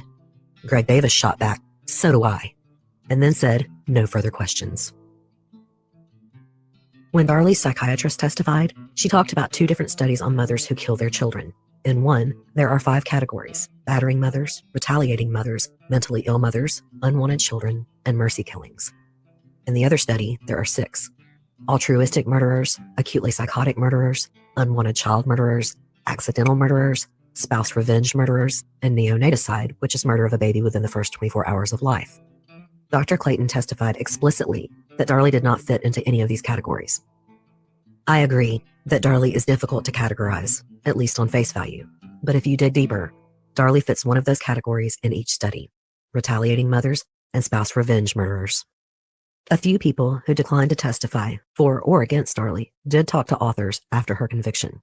Even some who did testify had held out. Like neighbor Karen Neal, she told author Barbara Davis a story about overhearing Darren screaming at Darlie, calling her a fat pig, and saying if she didn't lose the weight, he would find someone new. She said she walked into the room and said, "Well, hello, Darren," and he walked off embarrassed. Other friends and family say Darlie and Darren were fighting and screaming at each other constantly in the months and weeks leading up to the murders. Another family member told Davis that at Darlie Key's house after the funerals, Darlie stepped up and announced that she and Darren would take a trip to Europe soon to get her scar removed and were planning on conceiving a baby girl. Relatives were shocked. The boys had just been buried, but the Routiers seemed to be planning the next little Darlie. But still, family mostly toed the line when it came to trial. But not after. When several family members went on record with authors saying Darlie was emotionally abusive to her children, constantly cursing at them, and never wanted them around. But we have to remember, the jury found her guilty on the forensic evidence and her own poor trial testimony, not these statements made about her after the trial. And of course, Darren didn't help her case either. Darlie Routier was convicted on February 1st, 1997. The 25th anniversary of her death sentence was actually the day before this recording, February 4th. Obviously, wrongful convictions happen. I have covered them. It is often a case of mistaken identity, as with Jennifer Thompson and Ron Cotton in episode 83. And more upsetting are the racially motivated wrongful convictions, like Clarence Bradley in episode 64 and Walter McMillan in episode 85. But this is not what happened with Darlie Routier. Some have said that politically, the Rowlett Police Department needed to close this case quickly. When that point is brought up, I have often wondered, what if the police had pulled in a lineup of men with Darlie's general description, and she picked one out? Would this case have its own Helena Stokely, so to speak? The Routier and McDonald cases are eerily similar in many ways. I'm glad that no innocent man was dragged through the ringer in Darlie's case, like what happened to Stokely and McDonald's, even though Darlie did try to pin it on two men in her jailhouse letters. Darlie supporters always say that her quote in the 911 call about touching the knife was in response to a question from the operator. Not exactly. The operator told her not to touch the knife, and Darlie said she already had. 1 minute and 20 seconds later, she brings it up on her own, quote, "His knife was lying over there and I already picked it up. And God, I bet we could have got." I covered Lindsay about a month ago, Raquel. If you back out, you could probably find it in my playlist. But I will go back to it. I can go back to it at some point. There's no worries with that. But yeah, I definitely covered Lindsay's case. Pretty wild one too, isn't it? 100% wild stuff. But yes, if you go back in my playlist and check it out, Raquel, you can find that one. And then we can go back and do it again. No worries. I'll be going back to Missy Beavers as well. So I've had requests for that too. Gotten the prints, maybe. But this wasn't the only time. She also told the story about the knife and her worry about her fingerprints many times in the hospital to doctors and nurses. Some asked her what happened, but for most, it was just Darlie constantly bringing it up on her own. This reminds me of Jeffrey no McDonald worries, telling Raquel. the ER doctor, quote, "Tell the MPs and CID that I pulled the knife from my wife's chest and threw it on the floor." But I digress. It's easy to go into rabbit holes in this case. It took weeks of research. When Haley turned in her research to me, it was more than 50,000 words, and it was the most hours she has ever billed me for. It took me about a week to really go through all of Haley's reporting and then read the trial transcripts and appeals myself. And I had already spent over a week watching documentaries, reading articles, listening to podcasts about Darlie's innocence, and I chose one book that focused on her innocence to read. Because I did feel that she was guilty, and she had been convicted. So while Haley gathered the official reports and testimony that convicted Darlie, I looked at the other side. Where there's smoke, there's fire, right? The book I chose is called Dateline Purgatory by a Texas reporter named Kathy Cruz. I had vetted a bunch of books on Darlie's innocence, and I chose this one because it was endorsed by people I very much admire. Michael Morton, whose case of actual innocence I covered in episode 110, Mike Cochran, another famous Texas author who wrote the quintessential book on Priscilla and Colin Davis, and Jeff Blackburn, the founder and chief counsel of the Innocence Project of Texas. After reading Ms. Cruz's book, I feel like these blurbs are similar to how I see Stephen King exclaiming every latest horror novel on the charts gave him chills and kept him up all night. Except, and I hate to say it, but I'm not entirely surprised by the Innocence Project guy. I will point out he is a founder and not the current director who declined to take up Darlie's case. But I will never forgive Barry Scheck for his lies and performance in the O.J. Simpson trial. If Scheck, co-founder of the original National Innocence Project, could be bought, it does make me question their involvement in other cases, especially Darlie's. Besides Scheck selling out, they are wrong about 42% of the time when it comes to DNA exonerations. That number is from their own website. And as an example, they were also involved in the Wanda McCoy case I covered in episode 121. They stood behind Keith Coleman up through his execution. DNA later proved he did rape and murder his sister-in-law, and the Innocence Project helped put that monster on the cover of Time magazine. My point is, they certainly do not always get it right. I obviously know they do a lot of good, but we also have to be critical thinkers and look at their real statistics. They are now involved in the Darlie Routier case, with 2 lawyers helping to get new DNA testing. The sock, Darlie's nightgown, and the bloody fingerprint that was unidentifiable will be tested. Other items have been added to the list. I saw an article that said the Innocence Project is paying to ship the entire garage window for testing. For what it's worth, Barry Scheck and the Innocence Project have also lobbied for Jeffrey McDonald. The DNA testing proved that Jeffrey McDonald's hair was found clutched in his dead wife's hand, under his daughter's fingernail, and in many other places it shouldn't have been if he wanted to prove his innocence. Also, for what it's worth, Barry Scheck declined the Darlie Routier case. Maybe he learned his lesson with OJ. He was very highly criticized for his participation in the trial, especially since he carried such a prestigious weight, and that he was rarely challenged in the media during the trial, unlike other key experts. And this is not the first time Darlie's team has had evidence retested. She has, on appeals, been granted testing in 2008, 2014, and 2018 on most of the same items. The results have always been the same. The DNA is from Darlie and her sons, or it is inconclusive due to it being too small of a sample or the sample being too degraded. And I have to tell you, pro-Darlie groups will lie about DNA results. I kept finding this screenshot, but not the actual document, and it was saying Darren Routier was ruled out on a limb hair. Her supporters kept saying it was a limb hair from the sock. That is a lie. Haley finally found the entire document, and it was just hairs from the crime scene, not the sock. Thank God for Haley. I go down rabbit holes, and she pulls me out of them or helps me prove them. We texted constantly about this case all through our research and especially during my writing. I'm not sure why the Innocence Project has chosen to get involved in Darlie's case. So far, they have not made many public statements about it, but they did send the attorneys to help get new testing. An ABC documentary from 2018 is the only thing listed about her on their website. But come on, let's be honest. There is a lot of public pressure, and donations make up 55% of the Innocent Project's funding. Taking on a case like this could help their cause. And I promise you, I am very glad they are involved. Hopefully, they can help finally put this case to rest. Either way, because if Darlie is innocent, I want her out of prison as much as her supporters do. But I honestly do not hold much hope that these tests will come back any differently. And maybe this will finally shut down her post-conviction DNA testing for good. In early appeals, she was often denied testing because her attorneys claimed the evidence wasn't available to her, which, as I told you, was untrue and why her early appeals were denied.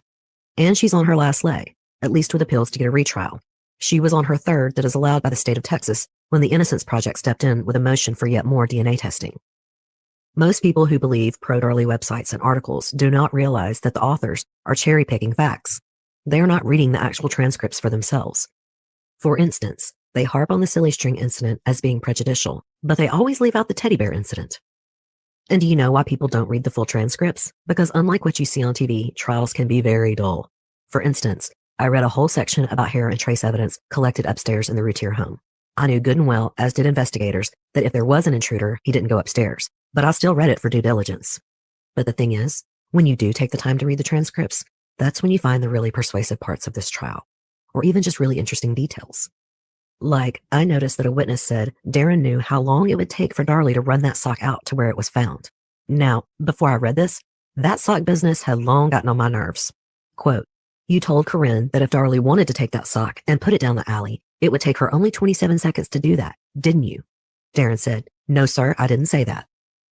You already heard why Darren was questioned about Corinne Wells. He seemed to be trying to find a way to testify about cutting his own screen windows. And then he got into a big discussion with Ms. Wells, where he made that statement about the sock.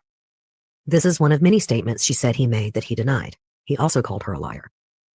I had first asked my husband, who played football, how long it would take someone, not even a woman, to run 75 to 100 yards. He said about 30 seconds. Not that I didn't believe Mr. Kelly, but I texted Haley and asked her to find me a source, which she did. Even Haley, who practically went blind reading these transcripts, had missed that sentence from Darren, even though she pointed out the Corinne Wells testimony for me in her research. Then I saw on the website Darlie Routier factandfiction.com that the author, Barbara Davis, whose book I did not read, had conducted her own test. I didn't read her book because, first of all, she changed her position. And second of all, I told you before that I wanted to read pro-innocence books anyway. She originally felt Darlie was guilty. Barbara Davis performed her own test to the crime scene.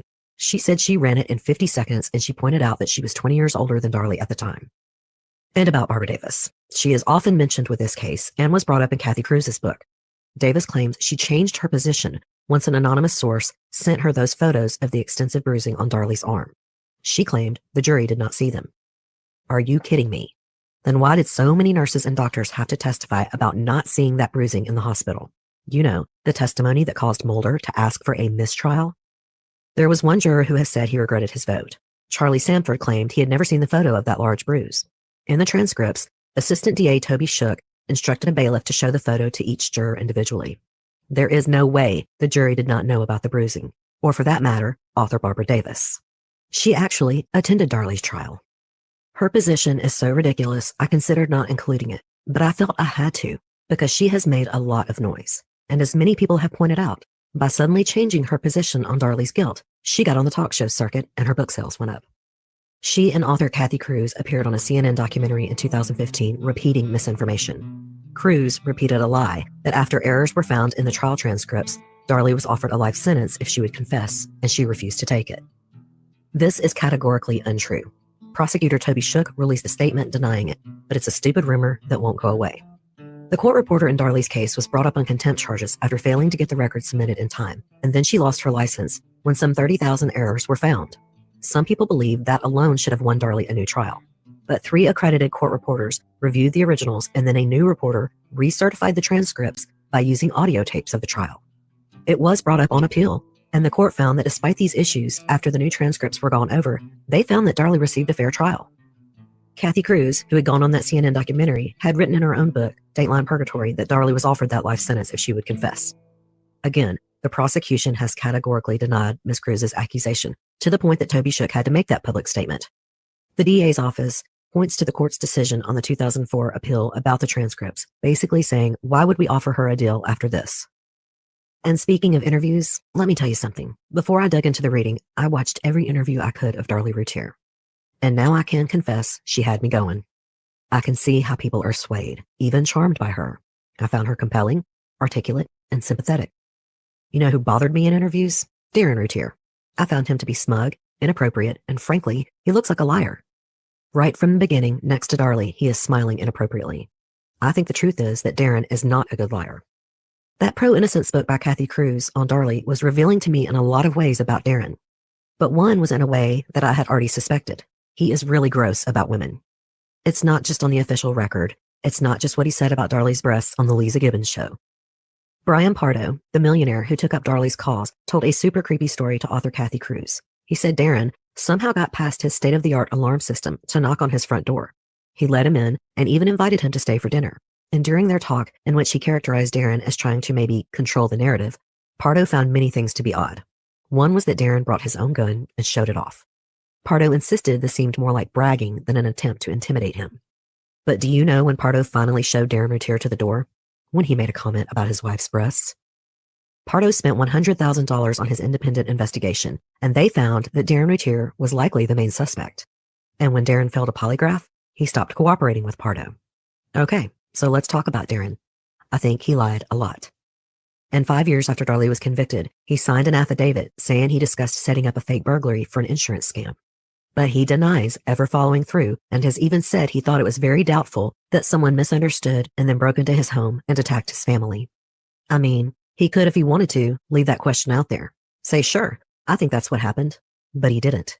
In fact, these days, he is divorced from Darlie and has said he will not risk his own life for hers now. He still insists that she did not kill their children, but he is not willing to trade places with her. He divorced Darlie in 2011. But as much as we might want to raise the specter of Darren as the murderer, we can't. He was the prosecution's original prime suspect until the physical and blood evidence pointed to Darlie. Remember, Darren had an actual financial motive to kill Darlie, her $200,000 life insurance policy. But the police looked beyond that. And it's not just the forensics, it is Darlie's story of that night. She repeatedly said Darren was not the murderer. In years since, defense attorney Doug Mulder said he could not say Darren was the intruder at trial when Darlie insisted he was not. Also, if Darren did this, the police would absolutely have arrested him. They would have known it would be harder to convict pretty young Darlie Routier. Men are much more likely to commit violent crimes. His hair was on the murder weapon. That was his tube sock. But it is Darlie's blood dripping all over in places it shouldn't be. It is Darlie's story of that night that we are given. I think it's fair to say Darren helped her cover up the murders. He came down and saw what she did. Some say maybe he is the one who carefully cut her neck. It would explain that head hair of his found on the knife. He was trained in first aid. He would know where the carotid artery is. People often say that Darlie could not have cut her own throat, that there is no way she could do that with her non-dominant left hand. Well, if she was trying to make it look like an intruder, yes, she absolutely could have switched hands. If I was faking injuries, I would switch hands. And there are 2 hesitation marks in that cut. And some say she did not have the intellect to have planned these murders, if they were planned. Maybe not. People also say the boy's life insurance was not a motive. I'm not sure that is true either. Her house was about to go into foreclosure. $10,000 would have solved that problem. Remember, that is the exact amount she tried to sell her jewelry for to the housekeeper the afternoon before the murders. And people say that life insurance wouldn't even cover the boys' funerals. But I'm not sure that would have been on her mind when she was only thinking of saving her house. Desperation. That is the driving factor in this case, whether the desperation is financial or the implosion of her marriage. And what would make Darren lie for his wife? Guilt? Did he believe he drove her to this? I can see him calming her down and then saying, okay, we need a story. That also helps solve the timeline issue. Darren could have easily ran that sock outside as Darlie called 911. He isn't heard until 43 seconds into the call. Call 911. I'll run the sock out. The jurors who were interviewed after the verdict said they went into deliberation wanting to find something to show her innocence, but they just couldn't find it. And that brings me back to my original gut feeling about Darlie Routier. She is a family annihilator. I think it's possible Darren caught her in the middle of it, or she called him down to show him what she did. I think they did have a terrible fight that night. After the trial, Darlie admitted that she had asked him for a divorce that night, and Darren did not deny it. In fact, he told author Kathy Cruz that Darlie often threatened divorce to push his buttons. This night would have been one of the most stressful in their marriage. They were broke. They were about to lose their house. They had been screaming at each other for weeks. Then Darlie got that nasty call about Darren's Jag. That could have been a trigger for this big fight. Maybe, this time when she threatened divorce, Darren said fine, and that's why she was sleeping on the couch. It wasn't about the baby waking her up. They were angry at each other. Darlie sat on that couch, furious at Darren. Furious. I have heard that, Raquel, that yes, he did. He's very vain and very about appearances, which is disgusting to me. It makes me sick, but to each their own, I guess. Who knows? Who knows? At the state of her life. And let's not forget Finrage. She was on those dangerous diet pills that have been taken off the market. She lies there, thinking about all their problems. Maybe she is thinking about how she could hurt Darren like he was hurting her. Her innocent sons lying on the floor near her were not a comfort. They only made her angrier.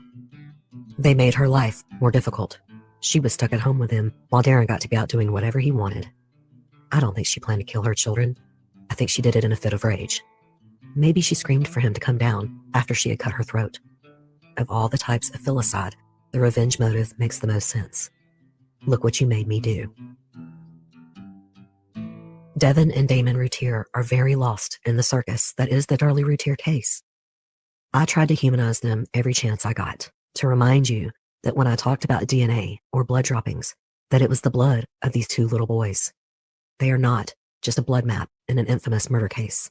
They were little boys, 5 and 7 years old, whose final moments were filled with horrific pain and confusion. The defensive wounds on their bodies, the abrasions on their legs. They saw who was stabbing them. Damon Routier even crawled for a little while. It doesn't get much more horrific than that. Do you understand the savagery it takes to stab a little boy? And these were deep stab wounds, going all the way through, breaking rib bones. That is the biggest reason people have a hard time believing Darlie could do this, that a mother could do this. But if we are honest with ourselves, we know mothers do this all the time. No, not typically with knives, but it does happen, and they also shoot their children. It is not always the drownings we think of in the media. There was no sexual aspect to this crime, not to Darlie or the boys. Serial killers of boys typically kidnap them first. They do not break into random homes just to stab them. We could talk more about postpartum psychosis. It is a possibility, and one that the prosecution seemed to want to leave open by entering Darlie's journal and suicide note. But mothers who kill due to any mental illness, including postpartum psychosis, almost always confess. It's been 25 years, and Darlie Routier has not budged, and I don't believe she ever will. No, this crime was personal. She was enraged. This was revenge. The spouse revenge category that I spoke of is about parents who kill their children to deliberately make their spouses suffer. It is one of the oldest reasons we know to kill. In the ancient Greek play Medea by Euripides, after killing their 2 sons, Medea told her unfaithful husband Jason, "Thy sons are dead and gone. That will stab thy heart. Look at what you made me do." Southern Fried True Crime is written, hosted, and produced by me, Erica Kelly. Today's episode was researched by the one and only Haley Gray, with additional research. All right, and thank you again, Southern Fried True Crime. Again, guys, we will be back here Friday to do the second half to this show. Like I said, there's a whole lot to this one. It's a very sad case. It's very it's crazy, that's for sure. But we will be back here. Like I said, Friday, we're going to finish this up. I have interviews with Darlie's sister, interviews with Darren and Darlie, and some other background stuff that goes on with this, as well as more. So thank you guys for joining us for this today. I appreciate y'all very much. Hold on a minute.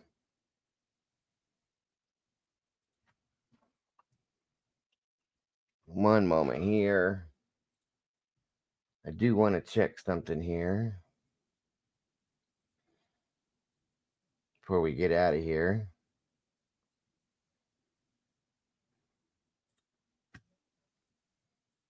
Since it is such a dark case, guys, it really is. Especially anything involving children is just rough. It's very hard to follow along. So 5:30 p.m. Eastern Standard Time, we're going to be here dropping these new documents and looking back at some things here, reviewing stuff and seeing where we're at now as compared to where you were then with it, and what it means to today as compared to then. On the Idaho 4 case. So guys, make sure you tune in, share it out, let everybody know what we're going to be doing. Again, 5:30 p.m. Eastern Standard Time right here. Back in effect. Like I said, Friday we'll be back here to cover the second half of the Darlie Routier case and get what your guys' thoughts are on it at the end of the show that day. Sounds great, Kim. Thank you for joining us again, everybody. Please make sure, if you have not yet, please jump over to Miss Kim's channel. Check it out, CLK Creations. Subscribe, like it, hit the notification bell, and don't forget to share it, guys. That's what matters. Thank you so much, Kim.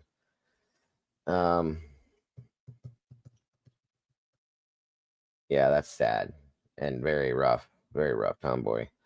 I hope you guys, for those of you that I don't see in the next show, I hope you guys have an amazing rest of your day. I'll see you guys there tomorrow for the morning show, of course. Other than that, the rest of you I'll see here later on in a couple hours or so, or an hour and a half, maybe, I think it is. Thank you, Michelle, so much. Looking forward to it. Absolutely, Daryl. It's wonderful to have you here, my friend. I hope you have a great rest of your day, and I hope to see everybody, like I said, in regards to the Idaho show we're having here in an hour and a half. It's going to be good, that's for sure. Hold on, guys. Let's leave out of here with a little smile on our face if we can.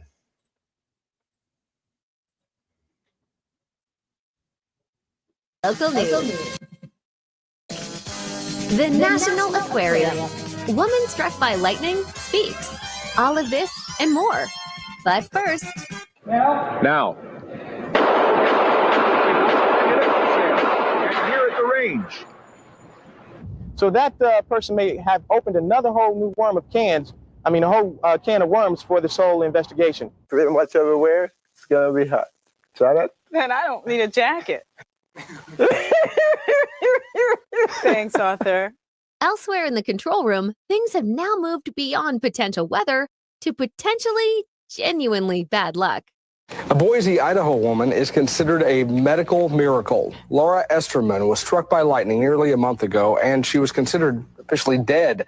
Thankfully, CPR from her mom revived her heart, but she laid in a coma for 2 weeks, and then she defied all odds and woke up.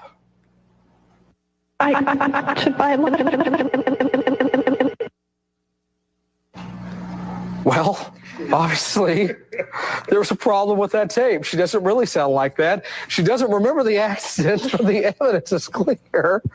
I am so sorry. Laura's learning to walk again after the lightning burned her legs, and we'll have more on that story and hopefully get that tape fixed for you.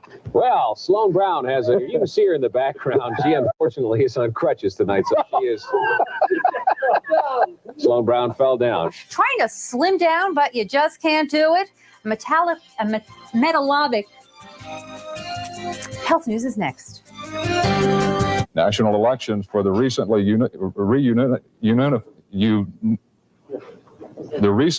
reunified country are scheduled for December the 2nd. It's been a long day, but at the end of it, Money reporter Don Dunwell is a particularly busy man. And with a look at how things are going this year, Money reporter Don Dunwell is live at Shiloh Reich's downtown store. Don?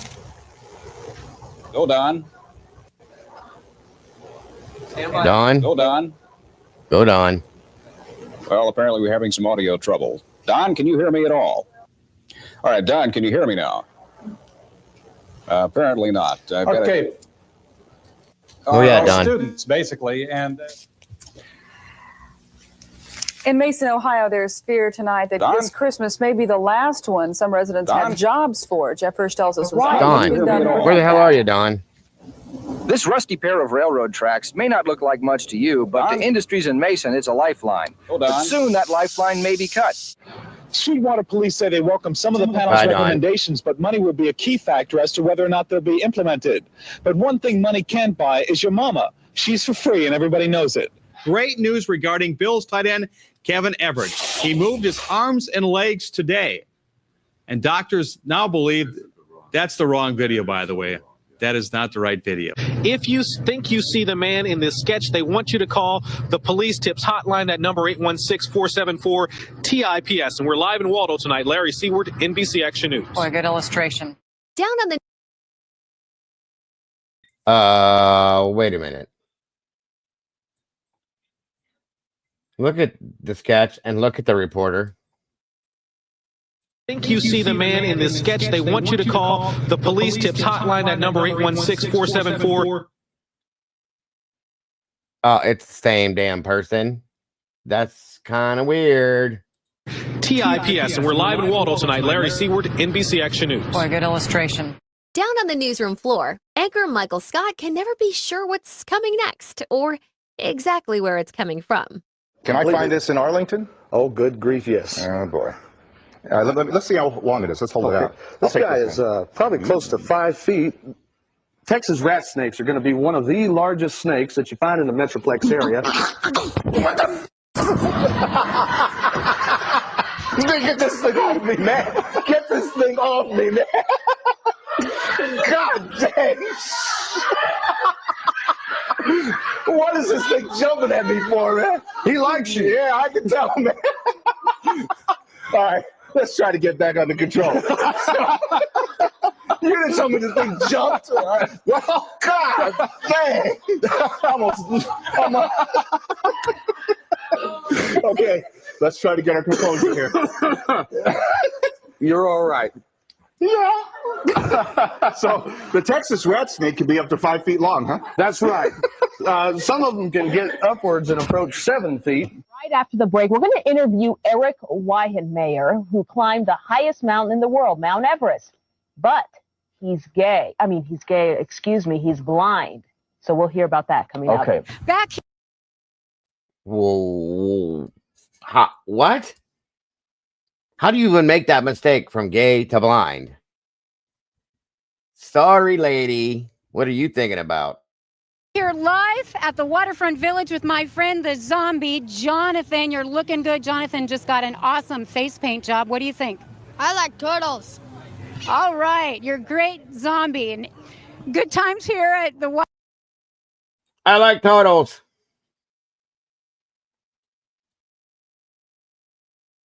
Waterfront Village. A radiator hose turning a factory into a shrine. I like coffee. And how much should a girl pay for great genes for her baby? She wants a man. One man wants $1 million. I didn't mean that. Later in the day, it's evening, and Washington, D.C. anchor Jim Vance is... Not really, Daryl. I questioned that myself. I think it's kind of disrespectful because he said that the boys, I don't think it is. That's my opinion, though. He said the boys died together. They'll be buried together. So I don't know. I don't like that. That's my opinion. Each one of my children are a single person themselves. I think they deserve their own special treatment, in my opinion, if that was the case. That's all I'm saying. Hard at work. This is Fashion Week over in Paris. The latest fashions are on the runway for next spring. But there was a problem out there today. One of the British designers' shows had a difficulty. A model fell down twice. That's her going down once. The young woman wearing that pink skirt and the orange platform shoes never quite recovered after that. There she goes. Good Lord, she can't walk at all. I mean, it could be common, Tomboy. I'm just not comfortable with that. You know what I mean? I don't like that thought either. I think they should have their own separate space and place and their own separate honoring in that sense. You know what I mean? That's all. That had to hurt. That was uncool. That's embarrassing. This is at least the second time.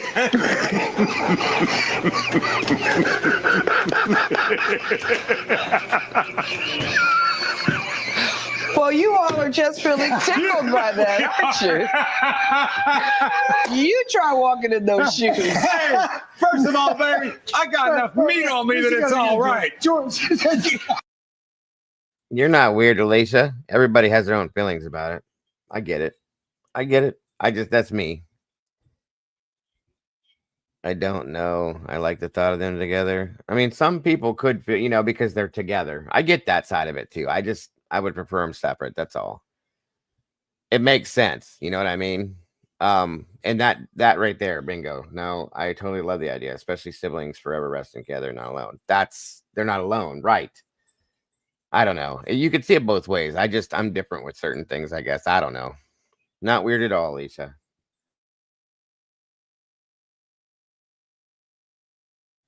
We had a new urn made after we lost August, so it could be in the same one. Oh, that's sweet, Lisa. See, I understand that. Absolutely. That makes some sense. They were protective of one another. So, that's a whole other thing. Yeah, that makes a lot of sense there. Court transcript said that the knife chipped the concrete on the floor. Yeah, I read that too, Daryl. It's pretty wild, isn't it?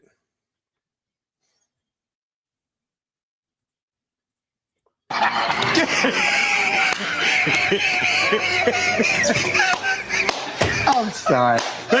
Come on, girl. We want to apologize. Hold on.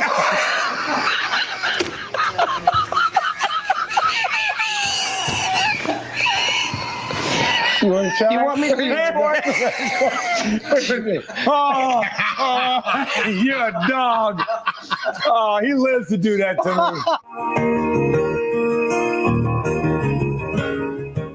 I'm done. I'm Arlene. Welcome to Bell's Share. Good morning. Good morning, Carolines.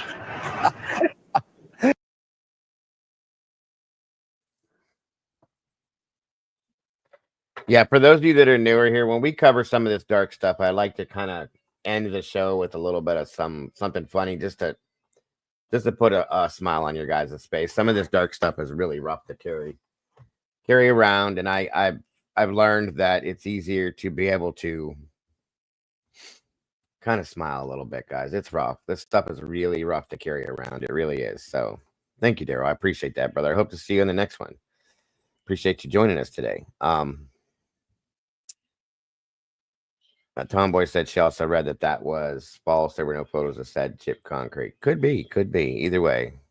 Thank you again, Daryl. I appreciate that, brother. Some of the folks getting ready to kick off the festival. It's hard to say those lines this time of day. Tonight, a 7.2 magnitude earthquake rattled Alaska's seismically active Aleutian Islands. It was magnitude 7.2. I ain't never seen a 7.2 magnitude before, but I don't think I want to. That'd be pretty big. It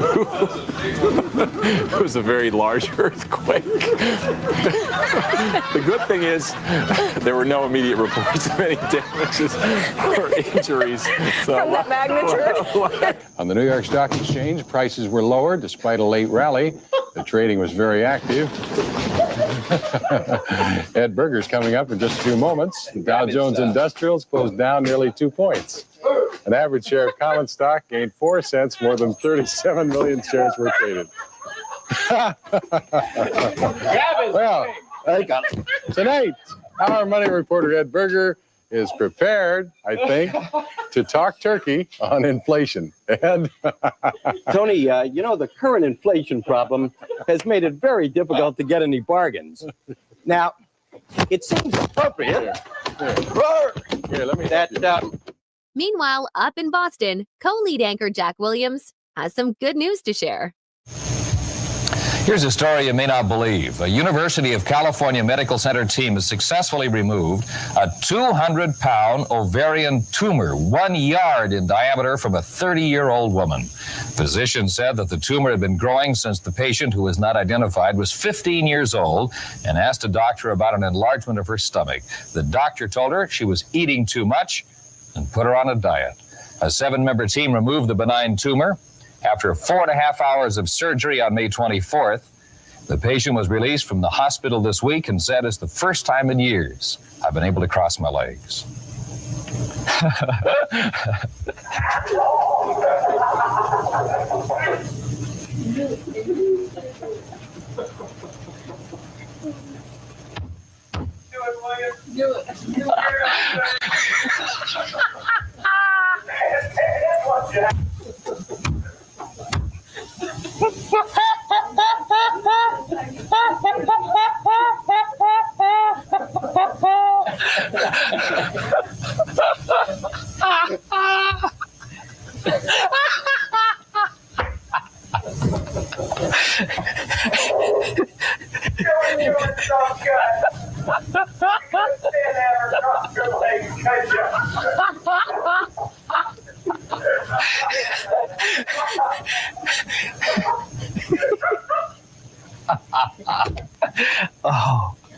Oh, darn.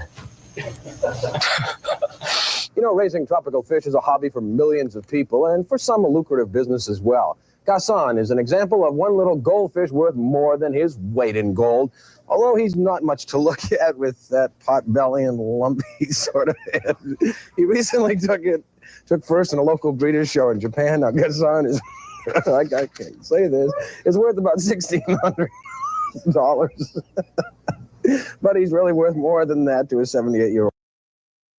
Daryl, have a great day, sir. Like I said, if you're interested in anything going on with the Idaho case, sir, I'll be here live again, 5:30 p.m. Eastern Standard Time, covering that.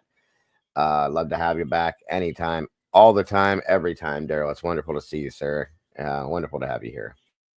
Old owner, he's been in the business of raising the rare Chinese fish for 40 years and says once you get involved with the tiny fish, you get hooked. Well, this family is hooked on something else. The Savannah, Georgia family is hooked on Coca-Cola. They collect memorabilia with the famous drinks logo, anything to do with Coke.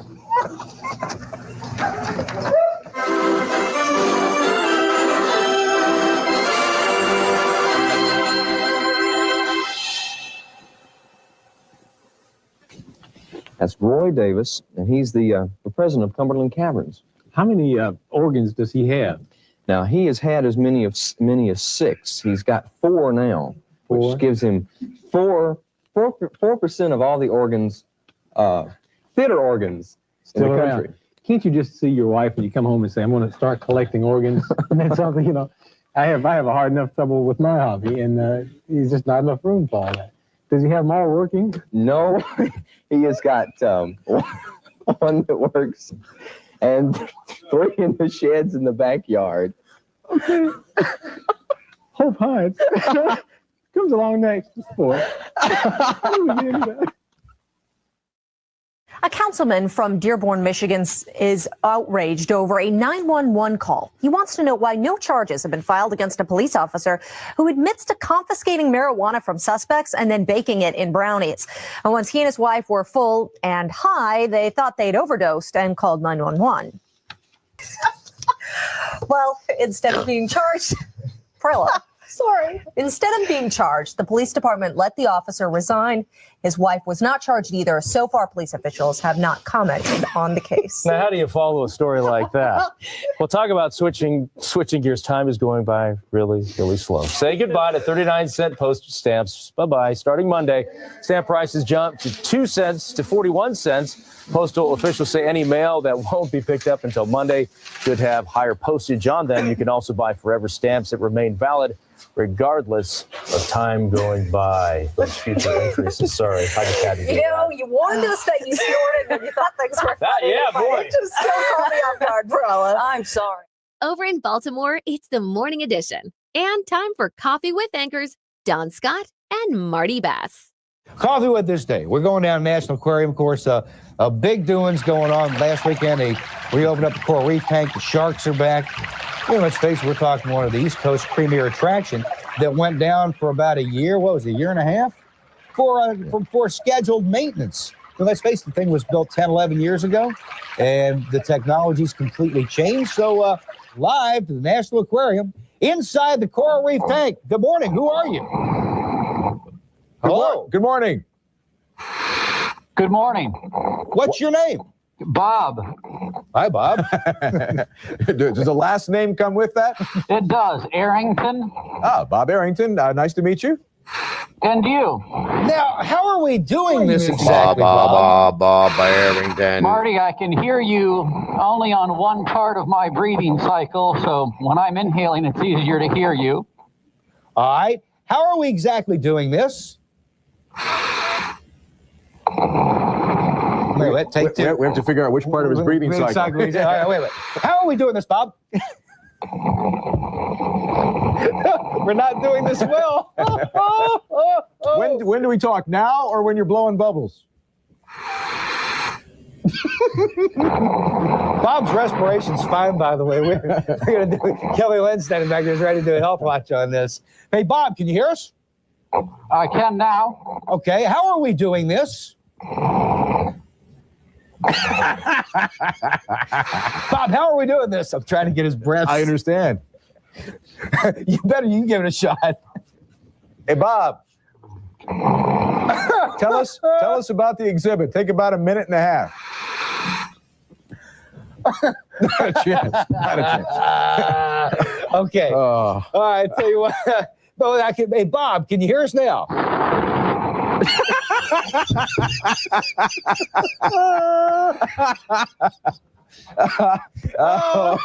Bob, don't breathe. Hey, Bob, can you hear us? How are we doing this, Bob? How's this set up? I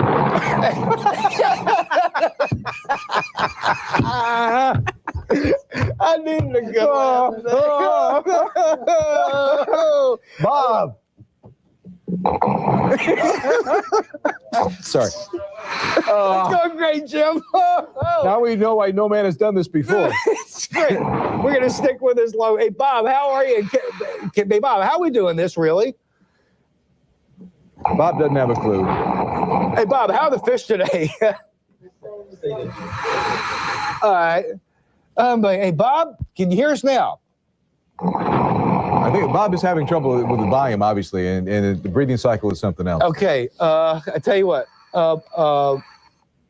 This is great. Bob, we're going to try this again, buddy. Television Hill to Bob.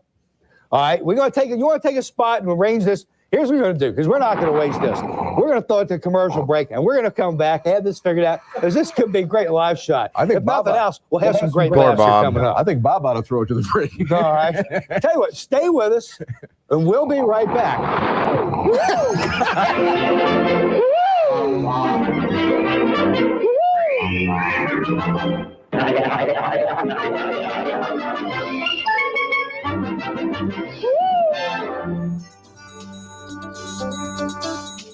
Now's the time to plan a canoeing trip on beautiful Duck River. For your family, church group, or scout troop.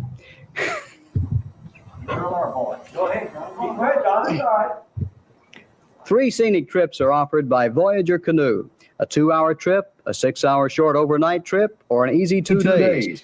Tomboy, yeah, for about, I don't know, quick 10 minutes or so, yes.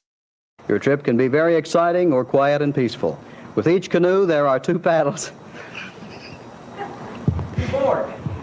Or just keep paddling. Keep going. Keep paddling. Go ahead. Go ahead. Go ahead, Don.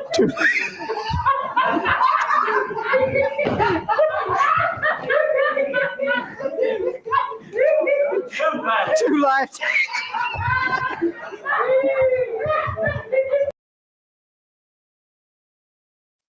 All right, guys, there's it. I hope you're smiling a little bit. That'll take care of it, guys, for the day. I appreciate you guys joining us for this today. Again, like I said, Friday we will pick up part 2 of the Darlie Routier case, go back over the rest of what we have and see what we come out with.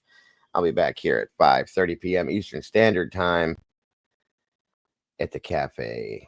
You guys want to join me so we can go over the new documents dropped in the Idaho 4 case, as well as looking back and see what things have changed and not changed, guys. I'll see you guys then. Don't forget, until then, to love yourselves and love each other. Don't change a thing. You guys are the beautiful people. Much love to each and every one of you. I will see you guys very soon. Bye-bye, y'all.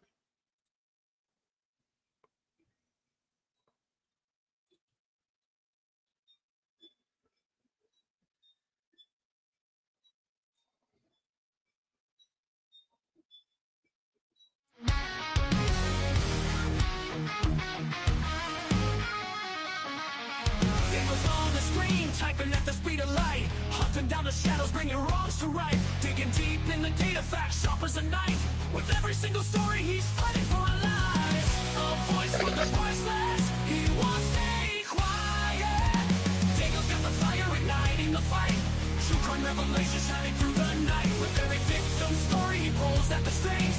A hero in the darkness, hear the truth he brings.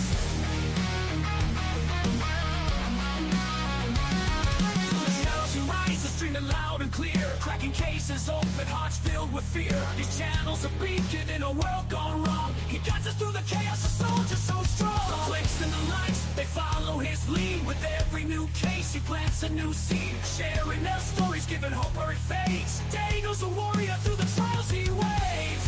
In a world of silence, he shouts out their names. Daniel's got the fire igniting the fight. True crime revelation shining through the night. With every victim story, he pulls at the strings. A hero in the darkness, hear the truth he brings. From the shadows you rise, are streaming loud and clear. True crime revelation shining through the night. With every victim story, he pulls at the strings. A hero in the darkness, hear the truth he brings.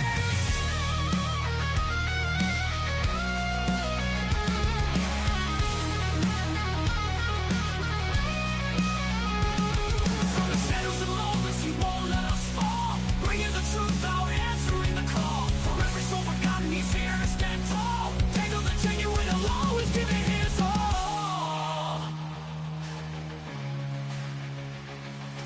Daniel's got the fire igniting the fight. True crime revelation shining through the night. With every victim story, he pulls at the strings.